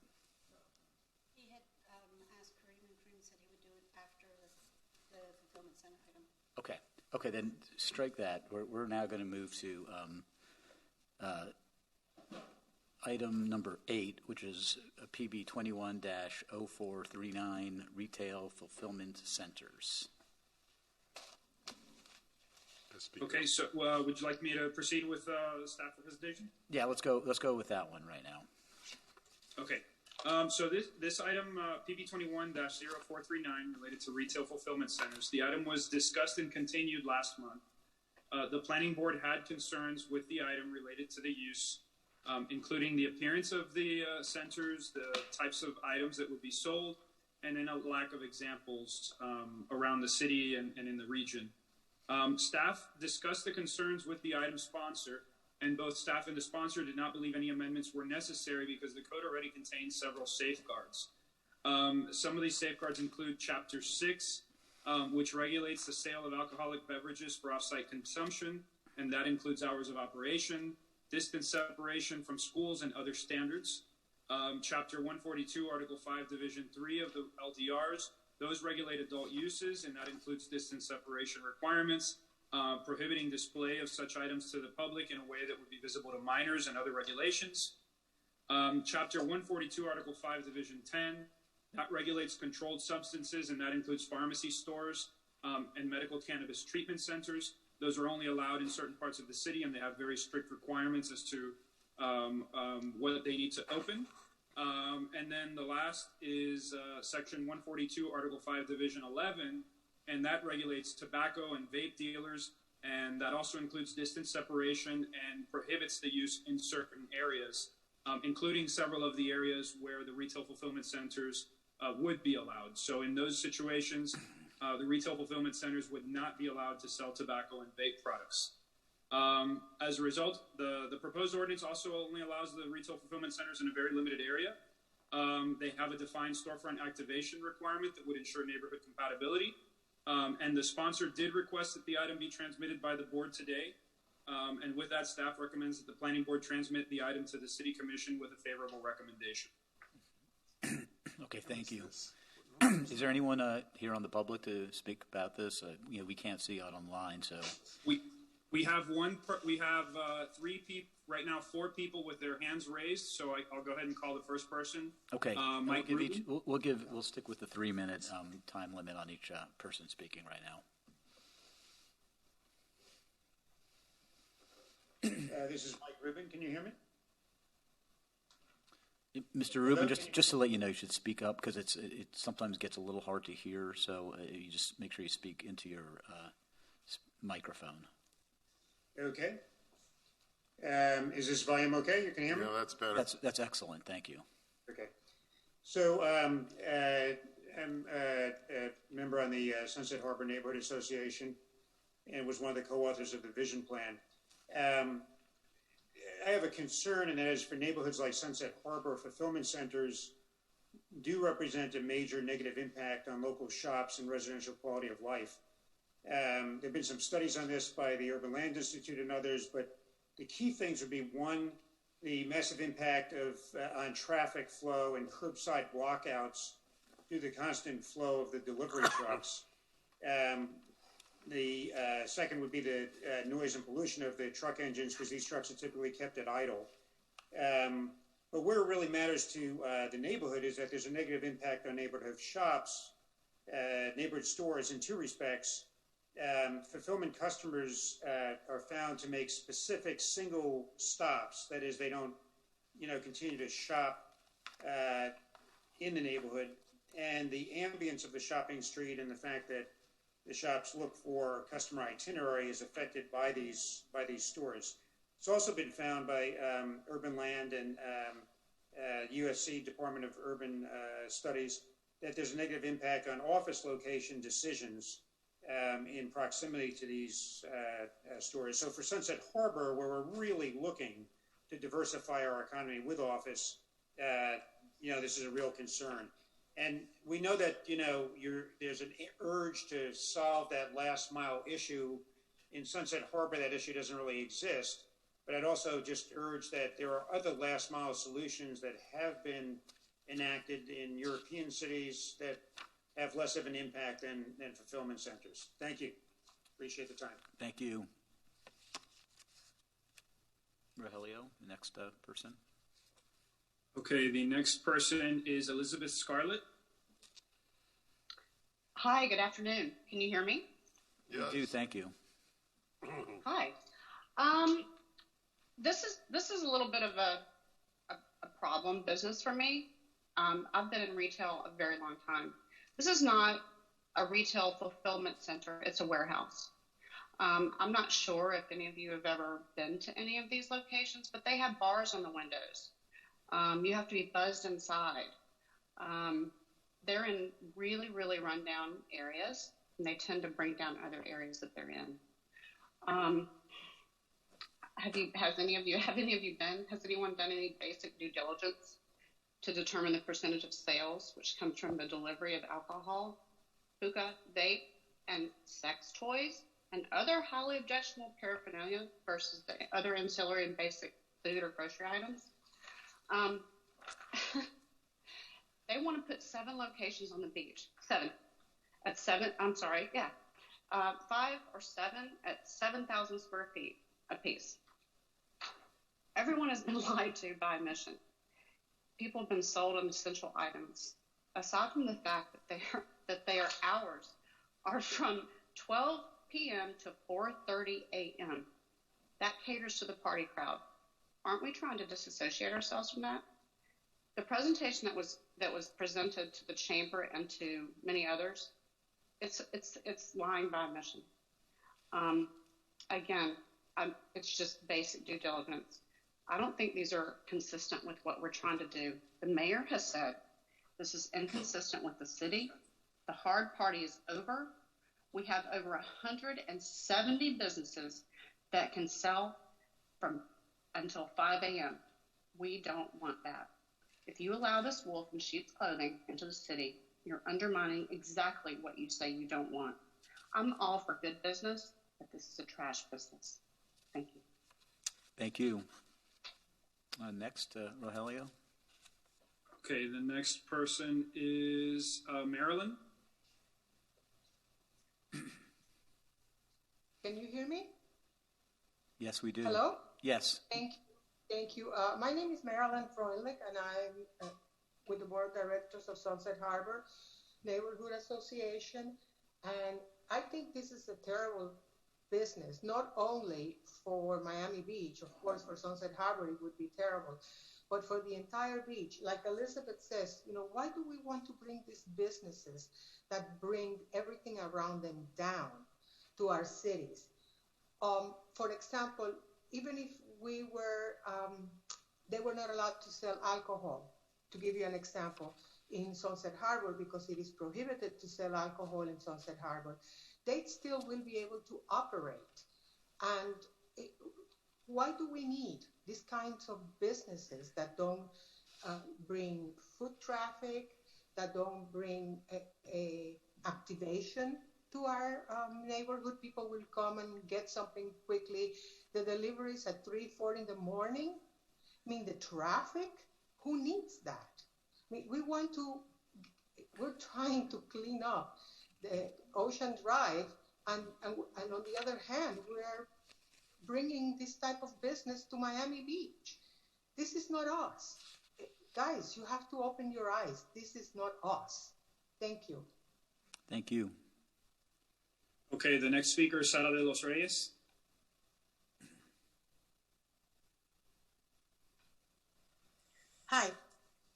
Hi, this is Sara de los Reyes. I am the president of Sunset Harbor Neighborhood Association. As my board member and as Elizabeth has said, but I'm going to make a point that nobody has said. Most of Sunset Harbor residential people have concierge level service for most of the buildings, and most of the buildings receive all fulfillment, Amazon, anywhere. We have actually added additional staff in the front desk to receive all the packages that we're receiving today. There is no need for retail fulfillment center in Sunset Harbor, and if you do pass it, can you please add Sunset Harbor to the prohibition location? We would like that location to be prohibited and taken out of this retail and fulfillment center that you want to pass. Thank you. Have a nice day. Thank you. Okay, the next speaker is Irene Bigger. Hi, everyone. Yeah, I also want to comment on this. I do not support this facility at all, as I believe it would further undermine and undercut the hospitality and food service industries that include, hotels and restaurants, both big and small, that have already been suffering. The clientele, for this, business, they're not supporting these businesses. We are South Beach. We pride ourselves in the specialty restaurants and hotels, and their clientele will not be supporting these businesses. They are the ones that are going to be partying on our streets and in their hotel rooms. Why would our community facilitate more ways to party on the cheap? And how would they validate the age of their clientele? I mean, if we wonder how the city has gotten to this low point, this is a perfect example. Years and years of allowing for operators that do nothing for our community but cater to a clientele that, for the most part, it does trash it. And I believe enough is enough. We should not allow for this. Thank you. Thank you. The next speaker is Robin Jacobs. Thank you, members of the Planning Board, for this opportunity to speak this afternoon. Robin Jacobs, Chair of the Miami Beach Chamber of Commerce, and at our May 4th Board of Governors meeting, heard a presentation by Commissioner David Richardson and our Planning Director, Tom Mooney, with regard to a proposed zoning change that will allow for the creation of a new retail fulfillment center in North Beach. The board believes this service provided by such an establishment will create jobs and will fill a vacancy in North Beach while providing an essential service. We believe that having a local store that can provide delivery almost instantly is extremely valuable and will fill a niche in that community for our residents. We have viewed the presentation by GoPuff and believe with their prior experience and the commitment of their ownership that this will be a great fit for our community, and we urge the City Planning Board to approve this change on second reading and move it forward to the full City Commission for consideration. Thank you so much. Thank you. Okay, we have one, Mike Rubin, who already spoke. He's raised his hand again. Mr. Chair, would you like to let him speak again? I'll recognize him. Okay, Mr. Rubin.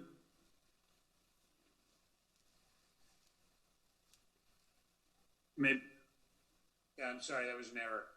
Oh, okay. Not a problem. Okay, then the next speaker that we have is Carlos SP4. Thank you for acknowledge me. I live in South Beach, a citizen at large, representing myself and what most of these people said about too many of these little facilities. It's just too many of them, including the tattoo shops. This is not the clientele where I'd like to see my South Beach or Mid Beach go. This small community, this walking distance to most of these places. I agree with most of the constituent speakers, and I don't concur with accepting this proposal. Thank you very much. Thank you. Okay, the next speaker is Mitch Novick.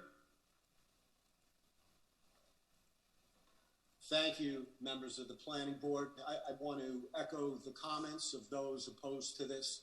I think this is bad for our community and would urge you to vote against it. Thank you. Okay, and the last speaker is Elizabeth Scarlett. Hi, I want to say one more thing. To Robin Jacobs, the Chamber of Commerce was sold a bill of goods. This is not what you think it is. I'm really surprised that no one really knows who they are. I saw the presentation. That presentation doesn't even address what they really do. It talked about baby goods and all this stuff. But what y'all are not realizing is the hours of operation. They are open from 12 p.m. after the party people have gone to sleep and gotten up until 4:30 in the morning. In most places, 24/7. You want to put this in North Beach and all these other places, they don't even need to be here. If you're going to put them somewhere, put them on Terminal Island so they can terminate. I mean, what is going on? You're going to trash some of the most valuable real estate we have? I mean, this is a true quality of life detriment. They cater to the underbelly of society, and they try to make themselves out to be something they are not. This should have never even been put forward. If this ultimately moves forward for consideration, and worse yet, if you approve it, you're only going to push us further from the vision that you all have decided that you want us to achieve. I'm serious. This is serious stuff. This is a zoning change that's going to have long-term ramifications. It's like y'all are, you're sacrificing the short term for the long term. I vehemently object. And the sponsoring commissioner doesn't know. I just believe that he doesn't know what this is. This is not Amazon. It's not Amazon. Okay, thank you, Ms. Garland. By the way, just so you know that we aren't deciding on this today. Our decision today is whether or not we transmit this with a favorable or non-favorable recommendation from the Planning Board to the Commission. The Commission is going to be the entity that's going to decide whether or not this moves forward, just so you understand. And that was the last virtual speaker, so you can move to the dais, to the in-person public hearing. Okay. Is there anyone here to speak on this? I'm from GoPuff. I'm sorry? I'm from GoPuff. Happy to speak for a couple minutes, just introducing the company, if that's appropriate. Now or forever hold your peace. So. You don't have a presentation to give? I don't need a presentation. We have some slides, but I don't think those are necessary unless... I missed it at the last meeting. I thought we would redo it, but... Sure. So Nick, does he need to be sworn in, Nick, or is... sorry, I'm subbing. No, Mr. Vice Chair, he does not, because this is a legislative item. Okay, thank you. Good afternoon. My name is Doug Bailey. I'm from GoPuff. I'm the Vice President of Corporate Affairs for GoPuff, and I'm thrilled to have the chance to introduce our company to the Planning Commission, and certainly for the folks that are paying attention. It's exciting to have the chance to introduce who we really are and what we do. I think it's probably easiest to spend 30 seconds describing our business model, and that might help put to rest some of the concerns, and I can certainly stick around for questions. If you think about the retail universe, you have your traditional brick and mortars. We've heard about those. On the other side, nowadays, you have your delivery service providers, the Instacarts, the Uber Eats, the DoorDashes of the world. We're situated right in the middle. We're a brick and mortar retailer. We currently operate about 250 stores nationwide. We just acquired a beverage alcohol chain in California, so 162 stores on the West Coast, in addition to our 250 micro fulfillment centers around the country. We're the fastest growing e-commerce essential needs retailer in the country. Just last week we launched in London, so now we're a national multi-corporation, and so we're growing rapidly, and we're really excited about the opportunity to do business on Miami Beach.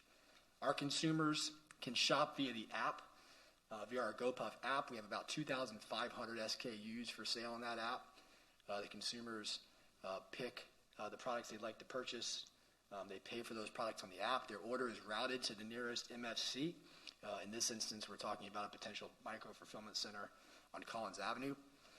Our employees inside those micro-fulfillment centers, anywhere between 6 and 20 people, depending on the size of the store. This would be a relatively small one, about 5,000 square feet.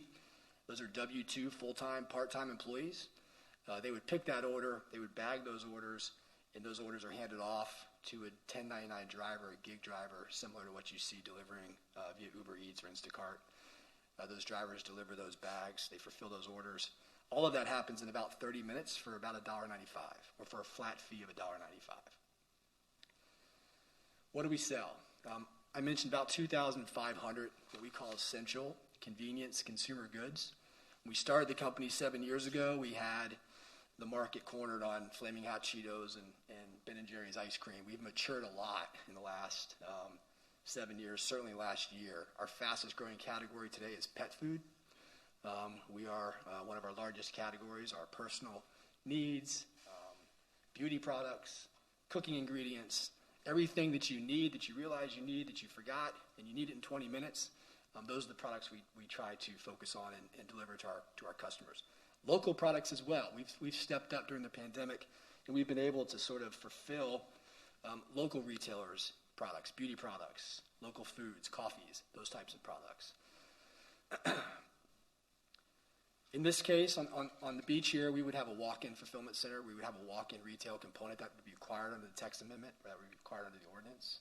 We would operate anywhere between 500 to 600, 700 square feet, depending on the ordinance of walk-in retail. We would have select items for that walk-in retail. That would be to sort of satisfy the ordinance. In general, though, we deliver. We're a fulfillment company. We're a delivery company.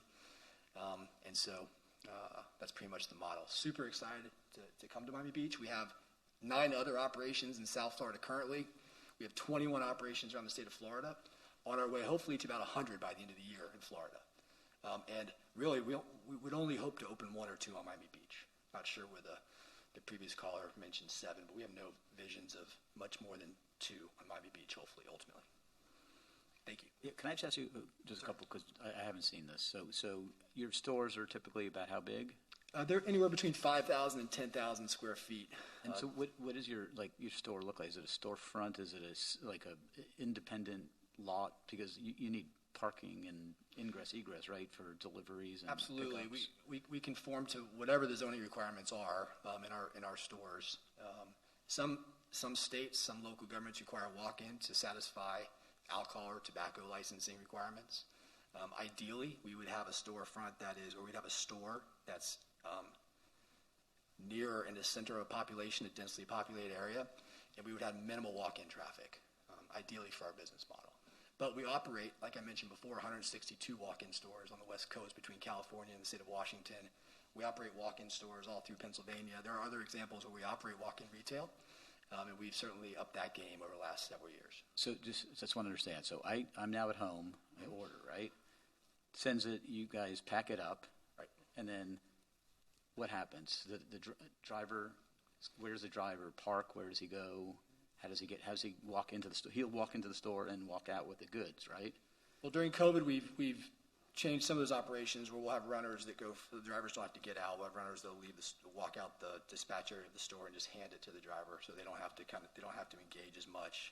Typically, without the distancing restrictions and the COVID parameters, we have a small driver lounge.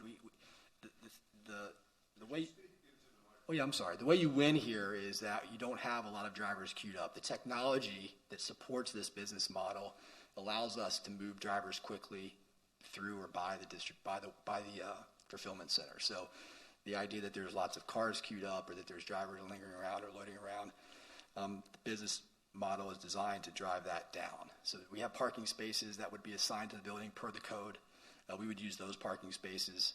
So I'm sorry, how many parking spaces? This is going to be one of the issues, I'm sure, that the community is going to be very concerned about, right? Is that you're going to be somewhere, and all of a sudden there's going to be cars double parked, queued up, that are running into the store and running out to deliver booze to your customers. So, we want to understand what that's going to look like and what you're doing to, what your thoughts are to prevent that from happening.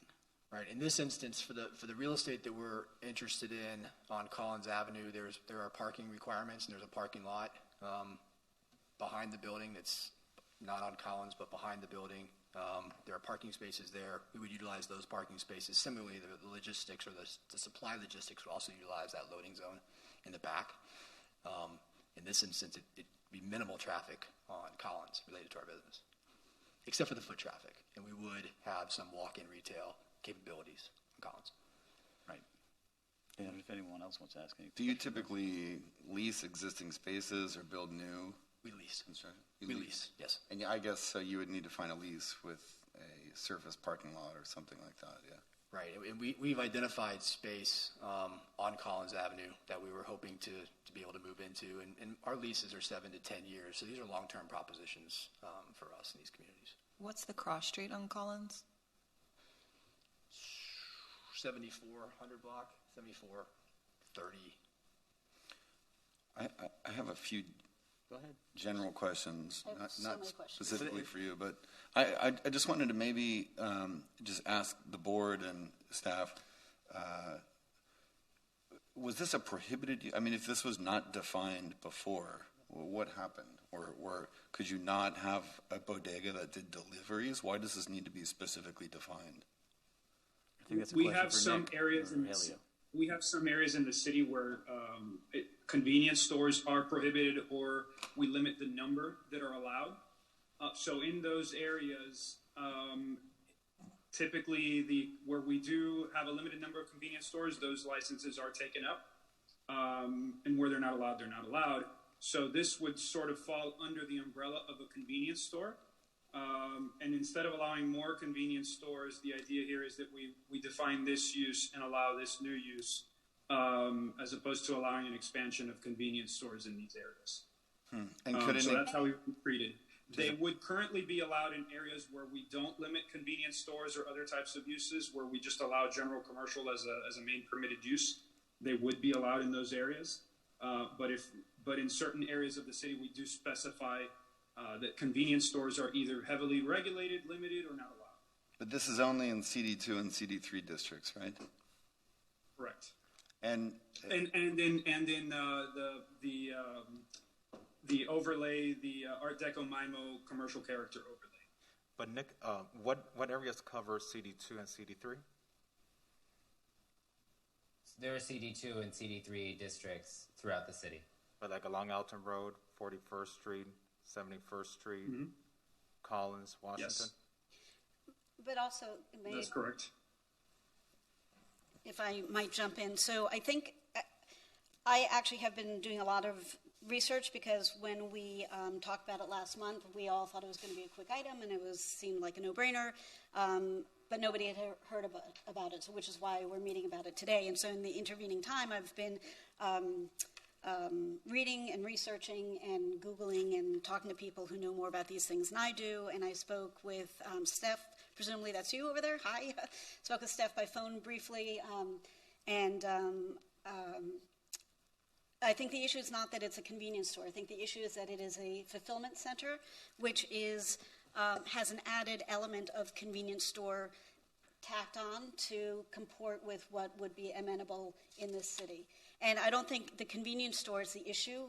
If it were a local bodega that did deliveries, that's one thing. I think the issue is that it is the type of business model in terms of what it offers its customers that is precisely the kind of stuff that we don't care to have enhanced in our city, or more of in our city. And I'm sorry, I know this is your business model, and I think it's great that you can offer all this vast enormity of very wide-ranging items, but a company that was built on selling hookahs and hookah products to college students, and then branched out to beer and alcohol. And now, in addition to being the top seller of Ben & Jerry's, which is lovely, also offers a Fleshlight, which I had to Google, but it's definitely not something you want to have serviced, no pun intended, at your local convenience store or delivered. Nor do you want Plan B, which I think is a fantastic product. I'm glad everybody has access to it who needs it, but this is not the type of thing that we want to have in our local neighborhoods. I have a number of other comments about this as well, because the storefronts where the facilities that exist so far that I've been able to see via the Google Maps are warehouse facilities. Now, I understand, Steph, please correct me if I'm wrong, but my understanding is that you are building in Coral Gables a facility with a storefront, and I would be very curious to see how that goes before we just change our zoning regulations throughout the city, which we know when we do that for one opportunity, it will affect the city in perpetuity. And until we have a better sense of how this could affect us, I think it is an enormous mistake. I am not sure why this is being rushed through on a second commission meeting of a month when most residents don't even know that there is a second commission meeting this month or on occasional months. And those commission meetings are typically supposed to be for awards and ceremonies, the odd occasion where you have a second reading on something that is not controversial. We're having a first reading on something which most people know nothing about, and even if people did know a lot about it, would be deemed to be fairly controversial. I think that's problematic. I think that we are very eager. The locations you're talking about are the 7400 block in North Beach, and what are the other locations you're sort of earmarking for the city? Something on the south end of the island. We would look towards the south end of the island. Okay, so basically someplace in South Beach where we are beating our heads against a wall to reimagine the way South Beach works. There's a lot to love about South Beach, but the last thing we need is more stuff that, shoots arrows in the fabric of what we're trying to reconstruct. And North Beach, where most people don't realize this, but that block is a block away, it may even be zoned, and Nick and the team can tell us, is an MXE. Ocean Terrace is zoned in MXE, and this is a block off of Ocean Terrace. I think this is a big problem, and I think if there is interest in bringing more jobs to the city, that is great. But these are not the kinds of high-paying, interesting jobs that we're looking for. The population demographics at the very southern end of the neighborhood of the island and the very northern end of the island are not really going to be those folks who would use the delivery service. The folks who work in hospitality and are not super high paid are probably not the ones who are downloading an app to order Ben & Jerry's at 3 o'clock in the morning. I think this is problematic every which way but loose. I would be open to watching what happens in Coral Gables to see what they build, how they manage it, who uses it, what products are being sold at those stores.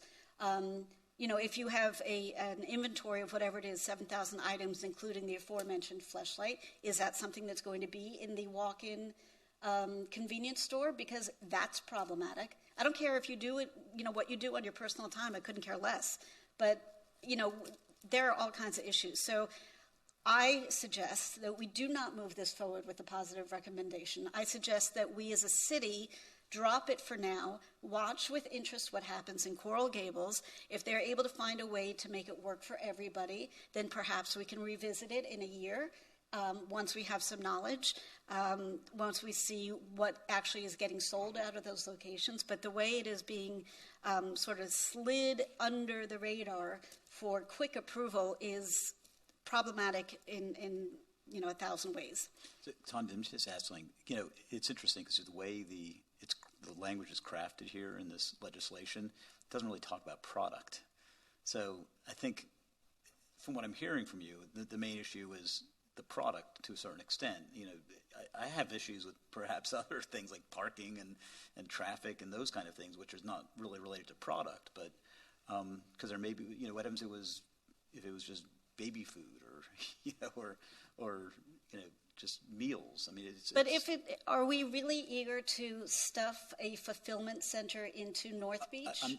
I'm not addressing whether I believe this is good or bad. I'm just regardless of what the product is. Right. I think we should be connected to what the fulfillment center issue rather than necessarily. I mean, we have this in front of us to a certain. Right, but this is what's in front of us, and this is why the commission is being asked to change the zoning regulations. And so, in addition to, do we just want another fulfillment center? It is also, to me, a question of what kind of business, what kind of products are being offered. Because if we let one person come in, then what's to stop somebody else who's got, an even slipperier slope of products that are not conducive to rebuilding our city's image to come in and do it in a slightly different way. And regardless, I don't care if they're nuns' habits that they're selling and delivering at 3 o'clock in the morning. I don't think that building fulfillment centers and jamming more big box stores into, south of 5th and in North Beach, we've got a whole really unpleasant set of big box stores when you first drive into our city in South Beach, and we've got opportunity to build North Beach into the city that we want, and putting a fulfillment center in there, even if it's dressed up with a convenience store opening, to me is not the best use of the resources we have. Get it. Agree. Anyone else have anything to? I'm sorry, Mr. Chair. Did you close the public hearing? Yeah, I think. Do you want to say anything else, or we're just going to close the public hearing? Yeah, but you're the only one here on this issue. I'm happy to address any questions that you brought up. Yeah. Sorry. Thank you. I appreciate your perspective, and thank you for spending time talking to us about this and doing the research. Appreciate that very much. I think that your representation of the types of products we sell and the velocity of the specific items you mentioned is a bit incorrect. The majority of the products we sell are essential items that most people in this country, in this community, need and use. That shifted a lot, certainly during the pandemic. We're not talking about tobacco sales here at all. There are no tobacco sales from this part of the city. Alcohol sales for us are less than 17% of our business nationwide. And so that would not be a big component of this business. I can tell you the personal needs items that you mentioned specifically, that's less than 0.5% of our business nationwide. So, and convenience stores, by the way, sell those products to the CVS's, Walgreens of the world. I'm quite sure they don't sell the same range of products that you do. And I would also say that, and I'm sorry to cut you off, and I do want to hear the rest of what you want to say, but giving us national sales statistics is irrelevant. Okay. Because we're Miami Beach, and people don't do what they do in Miami Beach when they're back home. And maybe it's more analogous to college sales or college towns, maybe.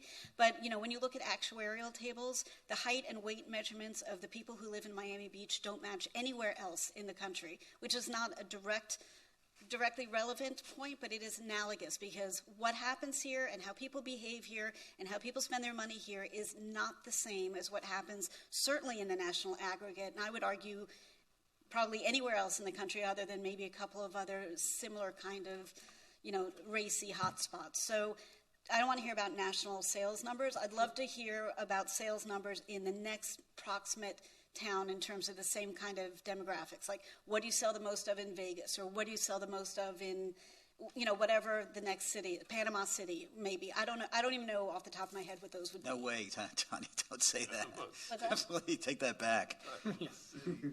My point is that You're not going to analogous, please. No, I mean that's not what we are not trying to be. We are not that, and we are certainly trying to move further and further away from that than we currently are. So that's not what that's clearly not my point. But I'm saying national averages, or what sells in Chicago or Topeka is not going to be the same as what would sell here.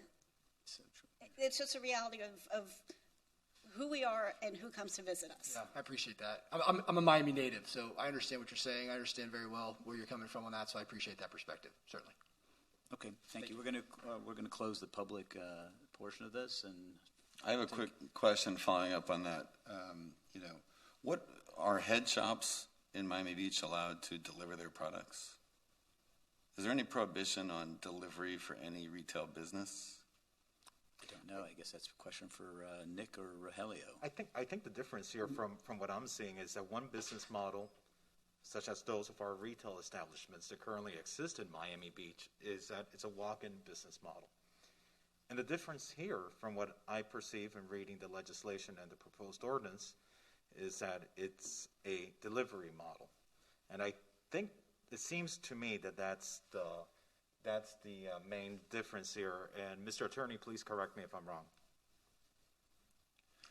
That's right. I mean, I think the main reason that the city would want to create a definition for a use like this is that the current code doesn't really account for uses like this that have both a fulfillment and a walk-in retail component. So the idea here is to create a definition that, recognizing that this use exists, and then identify which districts that they should be included in. But the only difference as far as products, I mean, the products that can be sold are not different from other products that can be sold in CD2 or CD3 districts. The difference here is the fulfillment component. And Rogelio, correct me if I'm wrong, but that from my perspective, that's the substantive difference. That is the substantive difference. They, as far as the goods that they sell, they would be restricted by other limitations of the code. So, for example, at their location on Collins and 74th, if one were to open there is already a prohibition on tobacco and vape dealers in that area. So they would not be allowed to sell those types of goods there.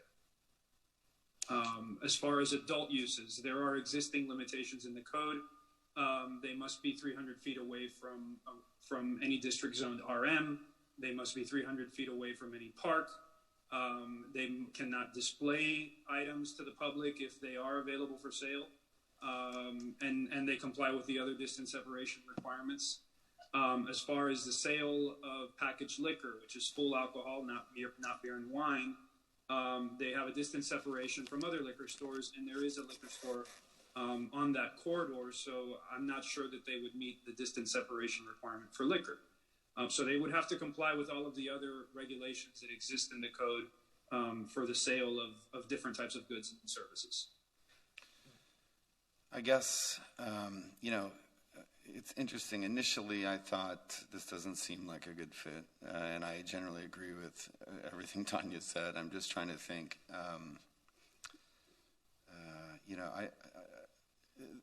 what's unique about this is that, like you said, it's the distribution, which is different than a walk-in retail. However, even many of the older bakeries, you sort of walk in, you don't occupy the entire back of house where they're baking bread, right? Like, that's not open to the public. And the more I think about it, I mean, I'm really wondering, what the significant difference would be. To me, it's primarily got to be the traffic, the impact of the constant traffic and the hours of operation. I'm thinking about the additional trucks running around the neighborhood as well. That's a significant thing. I mean, I walk down my street, there's FedEx, there's Amazon, there's Sabor, there are a whole bunch of different trucks that are up and down the streets and are going to add to the congestion. I can't say that I support this project either on the basis that it is a fulfillment center and there's so much community opposition to it, and it sounds like a warehouse to me, and if Amazon wanted to put a warehouse on Miami Beach, I wouldn't want that either. So I did a quick search for Amazon retail fulfillment centers, and they tend to be near airports, and they're massive. Yeah. They're much, much bigger. Yeah. And I guess this is for 7,000 square foot max. Is that right? How does stuff get delivered there? Let me just, if I may, I did some homework on this. I spent a lot of time in Central Florida, as many of you probably know. I don't think it's Miami Beach. And, I want to be supportive of new businesses. I want to be supportive of innovative ideas. I want to be supportive of technology and e-commerce marrying and merging with brick and mortar. And how do we make both of them work so that empty retail spaces can be filled by uses that complement technology? And all of this has been, accelerated by the COVID-19 pandemic. So this is a very important item and a very important discussion that we're having today. And I want to thank GoPuff for your interest in our city and for the time you've taken to meet with many of us. And so I took the time this weekend that I was in Central Florida at our house in Mount Dora, and made a drive over to Orlando, where they have a location. By the way, it was very difficult to find the address of your location. I had to do it through the business tax receipt of the area. The great things about searching things online. What became apparent to me when I did the search is that it was located in an industrially zoned area. And then I went to the location in Apopka. The location in Apopka was also in an industrially zoned area. The location in Miami Gardens that I drove by as well, fronting the 826, was also industrially zoned. The one in Wynwood by its nature and its character is industrial. And that is the challenge I am having. And, one of the things that also concerned me was the issue of aesthetics. And those are things that I think that perhaps maybe we could work through design criteria and all that, but I'm sensing from my colleagues listening here that we have 6 members and 3 expressing some opposition and concerns. It seems to me that I don't know if this is moving forward today from this table. That's what I'm sensing here. I do think that perhaps the city should explore ways in which we can marry both, and the right areas in which we can marry brick and mortar and e-commerce, so that we are forward thinking and we do open the pathway to do this in the right areas, in the areas that we're not impacting quality of life, and for the right products that do not go against everything that our city is trying to do. And this is not now a commentary on GoPuff. This is just a commentary in general, because I think if the will of this body is not to move this forward, then I think at the same time we should be saying, well, let's explore an alternative language so that we do move forward with marrying brick and mortar and e-commerce. Rogelio, this is a question for you. At one point in the last year or so, I thought I heard something about an Amazon store front happening on Lincoln Road. Is that a COVID dream, or is that a thing that's happening? There were rumors about that, but right now we prohibit convenience stores on Lincoln Road, so unless there were an ordinance amendment, that would not be possible. Okay, because what a lot of companies do is that they use Miami Beach as a marketing vehicle, right? They put together a glossy, gorgeous storefront. I mean, there's one on Lincoln Road now. I don't know what their business model is, but I cannot imagine that a store that is paying Lincoln Road square foot prices is actually covering their nuts selling fancy dog leashes, right? I don't know if anyone else has seen the store.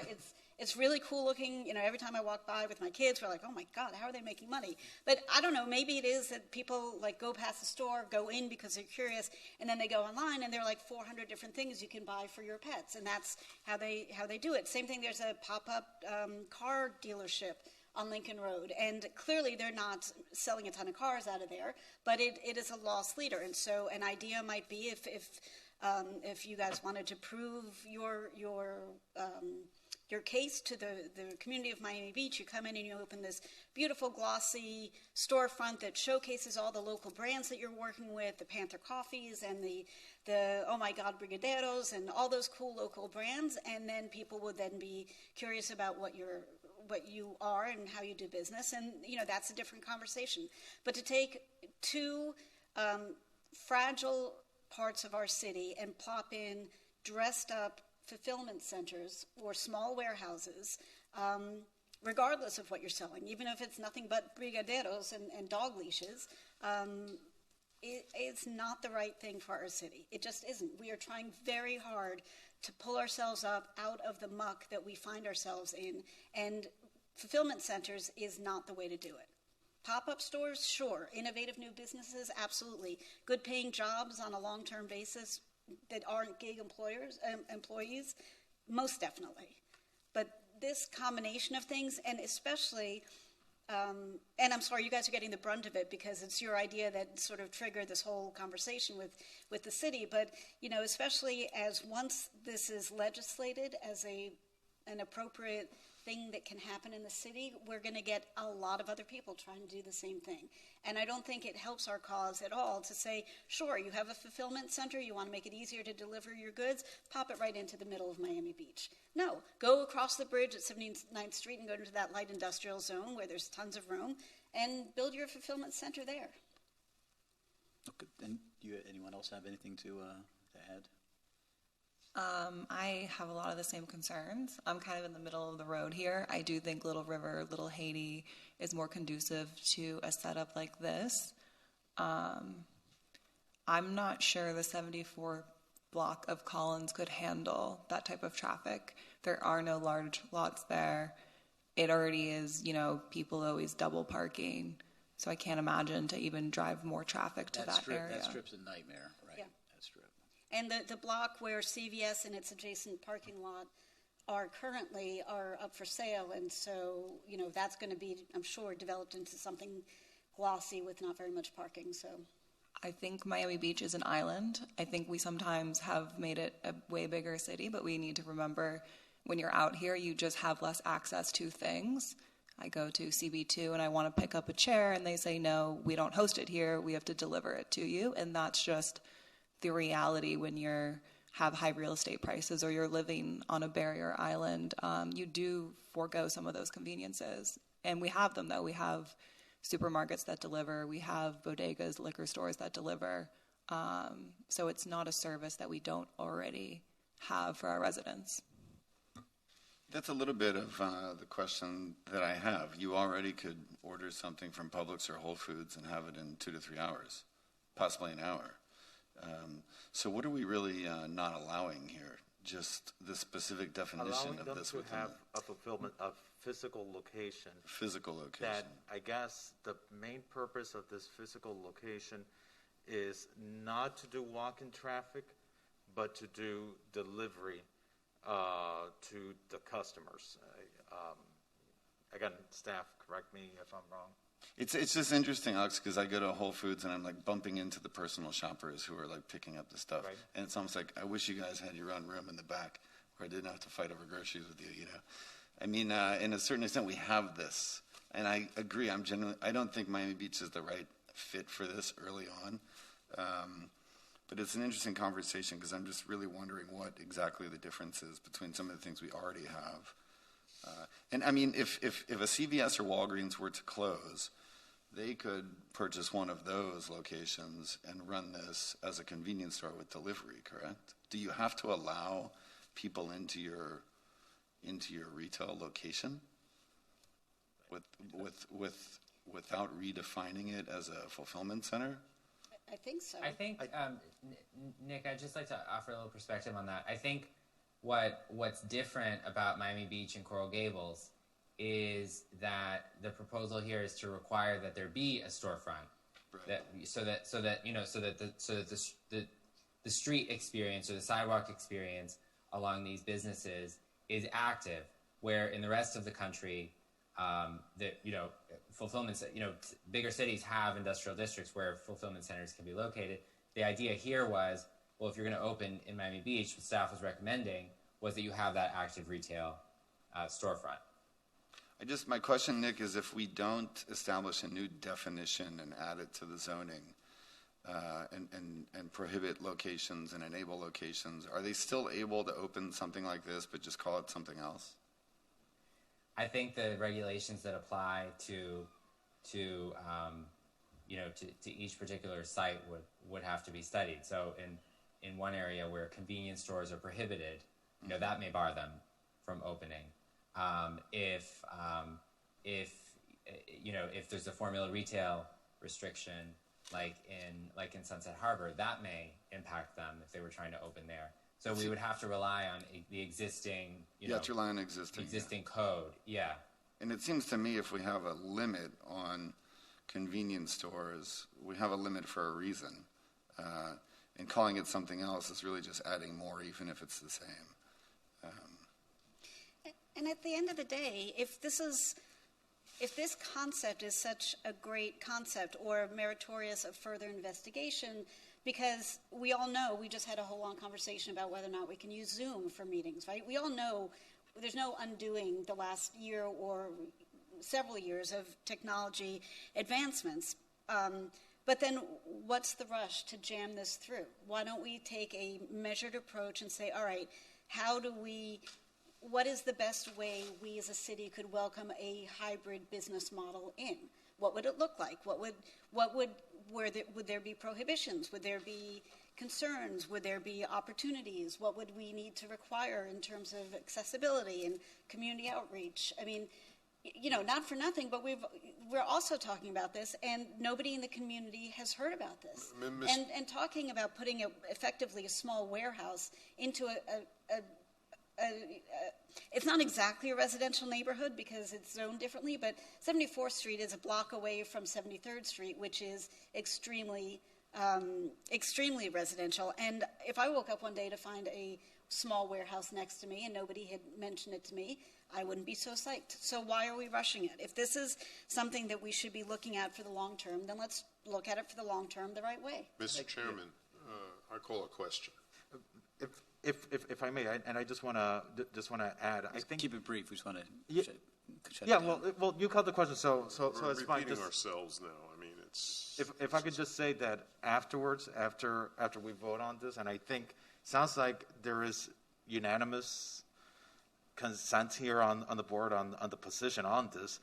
I think it's good for us to have at a future date a conversation again on how we talk about the innovative reuse of brick and mortar storefronts to reflect the changes in the shopping patterns that have been accelerated by COVID-19, and how we do that in the right areas for the right products with the right operational plan on delivery schedules and all that. Alex, that's not before us now. No. What I'm saying is that we should have that conversation in the future. I agree. So can I move that we? I've just already. So I'm going to wait. I'm going to stop the discussion now. And so, is there anyone willing to move this forward with a favorable recommendation? No. I'd like to move it with a DOA. Okay. So please make a motion then, Tanya. I move we. I'm not sure what the right language is. I think we move to recommend to the commission that this does not. With an unfavorable. With an unfavorable recommendation. Unfavorable recommendation. And in parentheses, DOA. Do I hear a second? I'll second it. Okay. We have Tanya with the moved to send us with an unfavorable recommendation, and David seconded it. We'll do the roll call. Okay, so do a roll call. Ms. Bott? Yes. Mr. Brantley is absent. Ms. DiPietro? Yes. Mr. Fernandez? Yes. Mr. Jalpi? Yes, although it's a tough one. Mr. Milan? I'll say no. And Mr. Weeder? Aye. The motion passes 5 to 1. Okay. So we're going to go skip around a little bit more. We're going to go to item number 5, which is, by the way, thank you very much. Appreciate it. We're going to item number 5, PB 06160033, Moxie South Beach progress report. Hold on a second. Okay, so this is a progress report for the Moxie, which is located at 915 to 955 Washington Avenue. It's the Moxie Hotel South Beach. On November 15, 2016, the Planning Board approved the CUP for the construction of a new 7-story hotel development exceeding 50,000 square feet, including a parking garage, commercial uses, and a neighborhood impact establishment with outdoor entertainment. Pursuant to condition number 2 of the modified CUP, the Planning Board shall maintain jurisdiction of this CUP. And then the applicant is required to appear before the planning board for a progress report within 90 days of the issuance of the BTR for the proposed outdoor entertainment venue. The applicant received that BTR on February 5th, 2021. And it is one thing that's important to note in this case, the outdoor entertainment is only for DJ, and it only allows the music to be played at ambient levels. They did receive one noise violation early in their operations on February 9th. Since then, I don't believe there have been any operations. Jacqueline Caicedo should be on from Code Enforcement. I believe she's raising her hand and does have an update for the board. Rogelio, should we hear first, or should we hear the applicant? You can hear from Jacqueline, and then and I still have to finish my final recommendation. Okay, you got it. Good morning, board.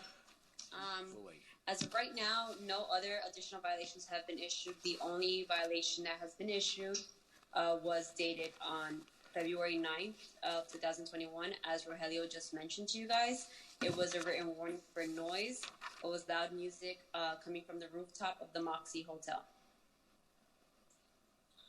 Thank you. Okay, thank you.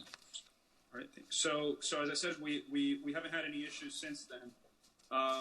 Additionally, there is a condition in the CUP that requires that when the BTRs are issued for at least 75% of the building area, but no later than 1 year from the issuance of a BTR for the proposed hotel use, the applicant shall appear before the planning board for a progress report specific to traffic, including providing a full revised traffic study outlining the actual transportation operations on site and in the surrounding initial study area, and including valet operations and loading services of the building. To date, that hasn't occurred, so staff recommends the planning board discuss the progress report and schedule a follow-up progress report at the January 2022 meeting, or within 90 days of the BTRs being issued for 75% of the building area, whichever one occurs first.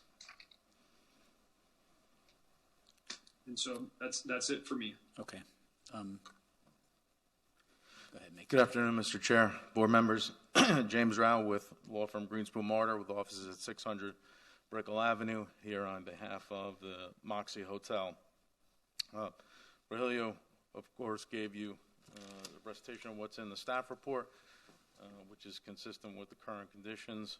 The applicant with me here also today on the Zoom are the hotel's general manager, Leslie, and also Greg, the project manager, who worked through the construction of the hotel and worked with us through the licensing process.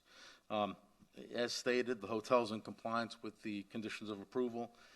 Just to clarify, there was not a noise violation issued, there was a warning. And for further clarification, the hotel was not open for business to the public yet at that time. With regard to, and also thank you to the planning staff throughout the process of getting the hotel both constructed and licensed to open. We did a lot of work with them regarding compliance with the conditions and making sure any and all necessary studies and reports were completed. As to the, and this is the routine progress report 90 days after opening, there is the additional progress report that Rogelio mentioned, and the applicant has already started the follow-up traffic analysis. Actually, Joaquin, who was here before you earlier, is talking with the transportation department as to what form that follow-up traffic analysis will take, and we would report that to the staff so that they can set the matter for the next progress report, so we can bring that to you all together. And that's our report. Thanks, Jim. Is there anyone from the public here on this one?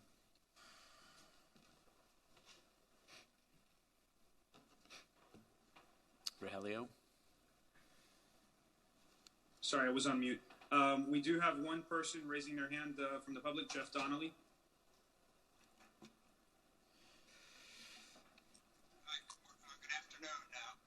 Mr. Donnelly, we don't, Mr. Donnelly, we don't hear you. So if you could speak up, please, or speak into your microphone, would be very helpful. Okay, can you hear me now? I just heard you a little bit better. All right, I'll move closer. Can you hear me now? Yep, but it's still a little faint, so. Okay, I don't know. Let me see something here. Okay, that's the speaker, so.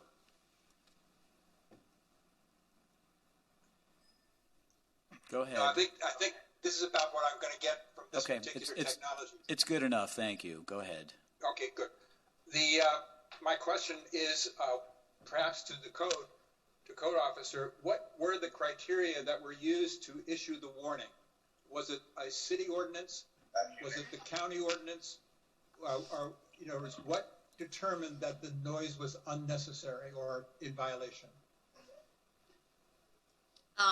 It was a city ordinance, and we use. I'm sorry. Give me 1 second.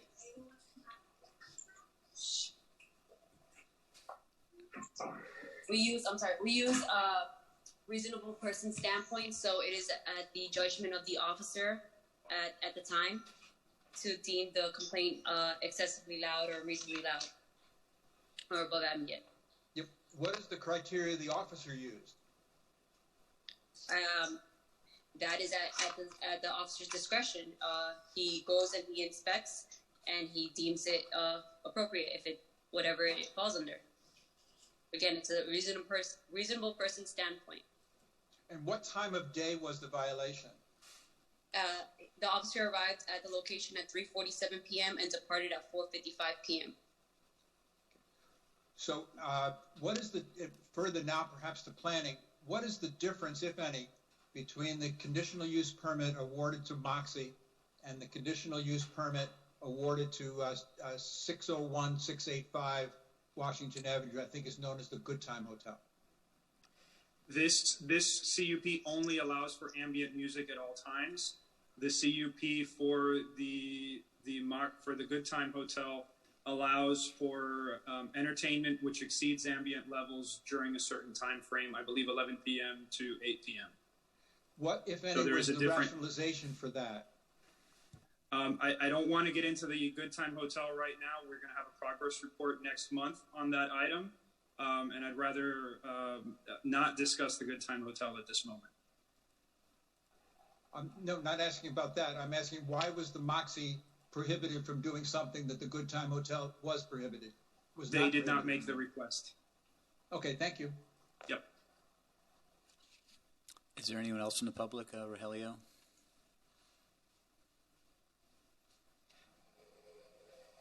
Nobody else virtually. Okay, so I'm going to close the public portion of this hearing. And does anyone at the board have anything to talk about this? If not, I would suggest we move it to hear another progress report in 90 days. I think that's what is called for already in the CUP. So is there a motion for that? Mr. Chair, I just want to put for the record that I spoke with city staff in different departments, and the feedback was very positive about the Moxie, and in general, the feedback I've received is that they've helped increase Washington Avenue, elevate Washington Avenue. That's good news. Yeah. So I just wanted to share that. So we would want a motion now to, I guess, just to hear from this in 90 days to hear a continued progress report. I think that's what it's already called for. Do we need a motion for that, Rogelio? I don't believe we need a motion. It's in the order. The timeframes are in the order, so we really don't need a motion. So what action do we need to take, if anything, here? No action is necessary. The item can be concluded.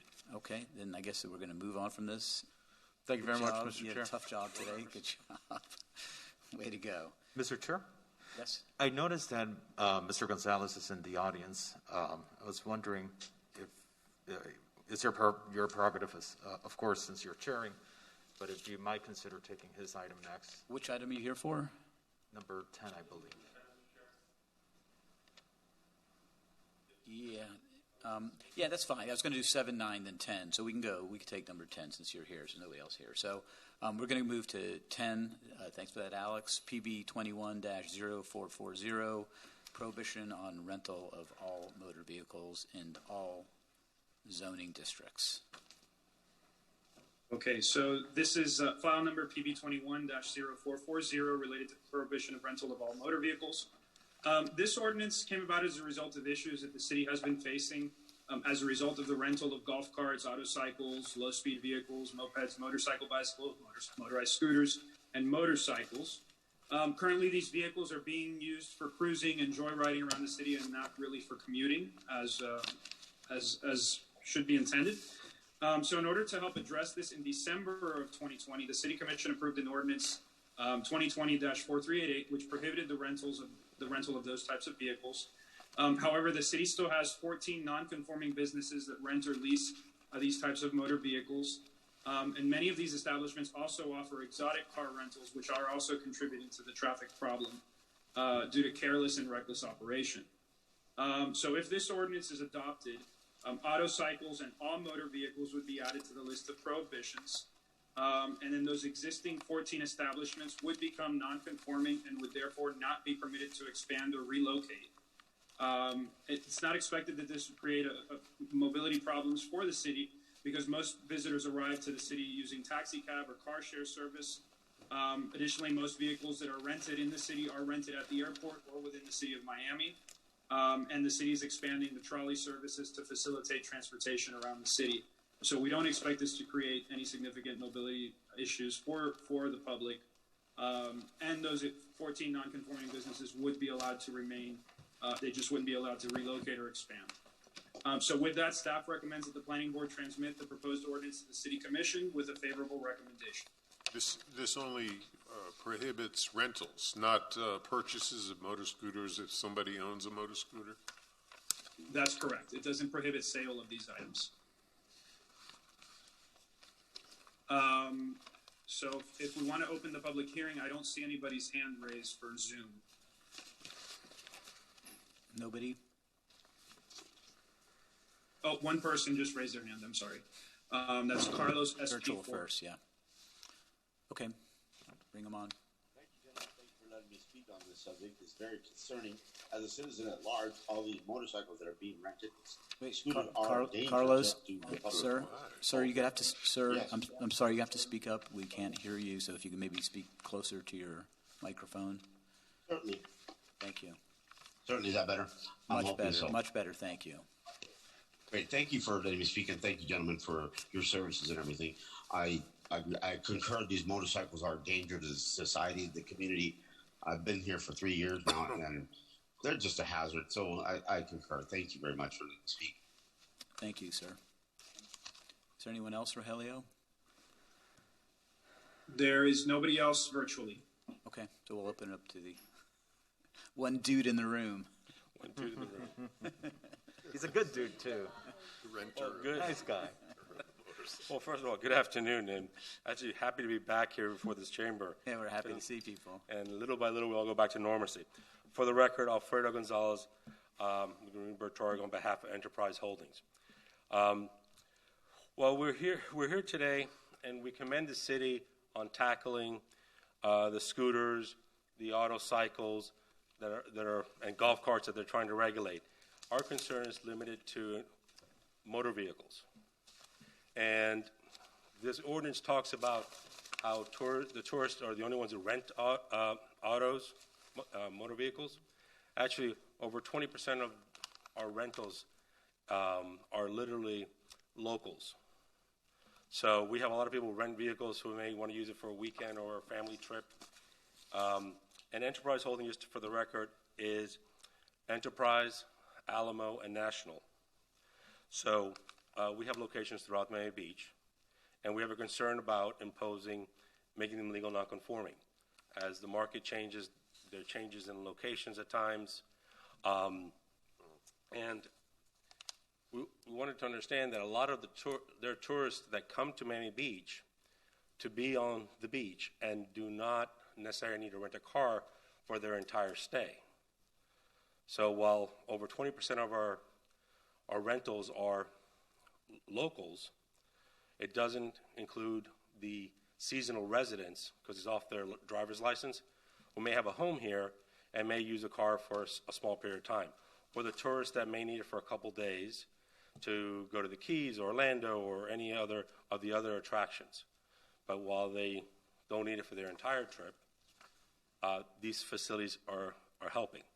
Now, I will say that motor vehicles, that's all we're asking is to exclude motor vehicles.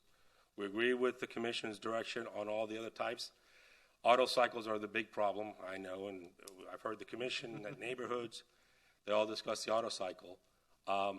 This ordinance, as written, there are no autocycles, as I'm aware of, that even operate in the city of Miami Beach. So to impact motor vehicles and prohibit them in the future, you're now impacting residents. I'm sorry, would you say they're automobiles? Automobiles, because motor vehicle could, what's a motor vehicle, right? A motor vehicle is a car. So a motor vehicle is defined in the Florida statutes as a car. It's distinguished from scooters, autocycles. In 44 states is how they define these slingshots.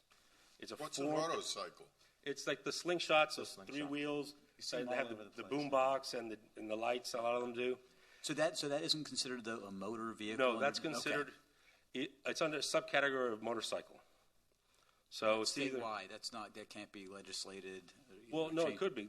It's not that it can't be legislated, and it is in the proposed ordinance the way the city drafted the ordinance, they said motorcycles and they categorized autocycles as a subcategory of motorcycles, which is also a correct way of describing them. Problem is that, as of my understanding as of today, all those autocycles that you see on the roads, the way you rent them, and our phones listen to us obviously, because since I've been dealing on this issue, all of a sudden I get ads. You call South Beach Autocycle. It's located in Miami. They drive and deliver them to you here. That's not, at this point, addressed in the ordinance. So what the concern we had was that if you're going to regulate, you're going to ban future motor vehicles, now you're not just impacting tourists, you're forcing a tourist to rent a vehicle for their entire stay when they may only need it for a couple days, and you're impacting the residents, which is not I understand this ordinance is not to create a detriment to our residents in the city of Miami Beach, but if you needed a vehicle for whatever reason, your car breaks down, or you're traveling, you want a larger vehicle, you now would have to leave the city of Miami Beach, rent it off island, and then come back and bring it back to pick up your family or whoever. No, go ahead. Sorry. Is there, to expedite this, is there a legally recognized phrase to mean a family, a regular car rental? So not a Maserati for cruising, not a motorcycle or golf cart or autocycle.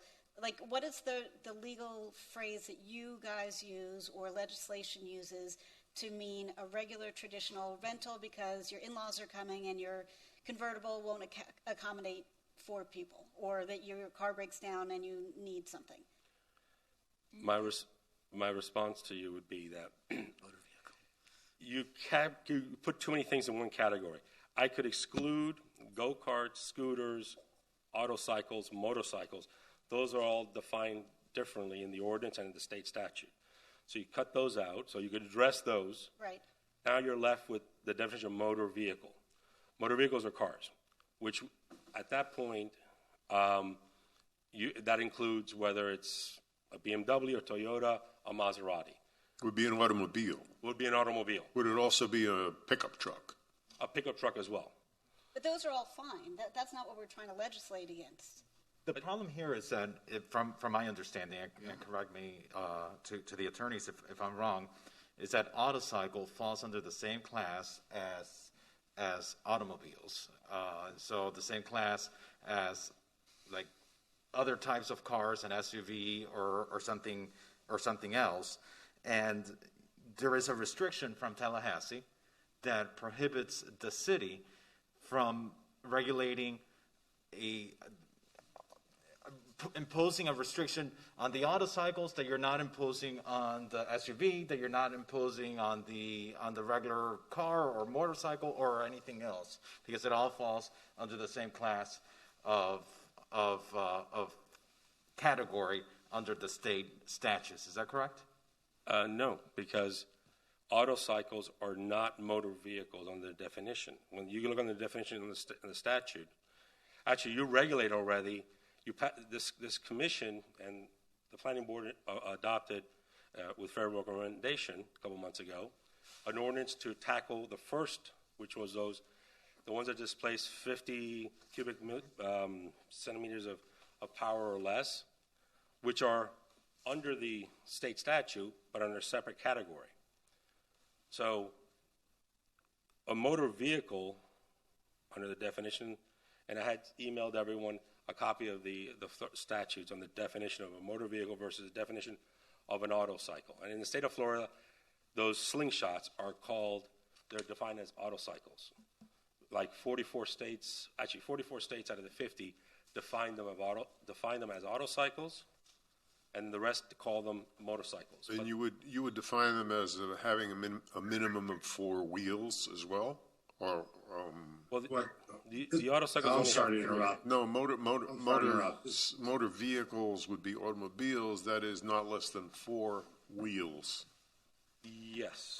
Is that correct? Mr. Vice Chairman, I have Alexander Boxner from my office on the line because he worked on this ordinance, and I think he can respond to the questions the board members are asking. Yes, so this is Alexander Boxner with the City Attorney's Office. Thank you, Nick. I appreciate it. So there seems to be a little bit of some confusion. An autocycle, which is a slingshot by its industry name as by the manufacturer, right? It is in fact a motor vehicle. I don't want there to be any confusion about that. And the reason why is what was ultimately articulated before is that one cannot, when I say one, I'm referring to the government, right? The City of Miami Beach cannot prohibit one and not the other because it would be ultimately arbitrary and capricious. Right. So the reasoning behind why we did what we did in consultation with the planning department is that the appropriate legal way to address all these things is to prohibit any future use when it comes to rental of any of these type of products. So, I mean, you concerned right now about that if you want to move one of your businesses or they want to add one more rental shop somewhere, you're not going to be able to get to do it based upon this new legislation? Yes. But would it help if you're grandfathered in and it's mobile, you could take it with, let's say you wanted to move 2 blocks away, as long as it complies with whatever code is in that area, would that be okay with you guys to take that sort of grandfathered use? So you're like one of the 7 or 8 licenses, I guess, to rent cars in Miami Beach, that you can move it around. So it's not sort of location specific. Well, does that work? Because that would be a problem. I don't think we can. Yeah. Wait, I'm sorry. That would be a departure from how we treat non-conforming uses in the city. I'm just trying to think of some workarounds for you. I appreciate it, and I agree with Nick. I think you would open a Pandora's box regarding legal non-conforming, all types of uses. But because I do think we have to do something about this, and I do think that most of us don't want these vehicles around. But on the other hand, I do agree. I mean, I've rented vehicles on Miami Beach several times. Probably twice a year we do it. And we've had some nice and convenient to have that. And we have residents who, when they move, they need to rent vehicles. Yeah. Residents that when they're traveling, they rent a vehicle, or even tourists. People in town, we do it. So it's important to have the ability to go to the main. The crux of the matter here, if I may, is that really the people who are making this difficult for us is Tallahassee. They're the ones that are tying our hands, our local ability for the city to regulate this, and so they've restricted our local control so much that pretty much the city can only regulate this by saying, okay, no rentals of any vehicles of any kind in Miami Beach. Well, is that really a realistic solution? Well, it's not a realistic solution because you can still call a service like what's happening today, because as of today, there's no real slingshot rental operation happening in Miami Beach. So you call up a service and they'll drive it over from across the bay into Miami Beach, and we'll pass this ordinance and we would have solved nothing. And that's nothing, right? Unfortunately, I mean, that's the sad part about this, because Tallahassee has tied our hands with this. It's very disconcerting. Can Nick, this might be a question for you. Is there a way to sort of reword the ordinance so that it's laying out specifically what cannot be driven on the streets and rented in Miami Beach, but not include the phrase motor vehicles? So no auto-cycles, no golf carts. You can probably not, because there's county roads, there's state Right. roads, there's city roads. Okay. And then there's, you know, under the state uniform traffic law, we can't regulate what kinds of vehicles operate on What about on rented? public roads. What about you can't rent autocycles or golf carts or whatever, and not include motor vehicles, but just list off the types of motorized vehicles that we don't want to see? The issue is that the city has not identified any establishment within the city that is renting these autocycles. And that's the problem, which, unlike the scooters, where they have identified 13 establishments that rent them within the city, with slingshots, no one rents them. There is, I don't know if they're open or not, but I know on 73rd Street and Dickens, I think it's that corner, there is a storefront that is advertising that they are renting autocycles. I don't know if they're open or not, but be that as it may. So because we have state, local, and county roads in the city of Miami Beach, we cannot legislate what kinds of vehicles we permit in the city unless, and the kinds of vehicles that are among the most troublesome are purportedly not even rented here. Is that correct?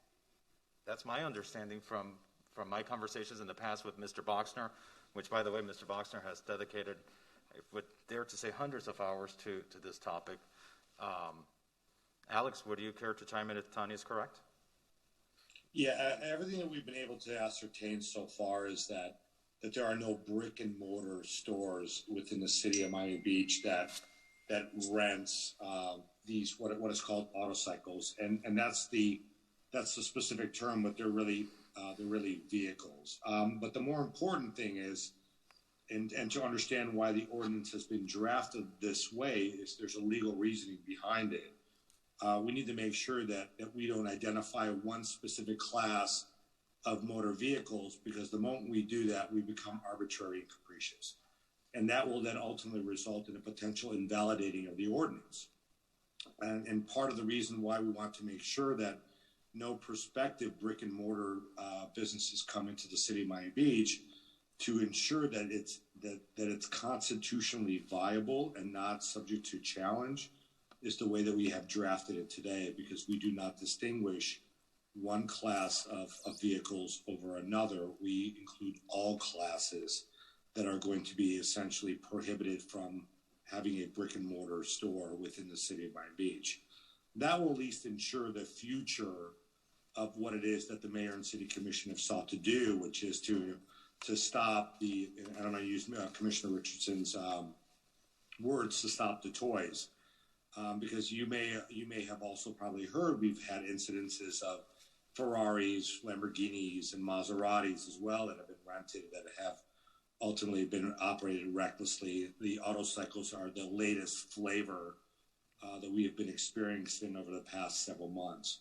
So to ensure that the ordinance is upheld is the reason why we have drafted it this way, so that we can never be ultimately accused of being arbitrary and capricious. So I'm hoping that answers your question. I probably added a little bit more information if you're thinking about it. So would another way to get around this be to do it as only residents can rent? We can't do that. We This can't make that distinction in the code. This sounds like a county issue. So let me just ask you, you're really not. There's no current issue with this. This is prophylactic right now, in that perhaps sometime in the future, enterprise wants to expand or add another location. That's what you're really guarding against right now. Actually, we're in the midst of reevaluating some of the locations, because, as you understand, the industry, because of COVID, we're still coming out of COVID. There are changes, and addressing the post-COVID world and making some changes. So, yes, the answer is that if this ordinance were enacted tomorrow, it would have an impact on what we're trying to plan for the city of Miami Beach. And I think that this ordinance, and I'm not in agreement with the city attorney, I'm happy to sit down and discuss it with him further on that point, but this ordinance has yet to look at what real impacts to the residents. I understand they're outlining the concerns that some tourists are bringing onto our roads, but banning all future rental cars agencies, what impact will that have on the city? I think the way a lot of communities handle it is that they just ban them in certain areas that are not state roads. You could sort of ban them in residential neighborhoods. You could ban them in areas, but I don't think you can ban them on Indian Creek or Collins Avenue or any of the causeways, but you could ban them in residential areas. That's been done frequently. So just to provide a little bit of clarity, the city of Miami Beach does not have the legal authority to ban the operation of any type of motor vehicle from being operated upon the roads. What we do have the legal authority is to regulate what our zoning code may permit within any zoning district. That is what this ordinance ultimately intends to accomplish. It intends to prohibit this type of use within all the city's zoning districts.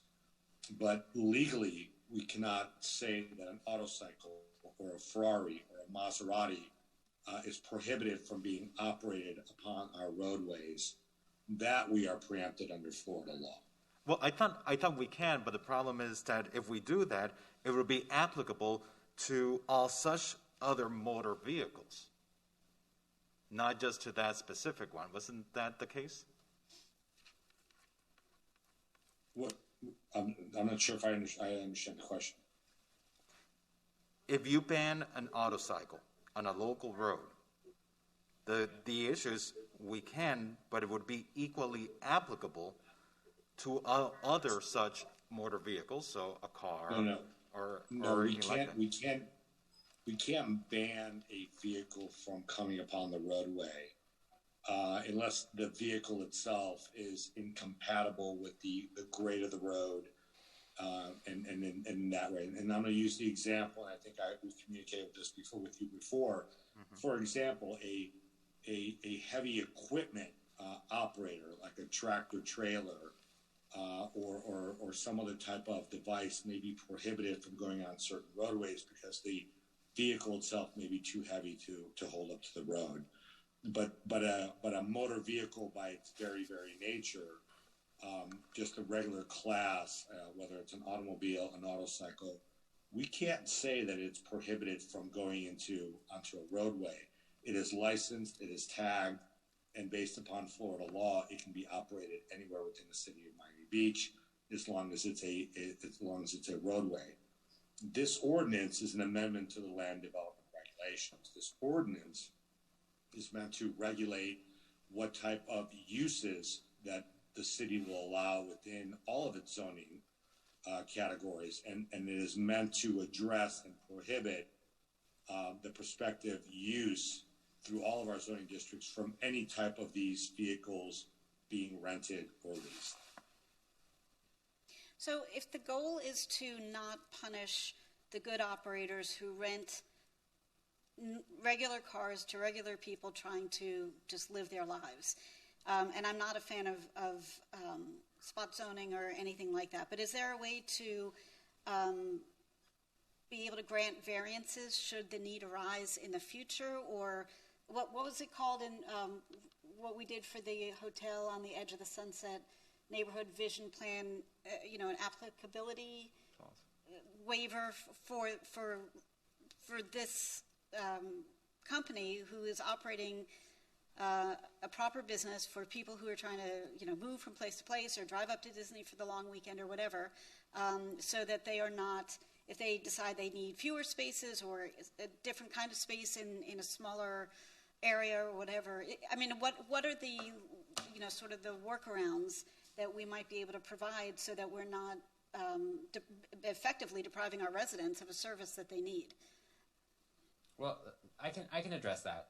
In the first place, the effect of the ordinance is to render anyone who's currently operating legal nonconforming, so they could continue to operate. Right? That's the general rule. What you did for the hotel in Sunset Harbor was you recommended an applicability clause that would exclude applications submitted prior to a certain date. And the effect of that is that those applications are deemed legal nonconforming. It's not that like you created a loophole, but rather that anyone who was in the door before the effective date is considered legal nonconforming and can proceed.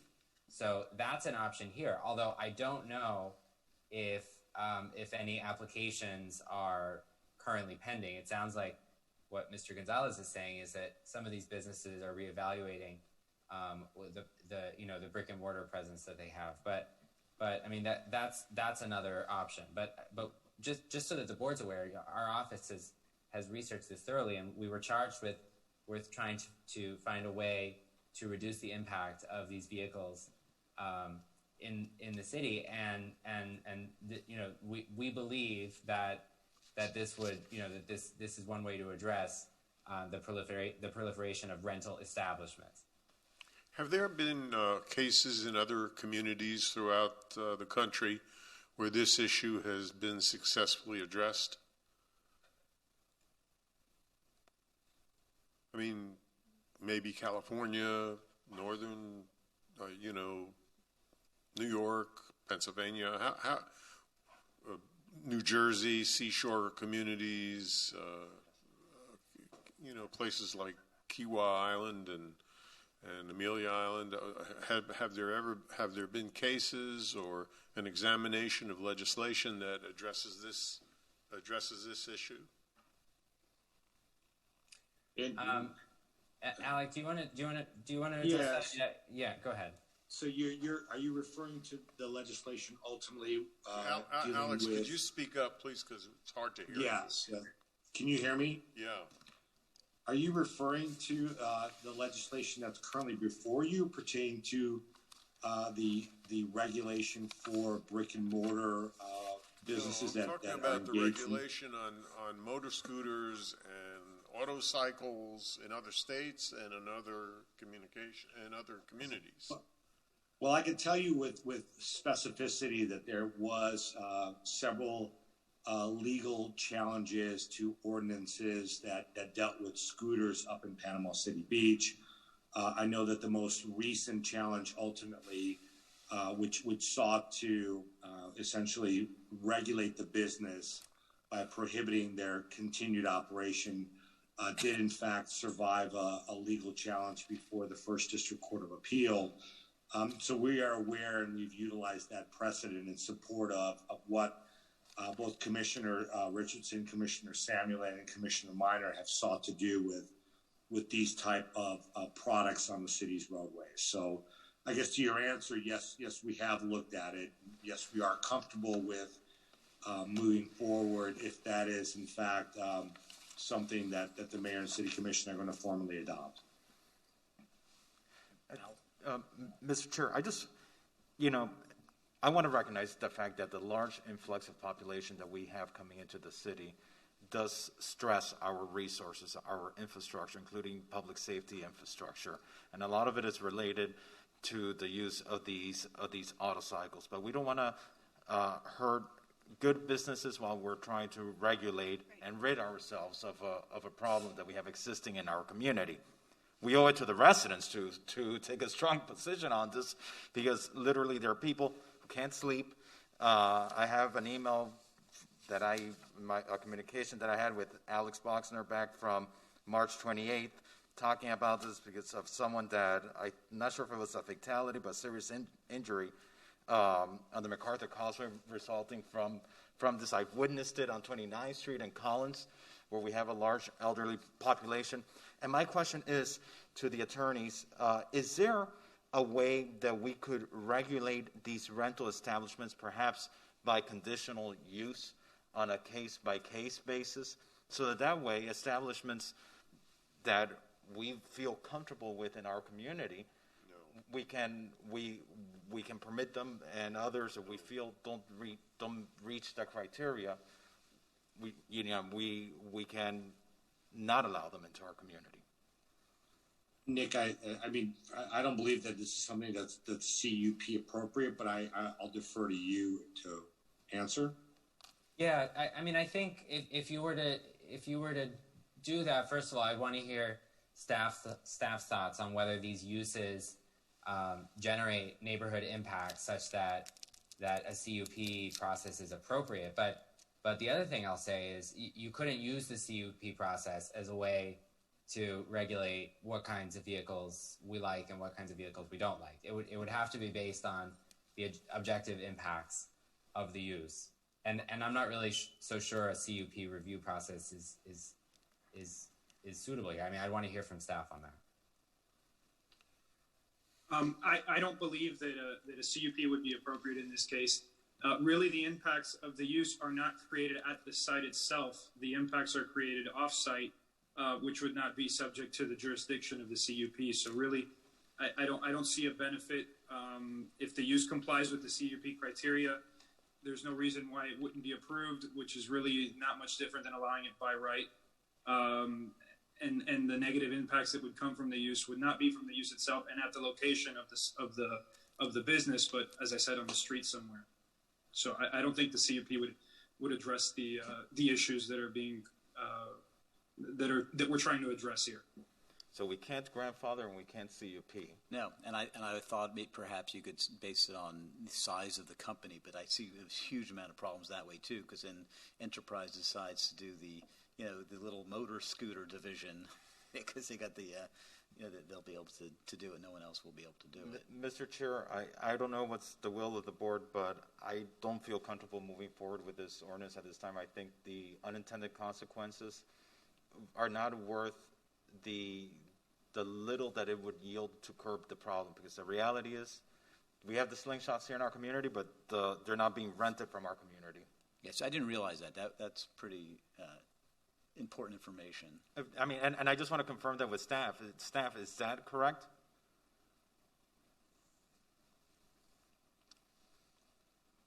I'm aware that establishments are grandfathered to rent out toy-type vehicles, as we've discussed it in the staff report, but I'm not certain as to the exact types of vehicles. I don't know if that's the case or not. You go to the garage. I don't know if Alex, do you have any additional information on that as to the types? Every time we've gone out or we've sent code out there, they have not been able to confirm that there are any brick and mortar businesses that are within the city's jurisdiction that are actually selling the auto cycles. I think we find an illegal one, and we kind of deal with it that way because they're operating illegally. But at this point in time, there is nothing that we know of to date that show that there are in fact businesses that have auto cycles on premises. We know of illegal operations that we're taking enforcement action, but nothing that has an existing BTR. My understanding in researching, I haven't found a BTR or classified other than phone numbers that deliver auto cycles. Okay, I think we've beaten this one to death here. So, is there any appetite to move this forward with a favorable recommendation to the commission? So we don't have a motion here. We don't have to make the negative motions. We just don't. It just didn't move forward. One thing though, Asa just really sort of came up, I think, with a pretty good idea, is that perhaps we have the commission discuss or our staff discuss with the county or with other municipalities, because there's power and number there. Maybe they don't care, but maybe they do care, and I think that perhaps I'm not taking credit for this as Ace's idea, okay? She's just too quiet about it. That was a great idea, I think, that, we suggest that, because I'd be certainly much more willing to pass this right now if it really meant something, right? Because I don't want this to impact the businesses that we all like to use. but it's not. I'm shocked to hear that you can order on your phone and they can come from the city of Miami or somewhere else, and you can just get it. So what are we doing? We're tilting windmills here. We're doing really nothing here to pass this, other than potentially hurting existing businesses existing businesses that are valuable to the community. So I don't know if we want to and I think put that out there, but I just want to put it on the record that I think that we should have a higher level discussion with the county and but I maybe think the they city would of have Miami. the same issue at the county. I'm sorry? I think the county would probably encounter the same problem that we're facing, because I think they probably are governed by the same regulations. Yes and no, though. Yes and no, though, because if I couldn't call, if I had to call Pembroke Pines, right, to deliver my little vehicle down here, it probably is not going to happen. It's going to be, unless I guess there's enough demand, it could happen. But if I'm going to call City of Miami, it will. So, it's expanding, and I imagine the other cities don't like it like we don't like it also. Well, we're at the impacted very more. least, it's worth a conversation. I mean, Right. it might not yield anything, but leaf blowers. Can we ban leaf blowers? Okay, that's for another thing. that's a different conversation. It's So, really work Mr. in Vice progress. Chairman, Mr. Vice Chairman, I just one point. We do need you to transmit, whether it's favorable or unfavorable. We do need you to transmit. Okay, that's what we need to know. So I guess, is there a motion to transmit with a unfavorable recommendation to the commission? I'll move it. I'll second it. Okay, we have a motion that's to transmit it with an unfavorable recommendation to the commission. Alex moved it. Asa seconded it. Let's take a vote. Okay, Ms. Spott? Yes. Mr. Brantley is absent. Ms. DiPietro? Yes. Mr. Fernandez? Yes. Mr. Jelpi? Yes. Mr. Milan? Yes. Mr. Weeder? Yes. The motion passes 6-0. Thanks. Okay, thank you very much. Appreciate it. We're going to continue just sort of bouncing around like we have been. We're going to go to item number 7. Trying to do the continued items before we do the discussion items, see what, where we are in time. So item number 7, which is PB 21-0433, commercial height limits for office uses, Alton Road. Okay, so file number PB21-0433, Alton Road Height Ordinance. This ordinance came about as a result of an ordinance that was referred in June 24th, 2020, to incentivize office development in the city in order to take advantage of trends that we've been seeing of office development migrating to South Florida from other regions of the country. That initiative initially resulted in the Terminal Island Ordinance that was approved by this board, and it also led to the creation of the Sunset Harbor Vision Plan that was transmitted to the City Commission last month, which provided some incentives for office development in those areas. This is another component related to that. So this ordinance that is before you now includes recommendations that were made by the Land Use and Sustainability Committee on March 24th. The ordinance applies to the west side of Alton Road between 8th Street and 11th Street, and also between 14th Street and 17th Streets. The ordinance allows for a maximum height increase of 15 feet in order to incentivize office development. So the increase is from 60 feet, which is allowed today, to 75 feet. But the height increase does have specific conditions, and these conditions are intended to ensure that there are no negative impacts on the adjacent residential areas, and that it actually results in office development and that it's not used for other purposes. So some of those safeguards are that it requires ground level activation. It has a minimum office requirement, so the development shall consist solely of office uses above the ground level structure, with one exception. They are allowed to have residential units if they're taking advantage of the mixed-use bonus that allows the FAR to go from 1.5 to 2.0, but it requires that 1.5 of the FAR be dedicated to office use and ground floor commercial use. And it also requires that the mixed-use bonus not be used for hotel uses. So it's kind of incentivizing not building hotels in the area. The ordinance also requires a covenant, a voluntary covenant. So new development is only eligible for this voluntary office height incentive if the property owner elects, at the property owner's sole discretion, to voluntarily execute a restrictive covenant running with the land in a form approved by the city attorney, affirming that for a term of 30 years, none of the residential units on the property shall be leased or rented for a period of less than 6 months and 1 day. It provides that the maximum building height shall be 75 feet. It provides that for portions of the building above 60 feet, that the height be set back a minimum of 20 feet from the rear property line, and that's so that that extra mass is located further away from those residential units to the west. It modifies the allowances for height exceptions that are typically provided for citywide. And so these modifications are intended to reduce minimal visual impacts on the surrounding areas, and minimize the impacts of things that can go on the roof, that could normally go on the roof. It requires that commercial uses of any kind, including but not limited to restaurants, bars, and entertainment, and special events, are prohibited on outdoor areas above the ground floor. So this is an additional protection for the community. And it requires that any outdoor mechanical equipment located above the ground floor, including air conditioning equipment, cooling towers, compressors, and generators, be fully screened and with sound attenuating materials on all sides. It also has a sunset provision. So it's only allowed for development that obtains a full building permit by December 31st, 2026. In the staff report, we have provided a massing study and height diagrams at the end of the report, and it shows how the impact of this height is minimal. You can see renderings of 60 feet, which is allowed today, and the 75 feet that is proposed for office uses.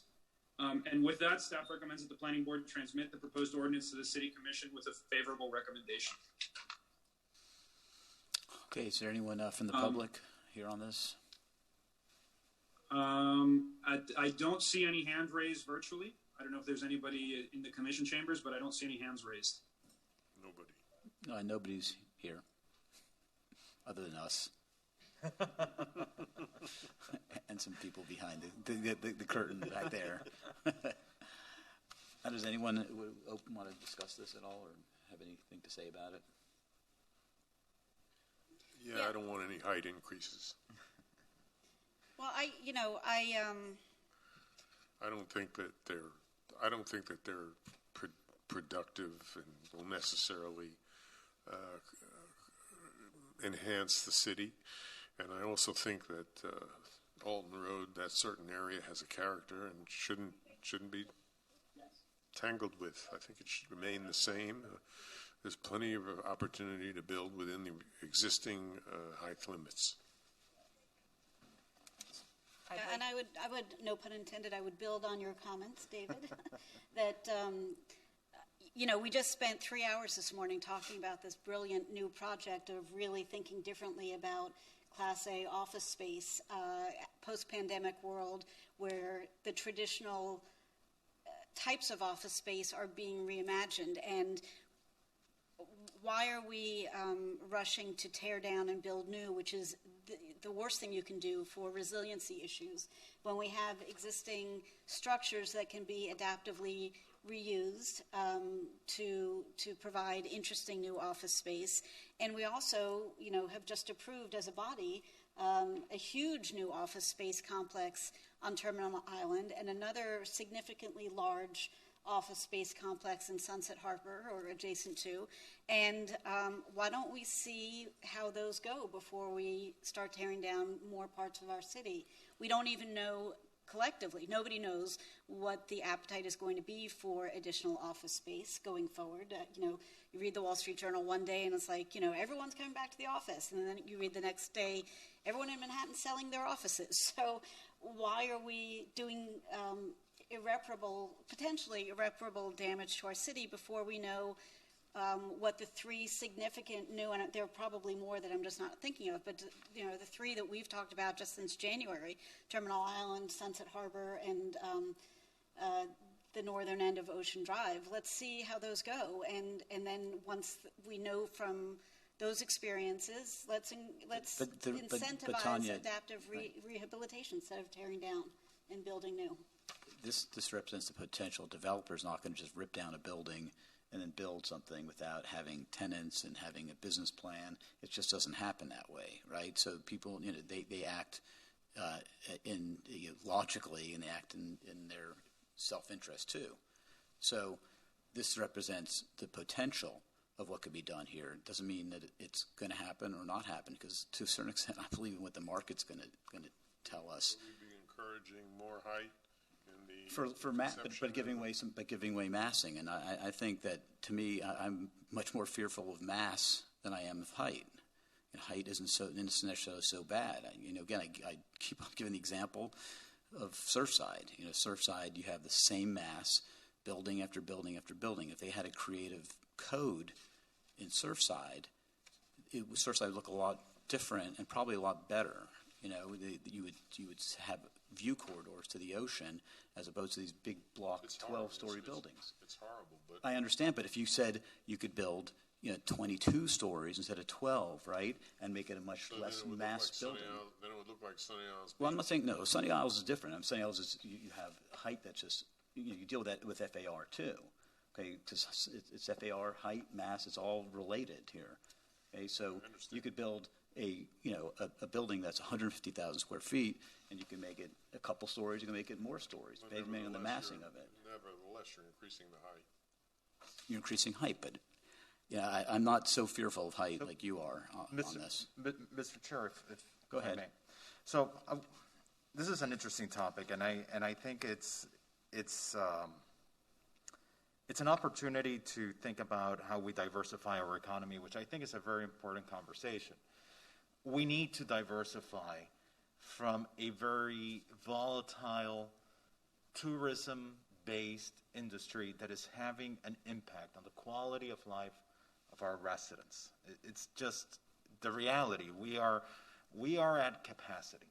And then on top of that, a lot of these locations along Alton Road, for example, a lot of them are these storefronts that potentially GoPuff could have gone into. And we all had very strong feelings on GoPuff. The majority of us did. I see. And so I see the value in the conversation. I see the value in exploring this. Now, do I believe that this is consistent and appropriate and within the character of all areas of Alton Road that's being proposed? Absolutely not.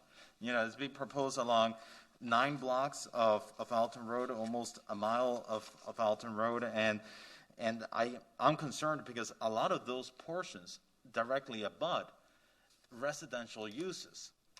However, what I feel more comfortable with is those areas of Alton Road that do not abut residential.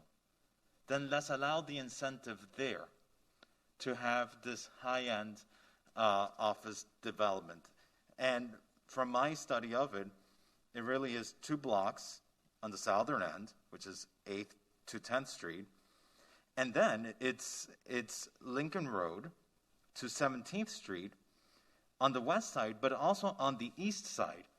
And the interesting thing about the east side of Alton Road along 17th Street is that it abuts the public parking surface lots where the city is looking to develop office space through its public solicitation process.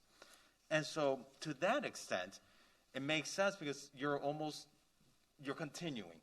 You're continuing what the city is doing on 17th Street, and you're ending it there on Alton Road in that part of it without really abutting any residential. And then on the other side, on the south end of Alton Road, you're anchoring it on the part that does not abut primarily residential uses. There's RM2. I'm sorry? There's RM2 there. Right, but it's existing. They're currently existing non-residential uses on those 2 blocks of Alton Road on the south end. And so what I'd feel comfortable and inclined to do is to support this, but a more condensed version of it, where we're not putting it abutting residential uses. What's the sense of increasing height along this area? How is it going to enhance the city? Are they going to make taller buildings? How does that work? I mean, if you want to encourage, David, you want to encourage office use, the floor plate is higher on an office use too. So the building's going to be naturally, may not be as, well, I mean, you don't have to buy, I guess, but I mean, certainly there's interest here. You look what's happening. The Terminal Island is a project that's going to, looks like it's getting rented out. The Starwood project is rented out. Why can't they just use the existing buildings and make them into offices if they want to? They don't always. Perhaps they don't work. Perhaps they, if they did work. We don't even know that. This is also a great opportunity to get investment into the city to redo these buildings. It'd be cool to swap height for having more permeable surfaces, having a washout floor, having more flood mitigation on that floor level. It also just creates more shade. And like Mark was saying, to get these high-end offices in, you don't want 8, 10-foot ceilings, you want 14-foot. So 8 floors is just higher naturally. So I think there's a nice balance of incentivizing more green development. If we are going to pull these buildings down and rebuild them, let's make them more resilient for our city. And even it's a developer's money going into it. It's not our tax dollars. And I think that we should look at that as a great tool to adapt the city. And you can make a building higher without making it into Sunny Isles. There can be a delicate balance there. But what is the rush to do this now? We have all these major projects coming online, and I agree, you make excellent points, I say, about more resiliency and thinking about longevity in our city. I think all buildings coming online should have those elements incorporated into them. So let's wait, a year or two and see what happens with the 3 projects we've just discussed this year already, and the RFPs that are going out from the city to redevelop some parking lots. I mean, it's a different conversation, but we do swing from a pendulum of all or nothing. And so now, in the spirit of trying to diversify our economy, which is desperately needed, are we going to end up with a glut of office space that goes unrented? And economic forces are dictating this push for higher buildings. Let's just give it a year or two and let's see where we net out. Tanya, we're the planning board. We plan ahead. We're not the waiting board. I mean, we plan. We're looking to the future of Miami. Okay, but and to a certain extent, the market is going to say yes or no here. But we've planned some significantly large buildings already. But we don't want to choose winners and losers just because who came first. And it's 9 months to demo something. So if somebody has a really great idea or has people who are desperate to come in, they can use the existing building and repurpose it and come up with something creative the way they did for the project that we discussed this morning. I know, and I wish there were a lot more Bancrofts, but they're not. I mean, I just don't think there are. It's kind of a unique location, unique property, unique parking situation. But if you looked all around Miami Beach, there's probably not a lot of that. And if you look at what a modern office building looks like, it looks very different than trying to cram an A office space into some low-end hotel that just doesn't work that way. Okay, because what Asa was saying, if you go to the building I work in, their floor plates are 12 to 14 feet high. They're not 8 feet high offices. The 8 feet offices that are in Miami Beach, in Miami, downtown Miami, so some of these older buildings are not renting. Okay, those are the buildings that are suffering right now. It's the buildings that are thriving right now, are the more modernly designed buildings. So somebody can take a building and reconfigure the interior of it without demolishing it, without building another 35% of height on top of it. I just think that no, we're not the waiting board, but we have already planned a lot of office space to come online in the next couple of years. So let's give it a year or two before we start, making significantly more changes. Well, I don't see any benefit to it. I mean, I think some of these older buildings can be made into perfectly fine A-class buildings without having to demolish them. Well, and it's a slippery slope. I mean, we're not Manhattan. We don't have the space. We don't have the roadways. We don't have a subway. This is a barrier island that could possibly be underwater. I just don't see the benefit of height increases along Alton Road. I mean, doesn't make any sense. So can we tie resilient efforts to this? Can we tie what? Like a resilient efforts to allowing height increase. I think there's clear resilient reasons for doing this. To David's point, sea level rise, this would allow you to have your ground floor up to 23 feet tall, the ceiling height, which will allow you to raise that floor. We've discussed that in other contexts. Right. As the streets increase, as sea level rises, you can raise your interior floor and not be left with the low ceiling in the future. And I think it isn't that a developer is going to find a historic building that is 60 feet tall, and they're thinking, we wish this was 75 feet tall. I mean, I think if there's a 60-foot tall building that works well for office, it's going to be adapted into office. But I think a lot of the properties that are identified in this map are much more low-lying, and I think the goal is to incentivize office, not just hotels. And it does make a difference in an office. I mean, a floor-to-floor for office is higher than it is for residential. And it's not that significant of a height difference. We're talking about the difference between 65 and 75 feet. Right, it's 15 feet.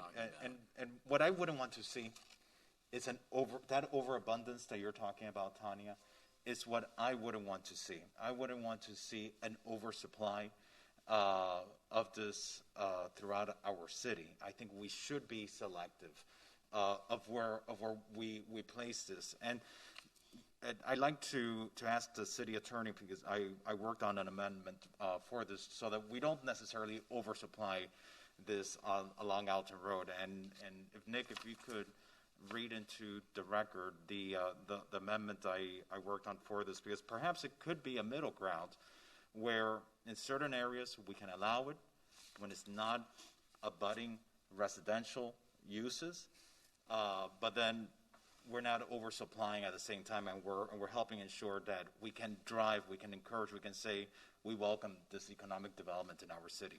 If someone comes along with an amazing building, can't they be granted a variance on the height? Isn't that possible? Height variances are only you allowed. can't expect someone to make an investment based upon the hope that they're going to be able to get that. The transaction. But David, I mean, you raise Sunny Isle, right? Sunny Isle, those buildings are 350, 400 feet, more. We're talking about 75 feet here. That's what we're talking about. These aren't massive buildings. A 75-foot office building is probably a 6-story office building. Okay? Yeah, there's diagrams, and it's really 5 floors. Or 5-story buildings. We're not talking about these massive structures that when you're driving on Sunny Isle that are frighteningly large. And I agree with you, they're gigantic. We're talking about 75-foot buildings. That's not very big. Okay, so and what it does is accommodate a 5-story. If you look at some of the beautiful office, there was a beautiful office building built on 163rd Street. It's probably about 5 or 6 stories. I think Carl Icahn's company moved into there. Mm-hmm. Beautiful building. I've been in the building on 163rd Street. Oh. It's a building like that. It's about a 5-story building. Could have been Miami It's got Beach. parking in it. It's a really spectacular building, and it's not the Southeast Financial Center where I work. Okay, Who goes to 163rd Street? Carl Icahn is. Okay. We're not talking about the companies that are there. I would beg to come to Miami Beach. Okay, the companies that are in that building.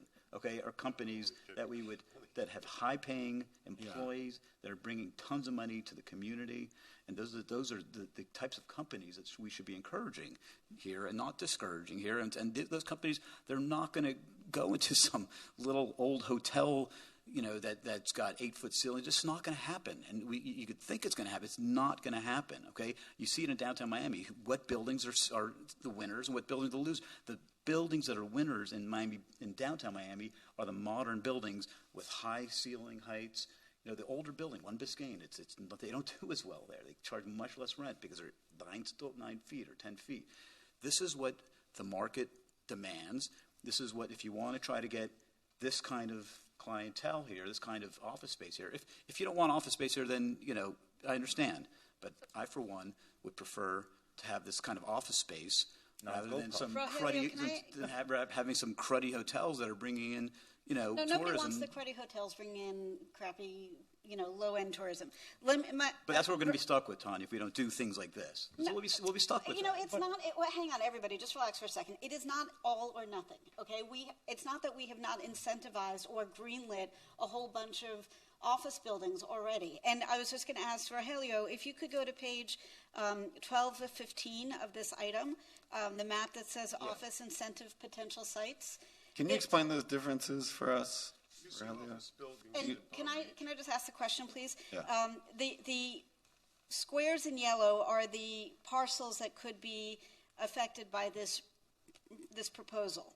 My question is, these GU sites that are going sort of across horizontally, perpendicular to the yellow boxes, which of those, or maybe it's all of them, is the city already putting out RFPs to get developed? Rogelio, could you identify those for us? I don't have those specifics for me. As far as I know, the city has just put out a general RFP for all the GU sites north of Lincoln Road between Alton Road and Washington Avenue. I don't know if there's any more specific details to that. That's being handled by the Economic Development Department primarily. Okay, but so it pretty much goes from the 17th Street parking garage, and then the surface parking lots that are west of that up to the Lenox Avenue, which is what I proposed on my amendment, that the west side of that be included, because now you create consistency along 17th Street. Okay, but so let's just talk about quantity for a second. So if we look at the top of the map, there's that little GU square that's adjacent to the ONC of the Alton Court box, right? That little GU box. That is probably one of the areas being included in the RFP. Then there's that big, to the right, there's the big GU amalgamation, if you will, that's north of Lincoln Road, going across, between Lincoln and 17th, going across one block east of Alton and heading further east, right? So we think that's part of the RFP being considered, at a minimum. Then we have the Bancroft, we have the Terminal Island, we have the Sunset Harbor, we have this, that is a large amount of office space right there. If we then also include all of these lots that are highlighted in yellow, we are going to be looking at a glut of office space. So I'm not suggesting that we never look at incentivizing development here. I'm saying that at this point, while other wheels are already very much in motion, before we as a nation, as a world, know what office space is going to look like for the next 5-10 years, let us do things in stages so that things that are irreversible don't happen, and then we find we don't need them, or that they're detrimental to our collective well-being. That's all. I'm not saying never, and I'm not saying, never can come back and consider it. I'm saying let's do what we already have approved and what the city is already working on with their RFPs, and then come back and see what we can learn from that and what the collective zeitgeist is for how people want to work in their office spaces and what those office spaces need to look like. And then we move forward with that. So, by the way, when you combine all that space you just talked about, that's about under 40% of the size, the rentable square footage in the building I'm in, the one building I'm in. So, it's really nothing we're talking about compared to what the demand is. The reason why I support a limited portion of this and a contracted version of this is because of the incredible response, incredible interest that the city got from the market interested in developing along 17th Street. And if the opportunity exists today that we can get something high level that's a good investment that builds upon our revenues, that contributes a positive use in our community. Meanwhile, we protect the existing residential uses, then I'm okay with it. If we don't do this, they'll go to Palm Beach. They'll go to Fort Lauderdale. They go to, and if you're okay with that, then you could be okay with that. I don't know any office buildings in Palm Beach.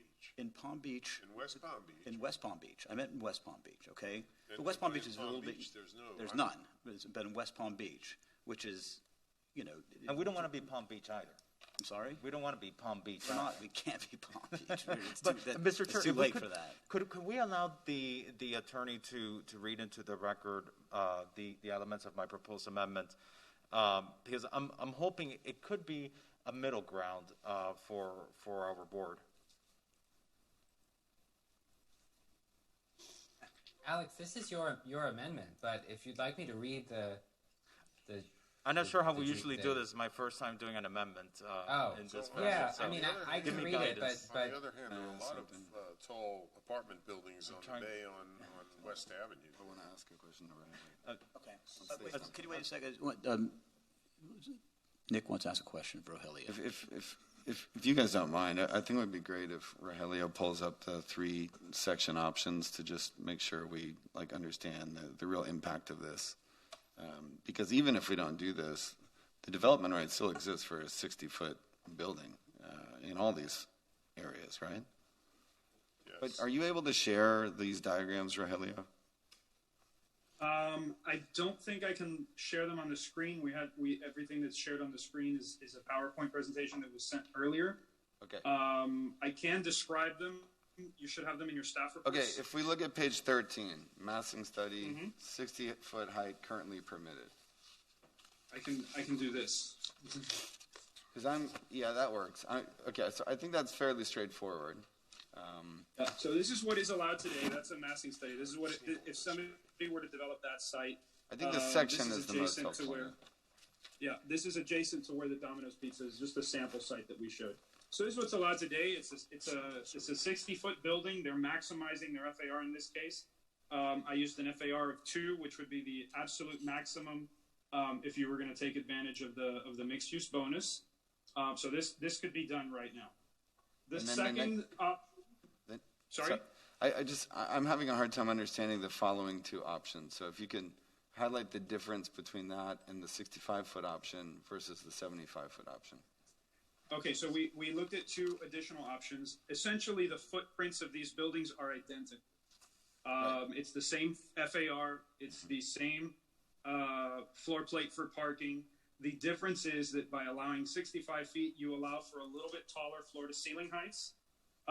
So the floor-to-ceiling heights go from generally being 12 feet to about 14 feet, with one floor being 13 feet. So it gives you a little bit more, but this is not quite what we're hearing that Class A office space is looking for. So we recommended the 75-foot option, which would basically allow for 16 feet floor to ceiling. Once you take into account ductwork and other things, really the usable space is probably going to be probably about 14 feet for the office space. But what we're hearing is that Class A office space is demanding this additional floor to height ceiling. And they also need the ability to run significant ductwork and cabling and other things so that the office can run properly. So this is really a must if you're going to have a Class A office space. So that's why we came up with this incentive ordinance in order to allow for that to happen. Because with the existing height limits, it really wouldn't be likely that an office development would want to go there. Okay. And are we supposed to make a recommendation as to which of these we offer, or are all of these on the table for the commission? The planning board can make any recommendation that they like, but the draft ordinance that is before you includes 75 feet. Mm-hmm. But you can certainly make a different recommendation.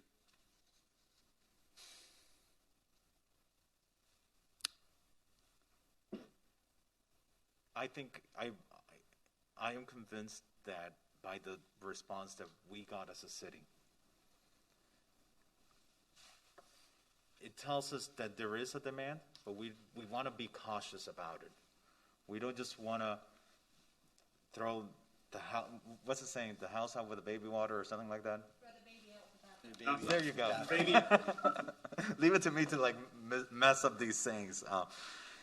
So we want to be cautious and we want to protect our residents and our existing residential uses, but we don't want to say no to opportunity.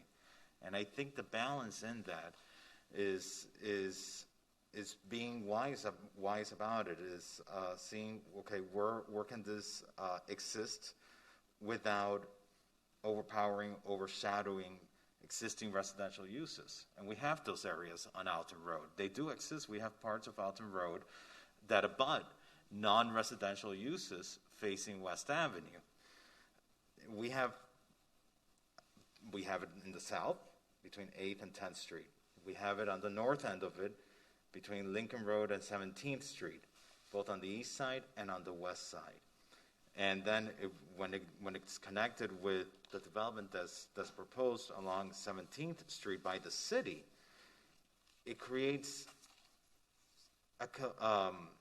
it creates a corridor that makes sense. And now we're anchoring Alton Road with these uses rather than defining all of Alton Road with these uses. And so I see it as a good middle ground that is not overbearing, overimposing on our city or on our residents, but it helps us encourage and say, let's attract this, let's welcome it into our city. Let's not oversupply it, but let's welcome it. I've just gone through the exercise of delineating on the two maps, the office incentive potential sites map and also the zoning map, the areas that Alex's proposal is including. And I am much more comfortable with that limited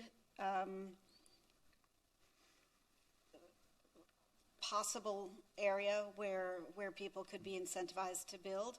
I would still prefer to see adaptive reuse wherever possible, and I would like to see incentivization for that in addition to incentivizing height. I don't think it should be height only. I think, in fact, preference should be given to those who can come in and say, you know what, there are bones here that are pretty good. We're going to reconfigure the inside. We're going to reimagine how we use the space. And those folks should be rewarded because as we talk about resiliency, the single most damaging thing you can do is to destroy an existing building. You can, don't take my word for it. I encourage you to look it up. It is the worst thing you can do for resiliency when it comes to construction. So let us then act accordingly and say, okay, we're looking for new office space and tenants and new businesses, so let us super incentivize adaptive reuse, and then failing that, we can offer a little bit more height and in a smaller section of the city so that we don't change the character, the fundamental character of a major thoroughfare through our city. Now, at the end of the day, if I may just, sorry, I know I paused to breathe for a second there, which doesn't happen often, but at the end of the day, it's not just about inviting new businesses in. Does the infrastructure we have support it? Do the roads support it? Do our schools support it? There is a lot to be considered. So that is another thing to think about. Yes, we want new businesses and new job opportunities, but we need to do it in a measured, moderate growth model rather than throwing it all out at the same time. We trade use for use and crowded But to be for clear, crowded. yeah, we're not. It's not an increase in FAR. We're sort of, it's pretty built up already here, right? So you're talking about taking something, it's addition by subtraction here. Well, but if you have older office spaces that are either not being used currently or being used by, smaller offices with not so many people, and then you reimagine the office space, and now you've got a new, younger, hipper kind of business going in there that goes from having 3 employees to 10, you're not increasing density by the building, but you're increasing the usage. That's a minor consideration. But what I'm saying is, let's reduce the potential footprint. Let's really incentivize adaptive reuse. And then as, the last part of the package is failing adaptive reuse, you can, give a little bit on height. And Mr. Chair, I just want to add to that. I completely agree with adaptive reuse.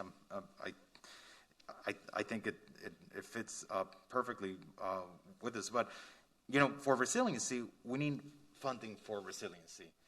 Look at the conversation we were having last month about the Palmview neighborhood and the conversations about how do we support de-designating Palmview, or do we invest in infrastructure to help a neighborhood like Palmview be resilient? Well, to do that, we need funding.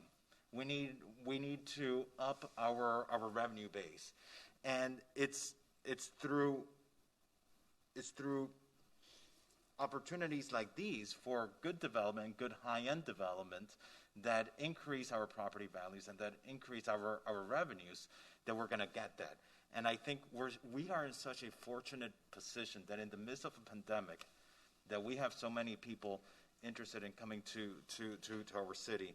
and to the extent that we can do it in a way that is protective of our existing residential uses, I'm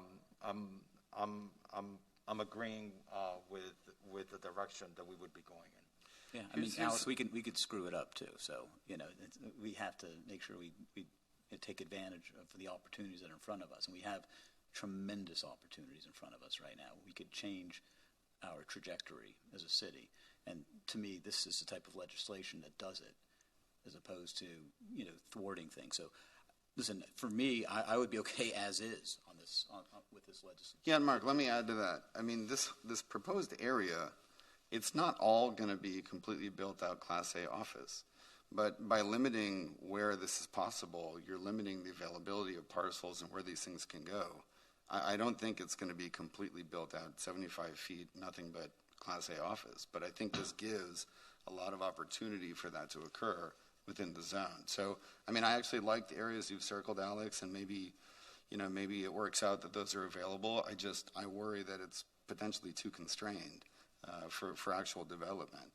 Does anyone want to make a motion on this?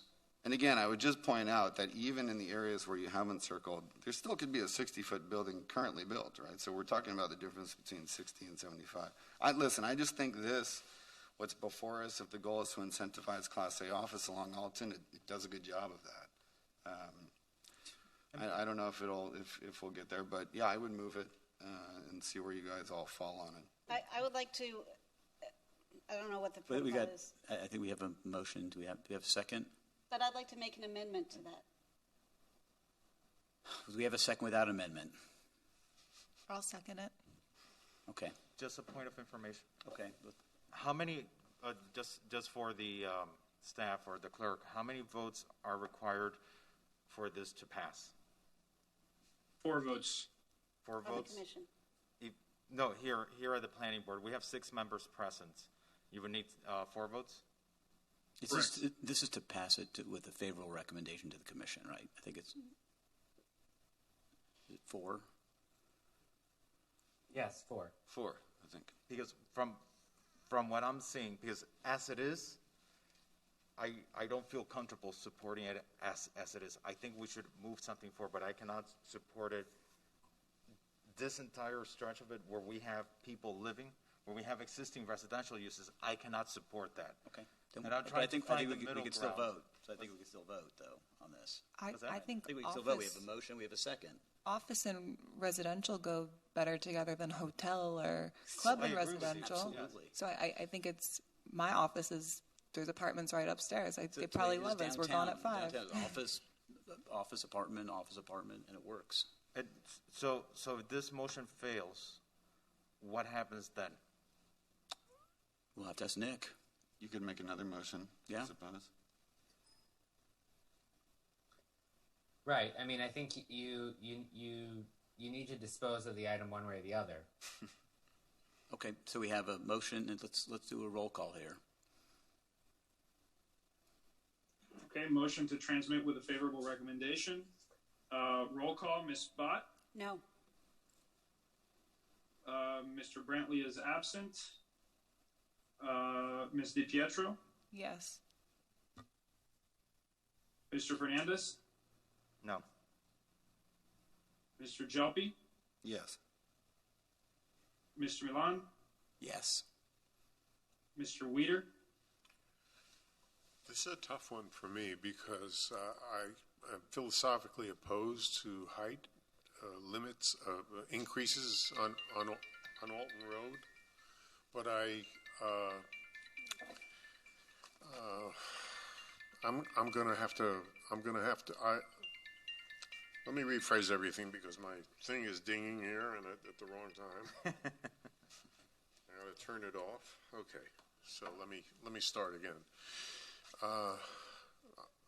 Basically, I'm philosophically opposed to height limits on Alton Road, or any more height that's evolved from. Oh, shut up! So, height limits on Alton Road, but I have to reluctantly vote yes, because I think that the area there, upon further examination, can benefit from a 15-foot height increase. On the other hand, before I finalize my vote, I say I could vote yes. But before I finalize my vote, I'm going to say that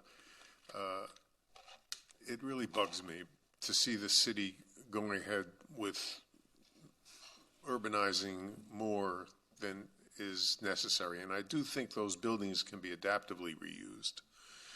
So maybe that's my Historic Preservation Board background that's spurring me to vote no. Some of them will be adaptively I vote no. I'd like to make a motion, if I may. Okay, that motion fails 3-3.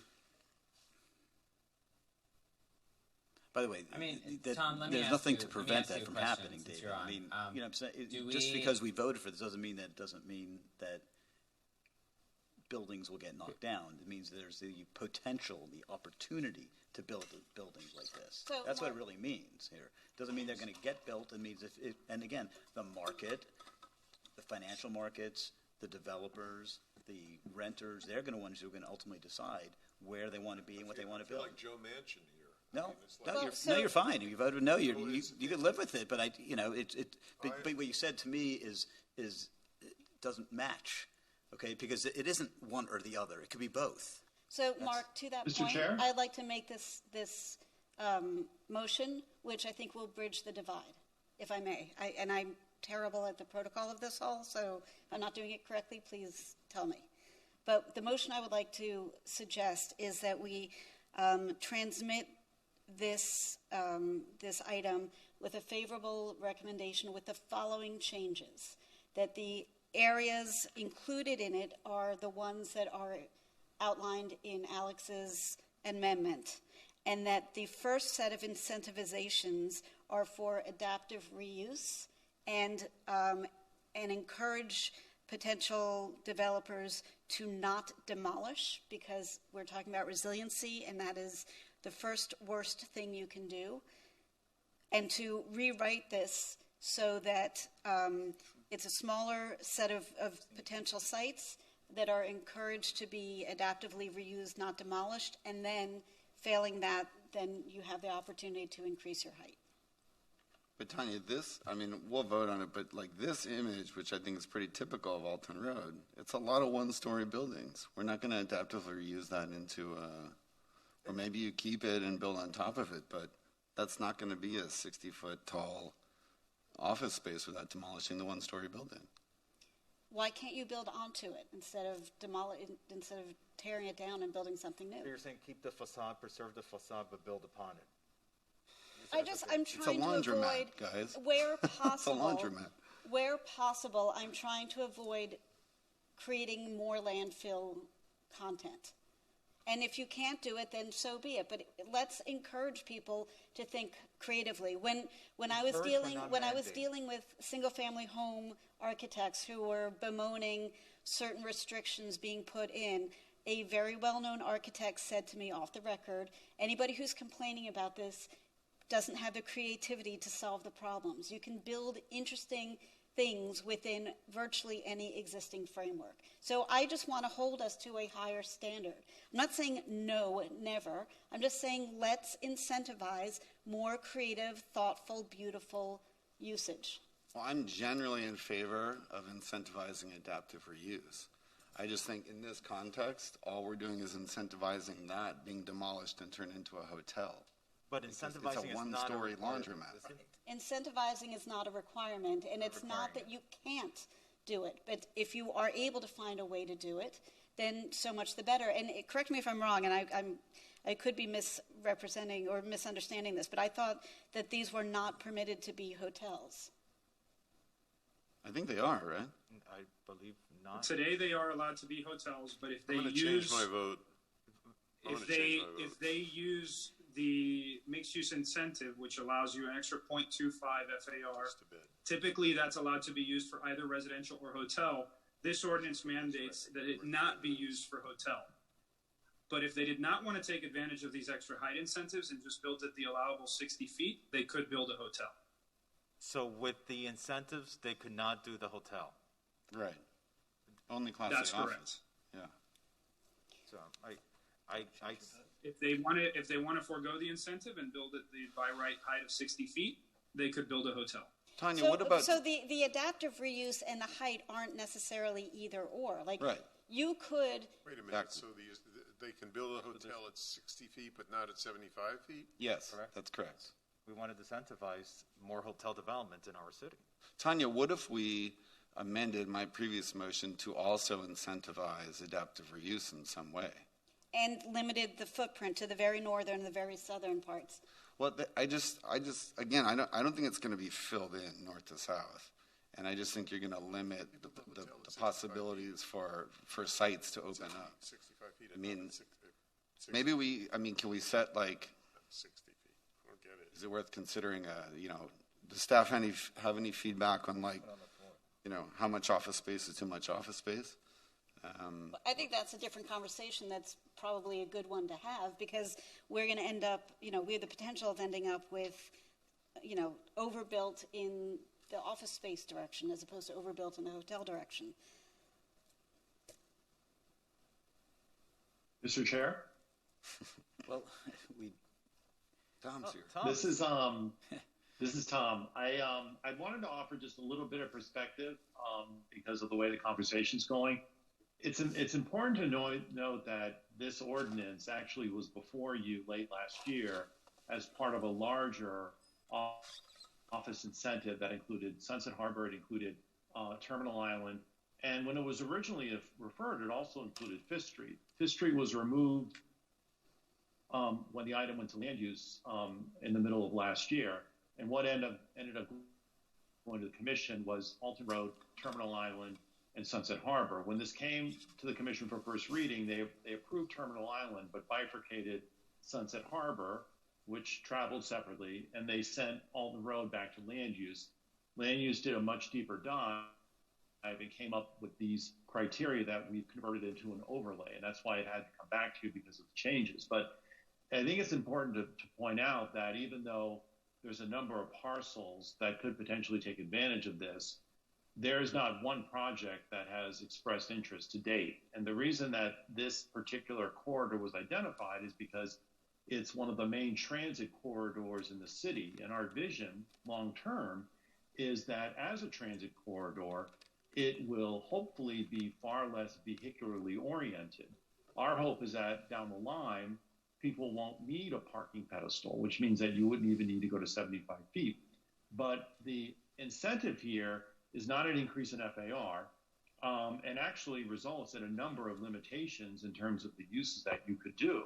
And so the extra height, really, all it does is allow for some additional floor-to-ceiling height if you do an office and if you are able to abide by all the different benchmarks. The other thing that's important to point out is that within this larger corridor, the lot that we use as an example is the Bank of America lot. It's probably one of the worst lots on Alton Road because it's a small office building that's set back from the street, and it's got this ginormous drive-through, and that's your urban presence, is tons of traffic pouring out of a drive-through. And on that site, for instance, if somebody wanted to come in, work out a deal with Bank of America, they could do a hotel project, give Bank of America the first floor, build it to 60 feet, and then, that's what you have there. And then you have to ask yourself, well, what would be better? Would a Class A office project be better at 15 extra feet in height with all these other limitations?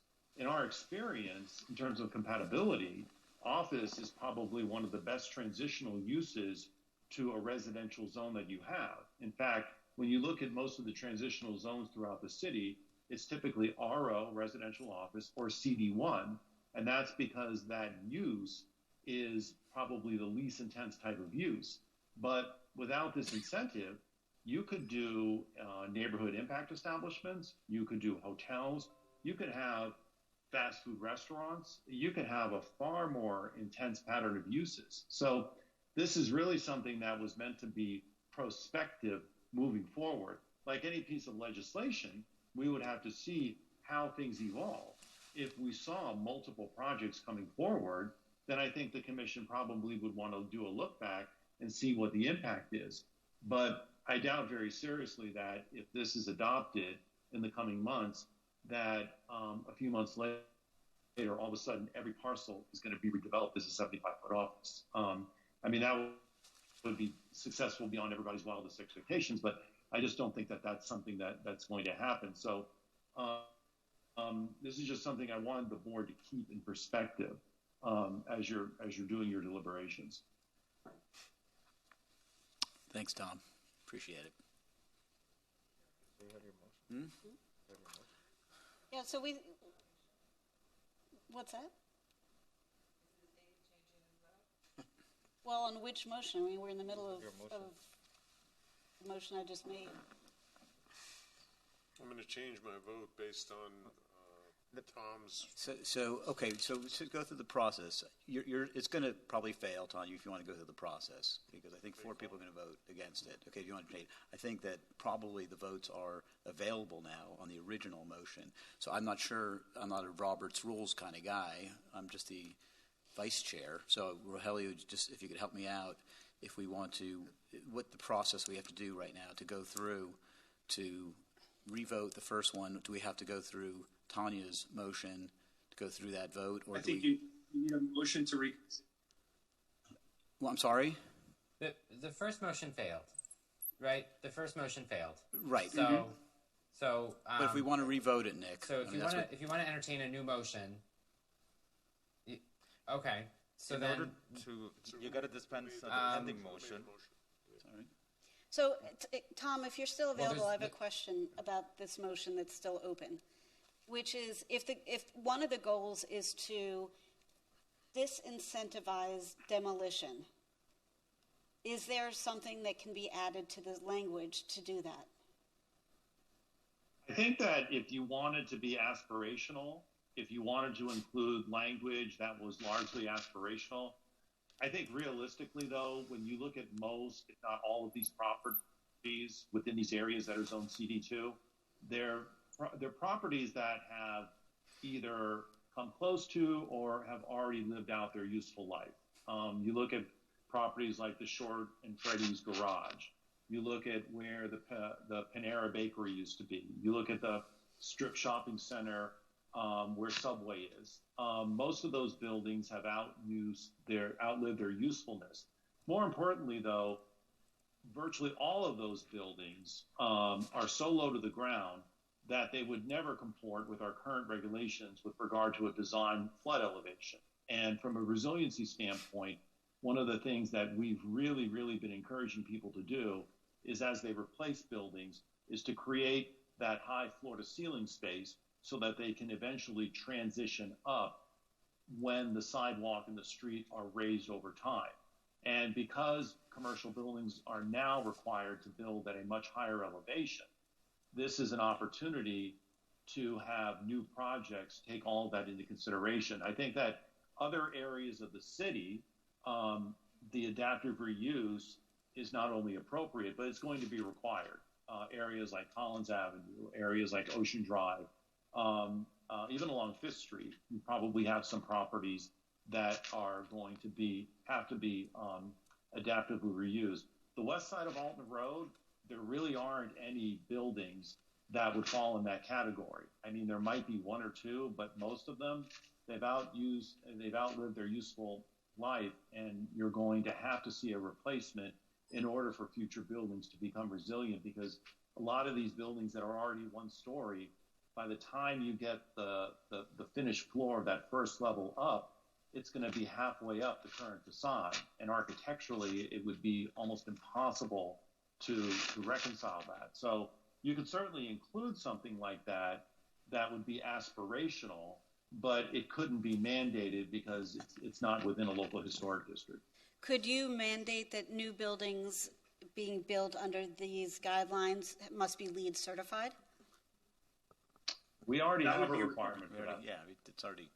Oh, they're already. Oh, great, yeah. Oh, I missed We that. passed that a couple of years ago. In my mind, the only good buildings on that stretch of Alton Road are the old Firestone Tire Shop, which they did adaptively Right. reuse, which is great, and the 1111 garage.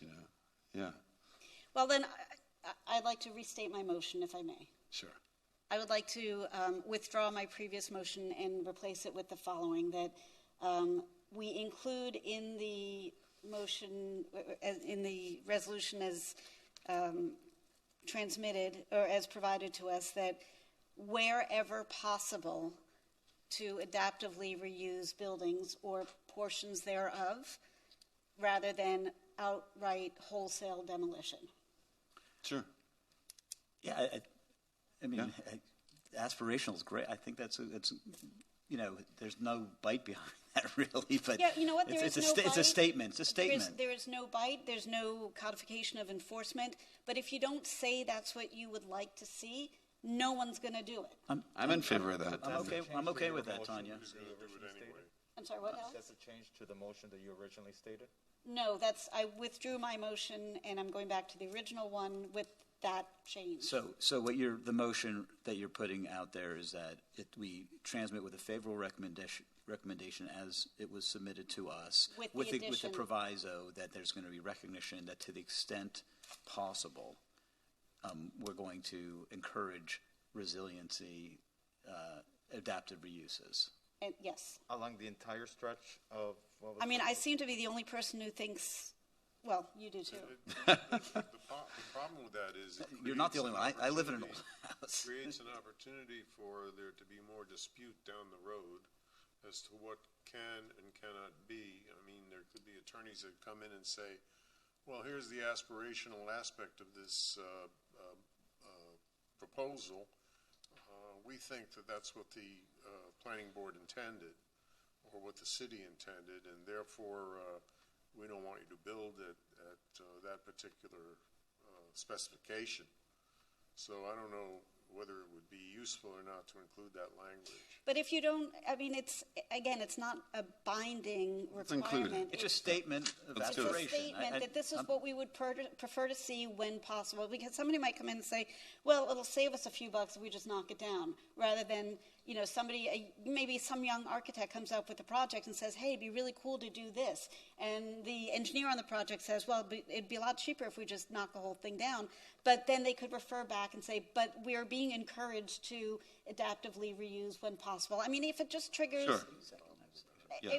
if it triggers I would a conversation. move. Yeah, I agree, Tanya. I would move it and let you author that amendment as you. And then, in the ideal world, I would do it just to the northernmost and the southernmost portions of Alton Road, and let the middle stay as it is. You're gonna lose. That is not gonna pass. I mean, what do you consider? You can make that motion. But that's one ask too much, Tanya. We're trying to get to the compromise. Well, let me see if perhaps this could be a compromise. So, I proposed areas that don't have a budding. Wait, time out. Did she make a motion or not? I mean, because we can keep on going over. There's no going over. There's a motion. So you made a motion, right, Tanya? That's where we're at. So, Alice, you can keep on asking, but she made a motion right now. I'm asking Board Member Bond if I can make a friendly amendment to her motion, if she would accept it. Does she want to go forward with that motion? I'm sorry? I'd like to hear what the friendly amendment is. Okay. So my friendly amendment would be from 8th Street to 11th Street, which is expanding from what I had originally proposed because it still includes areas that predominantly do not abut existing residential uses. And then from 16th Street to Lincoln Road on the west side, because again, that also predominantly does not abut residential uses. And north of Lincoln Road on the east side and west side of Alton Road up to 17th Street. Those areas do not abut residential uses. But I'm confused. So because it would be more preferable to have office abut residential than hotel. So I'm missing the point of shrinking the land mass here. The point here is to incentivize this type of development. That's not what you're But doing. not You're limiting the area. That's what you're doing. You're shrinking the area, and so there'll be a mishmash. What we're trying to do is expand the area so perhaps it works better, and we'll let the market and the city and the developers and the community decide what happens.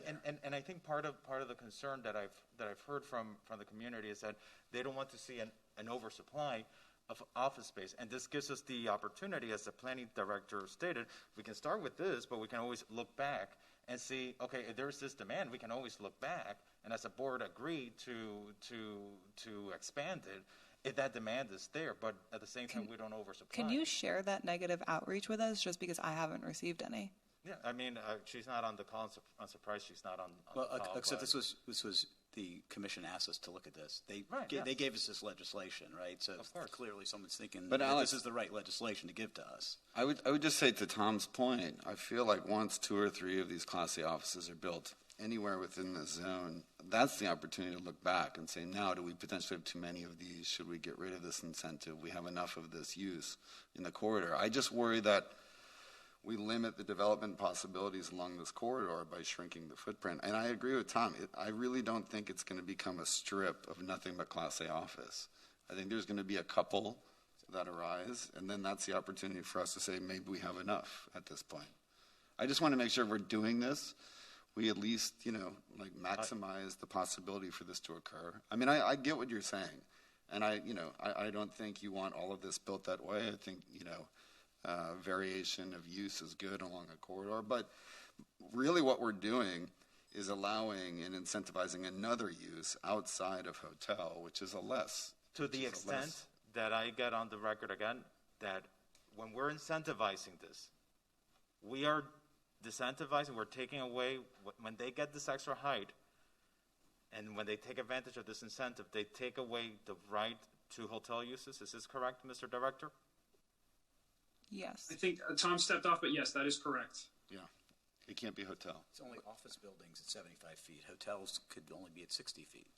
Yeah. It's also a road that needs to be raised, and we have people who want to come and build office space now, and we're basically saying, instead of putting that burden off and continue to flood, let's let this money come in and help raise this area. If it's 3 or 4 parcels to get office space in there, I think there's, for many reasons, it's a great thing for the city, and the more we constrict it, we're making it more difficult for this opportunity to ever happen. Aisha, you've convinced me of this, okay?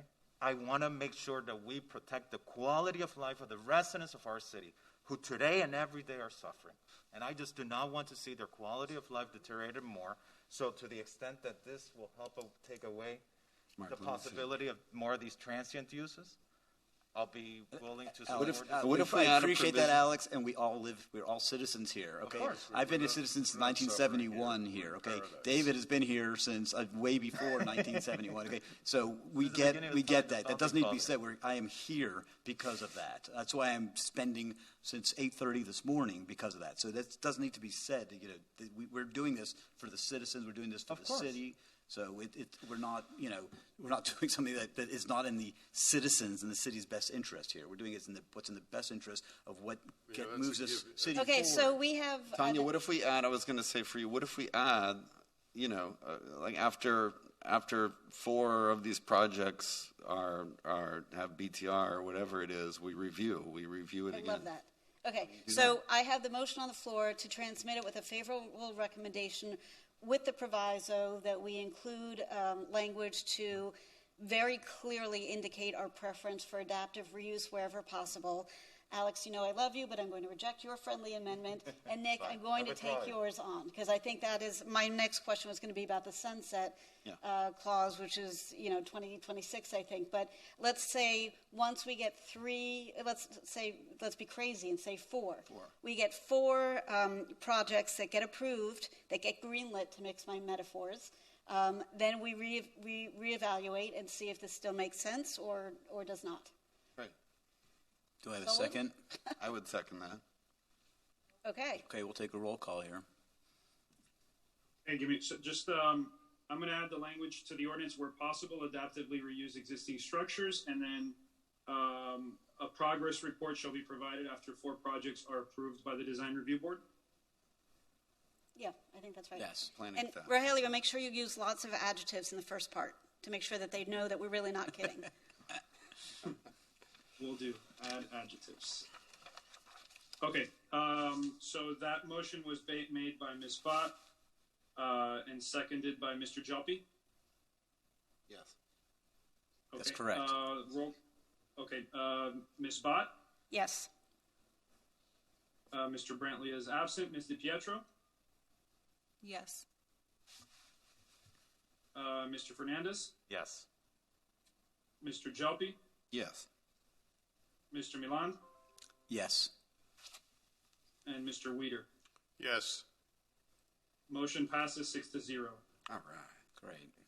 Thank you. Okay. That was agonizing. We are going to, that was number 9. We have one left? No, we've gone through 5, 6, 7, 8, 9, We've 10. number 9 left. So now we go back to discussion items. And What about number 9? No, we have one more. I'm sorry? One more. Oh, jeez, I'm sorry. It was 9 that I missed. Sorry. So we're going to go to item number 9, PB 210438, Lincoln Road retail uses and size limits. And just to note, we do have a hard stop at 5. The communications department does need to jump off and handle another meeting of the city commission, so we do have a hard stop at 5. So let me go ahead and start my presentation. This is file number PB 21-0438. It is related to Lincoln Road retail uses and size limits. This ordinance came about as a result of concerns related to the adaptive reuse of some of the larger structures on Lincoln Road, including the Regal Cinema, the 420 building. Some of these spaces have very large theater spaces or other things that could be reused, and the city has concerns over what those would become if the theaters were to disappear. What could happen there? So this ordinance seeks to ensure that any new retail along the corridor be of a scale that is consistent with the existing retail on Lincoln Road. So to this end, the proposed ordinance places a size limit of 45,000 square feet for retail establishments on properties that front Lincoln Road.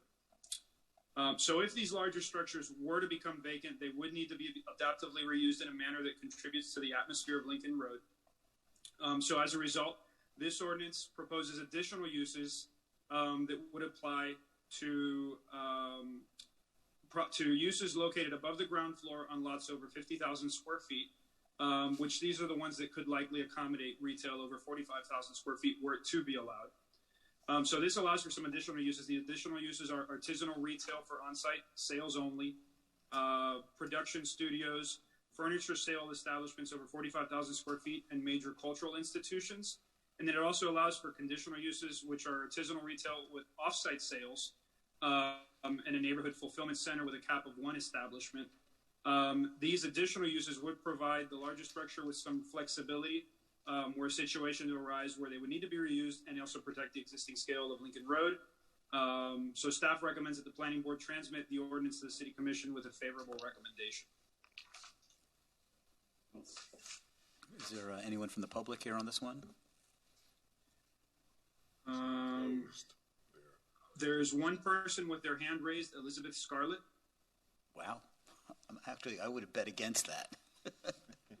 You know what? I've been in retail a really long time. I'm not against any of this stuff. I want to see Lincoln Road turned back into some luxury, but you guys know that the high-end retail really doesn't exist right now because they've located across into the design district, Brickell, Bell Harbor, Aventura. So there's no place for them on the beach. So what that means is Lincoln Road to be turned into something that's more oriented towards the residents as opposed to touristy, tchotchke type shops like Surf Style and what I call fog and mirror retail. But bring it back to something where it's local restaurants, retailers, all that. These big, giant spaces are going to come back on the market. They just are. What could be done is something like what Jamestown did with Chelsea Markets in New York. Also, they did the same thing in Pont City Market in Atlanta. And are y'all familiar with those? I don't know. But you can make a cohesive retail experience.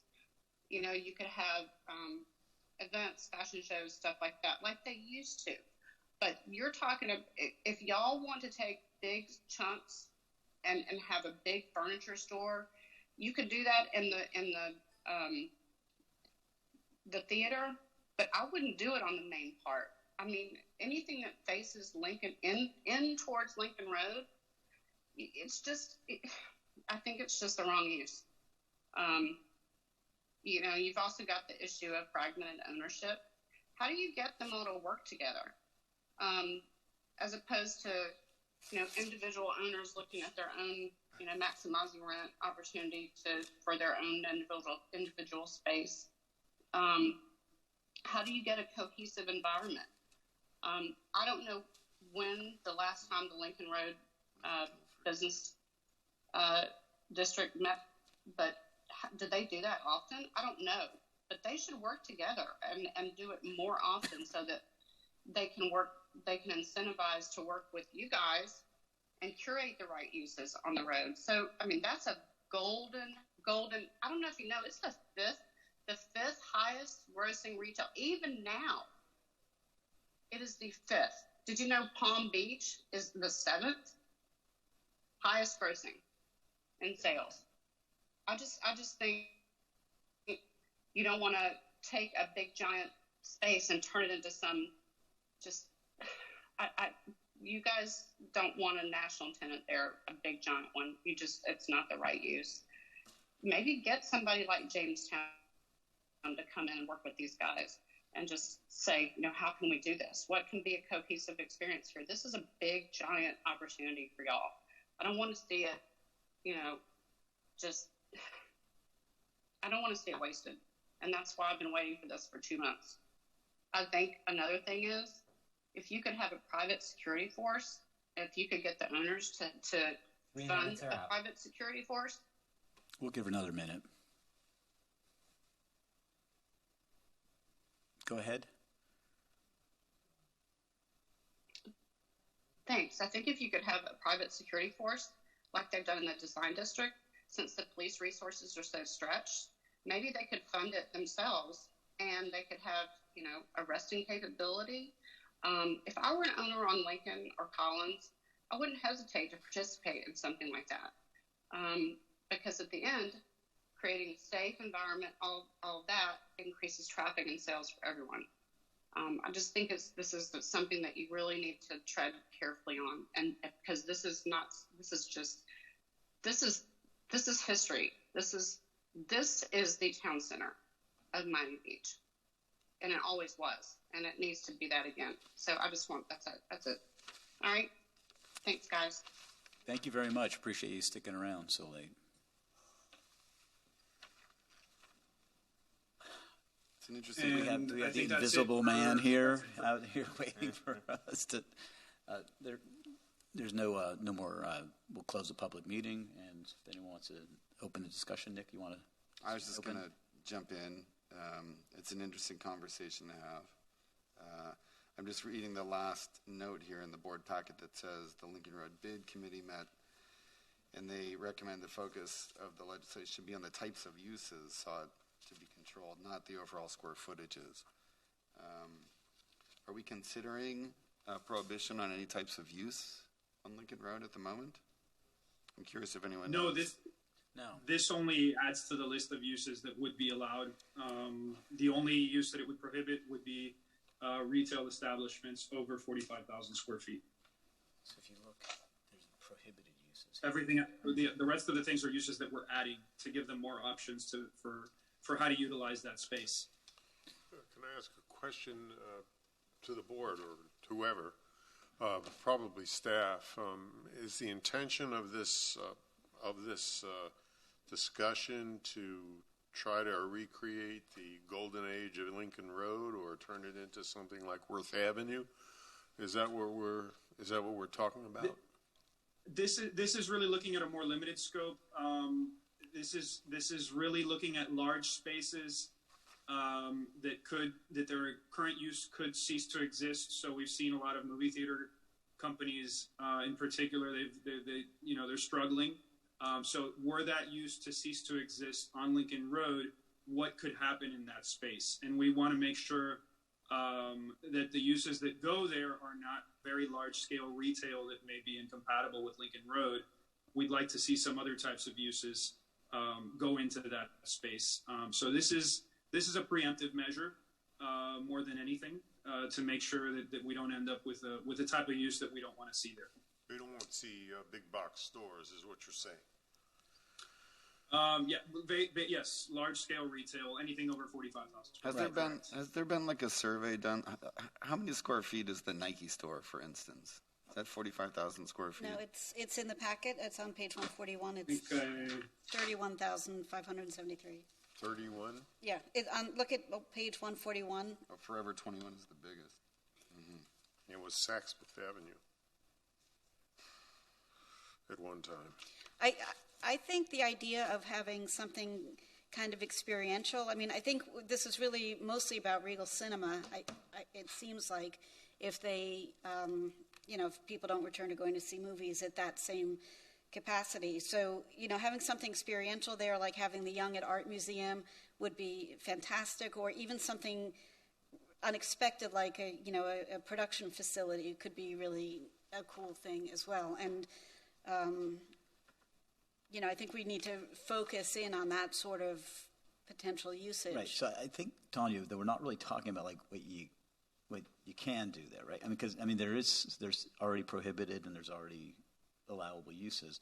I think what we're trying to do here is make sure it doesn't turn into these giant big box retail. No, I totally agree. And so I love your idea. And I think, that's a possibility. And I'd like to have that possibility, because if we don't do something like this, right, I do believe that, there's a natural easiness of just saying, let's put it's the a Walmart there or a Target it's the lowest or something, common denominator. because you got boatloads of square footage is built already. It'd be pretty, not so probably expensive to readapt. Do we have the idea that it's going to be competing with what the merchants there will be competing with the Bal Harbor shops? Is that the idea? I don't think so. It's a totally different kind of retail environment. I think we wish. We would like that. Do we want to get high-end retail there? And will this diminishing of the square footage encourage that? It says currently there. I don't think we're talking about diminishing the square footage. It's really the thought here is the square footage would sort of remain the same, and because it is such a large space, the idea is that it either be broken up or converted into a use that's more in line with the types of things that we want to see along the corridor. Yeah, but you'd be diminishing the square footage per merchant or per tenant. That's what. Yeah, if they wanted to remain retail, or if they wanted to convert it to retail, the spaces would have to be broken up into smaller establishments. That's correct. Just a quick question. What's the square footage of the movie theater location? I don't have that exact number. I was trying to look for the permit plans. I was not able to locate them. I know it's very large. Boatloads. Boatloads. I know it exceeds 45,000 square feet. Yeah, I'd say so. The H&M is 35. There's a neighborhood fulfillment center in here. You see that? It could be. Yeah, I saw that, and I think that needs to be struck. Right. Struck, both. Ooh. Both stricken and struck. Rogelio, could you explain? It says there's only 2 lots over 50,000 square feet that could take advantage of the additional uses. So you're saying a property needs to be over 50,000 square feet to be able to have artisanal retail with off-site sales or neighborhood fulfillment center? Is that what that's saying? That's correct. And also these uses have to be located above the ground floor. Above what? Above the ground floor. Oh, okay. What is the difference So these things could not front the street. So what is the second potential property? If the Regal Cinemas is one of them, what's the other one? The 420 building on Washington and Lincoln Road is likely the other one. Okay. what is the difference between retail fulfillment center and neighborhood fulfillment center? A neighborhood fulfillment center doesn't necessarily have doesn't have the convenience store option built in. It's really a place where you can go and pick up your goods that you ordered online, and it's also a distribution point for some of these online retailers. Yeah, I think that needs to be removed. However, that would be, I generally agree. However, it's saying it would be above the ground floor, so it would be on like a second or third story. And I wonder, Rogelio, is it, that is a secondary use? So, you know, a significant portion of the 50,000 square feet would be used as something else, or the entire building could be used for that? In this, anything above the second floor. So the ground floor would likely remain as it is, which has restaurants and retail today. So it could only be square footage above the ground floor.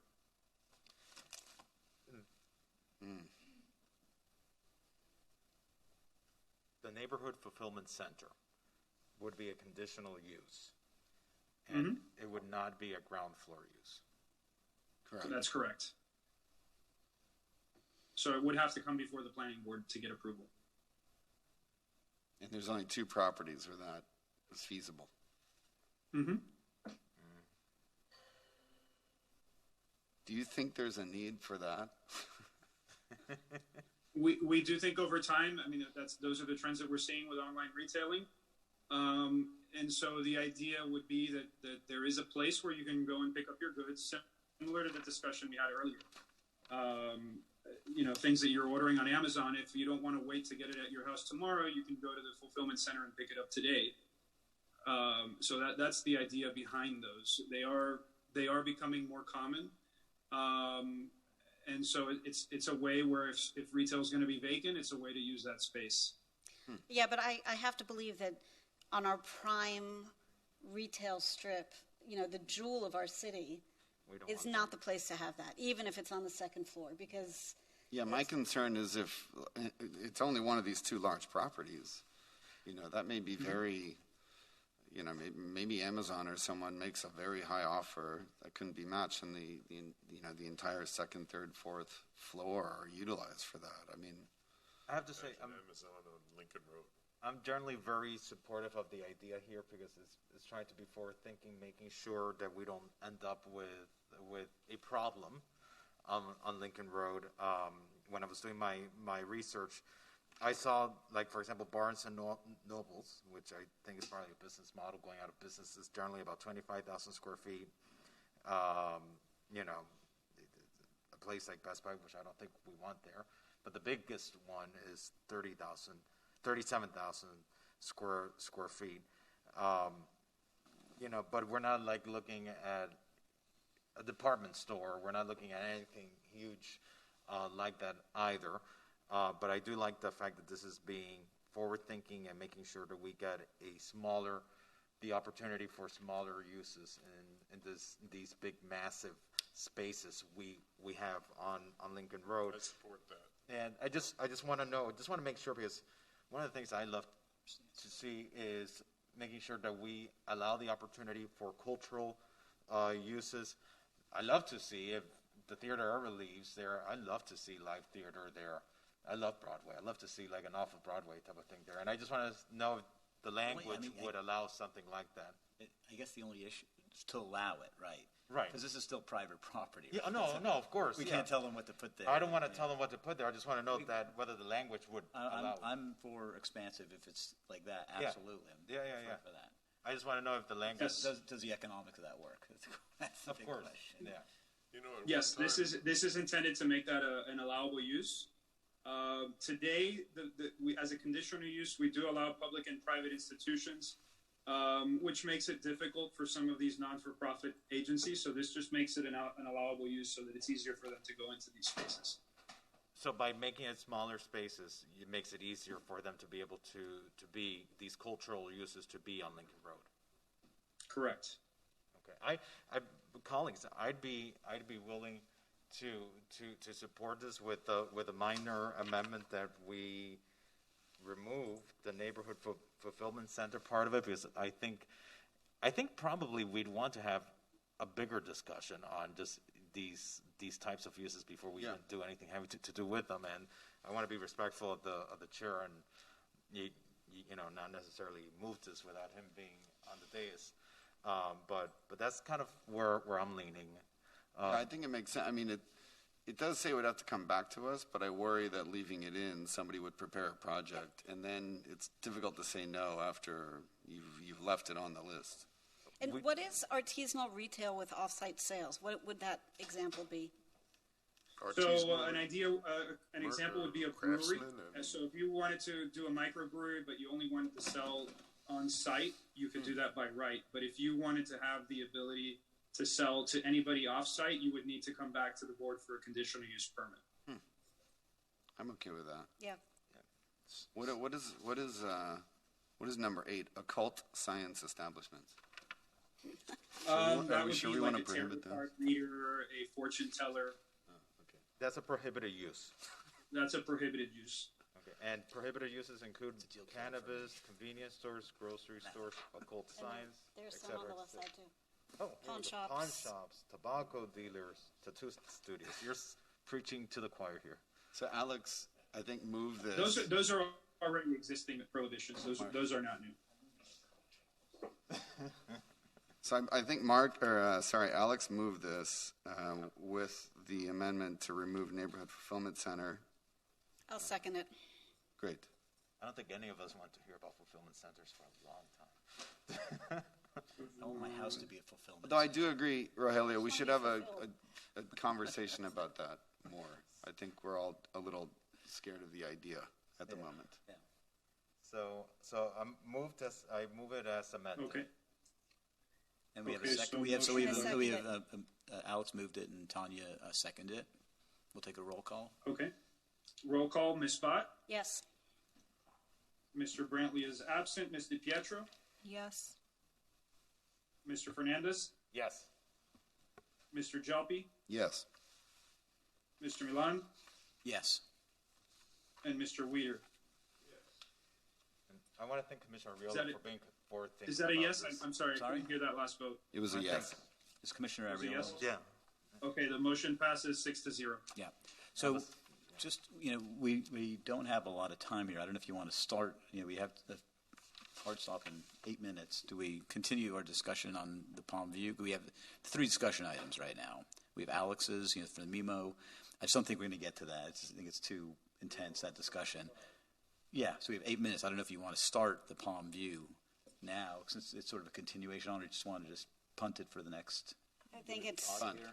I think it doesn't do justice to start it. Yeah. 8 minutes is just not enough. Yeah. So, okay. With that, do I have a motion to adjourn this meeting then? So move. Okay. We have a. Okay, can I just note that the items that are, the discussion items that remain will be moved to the June 22nd, 2021 meeting. Correct. Sorry about that. I'm still getting my, my chops here for Kareem. Doing a good job. Good job, Mr. Chair. Got us finished on time.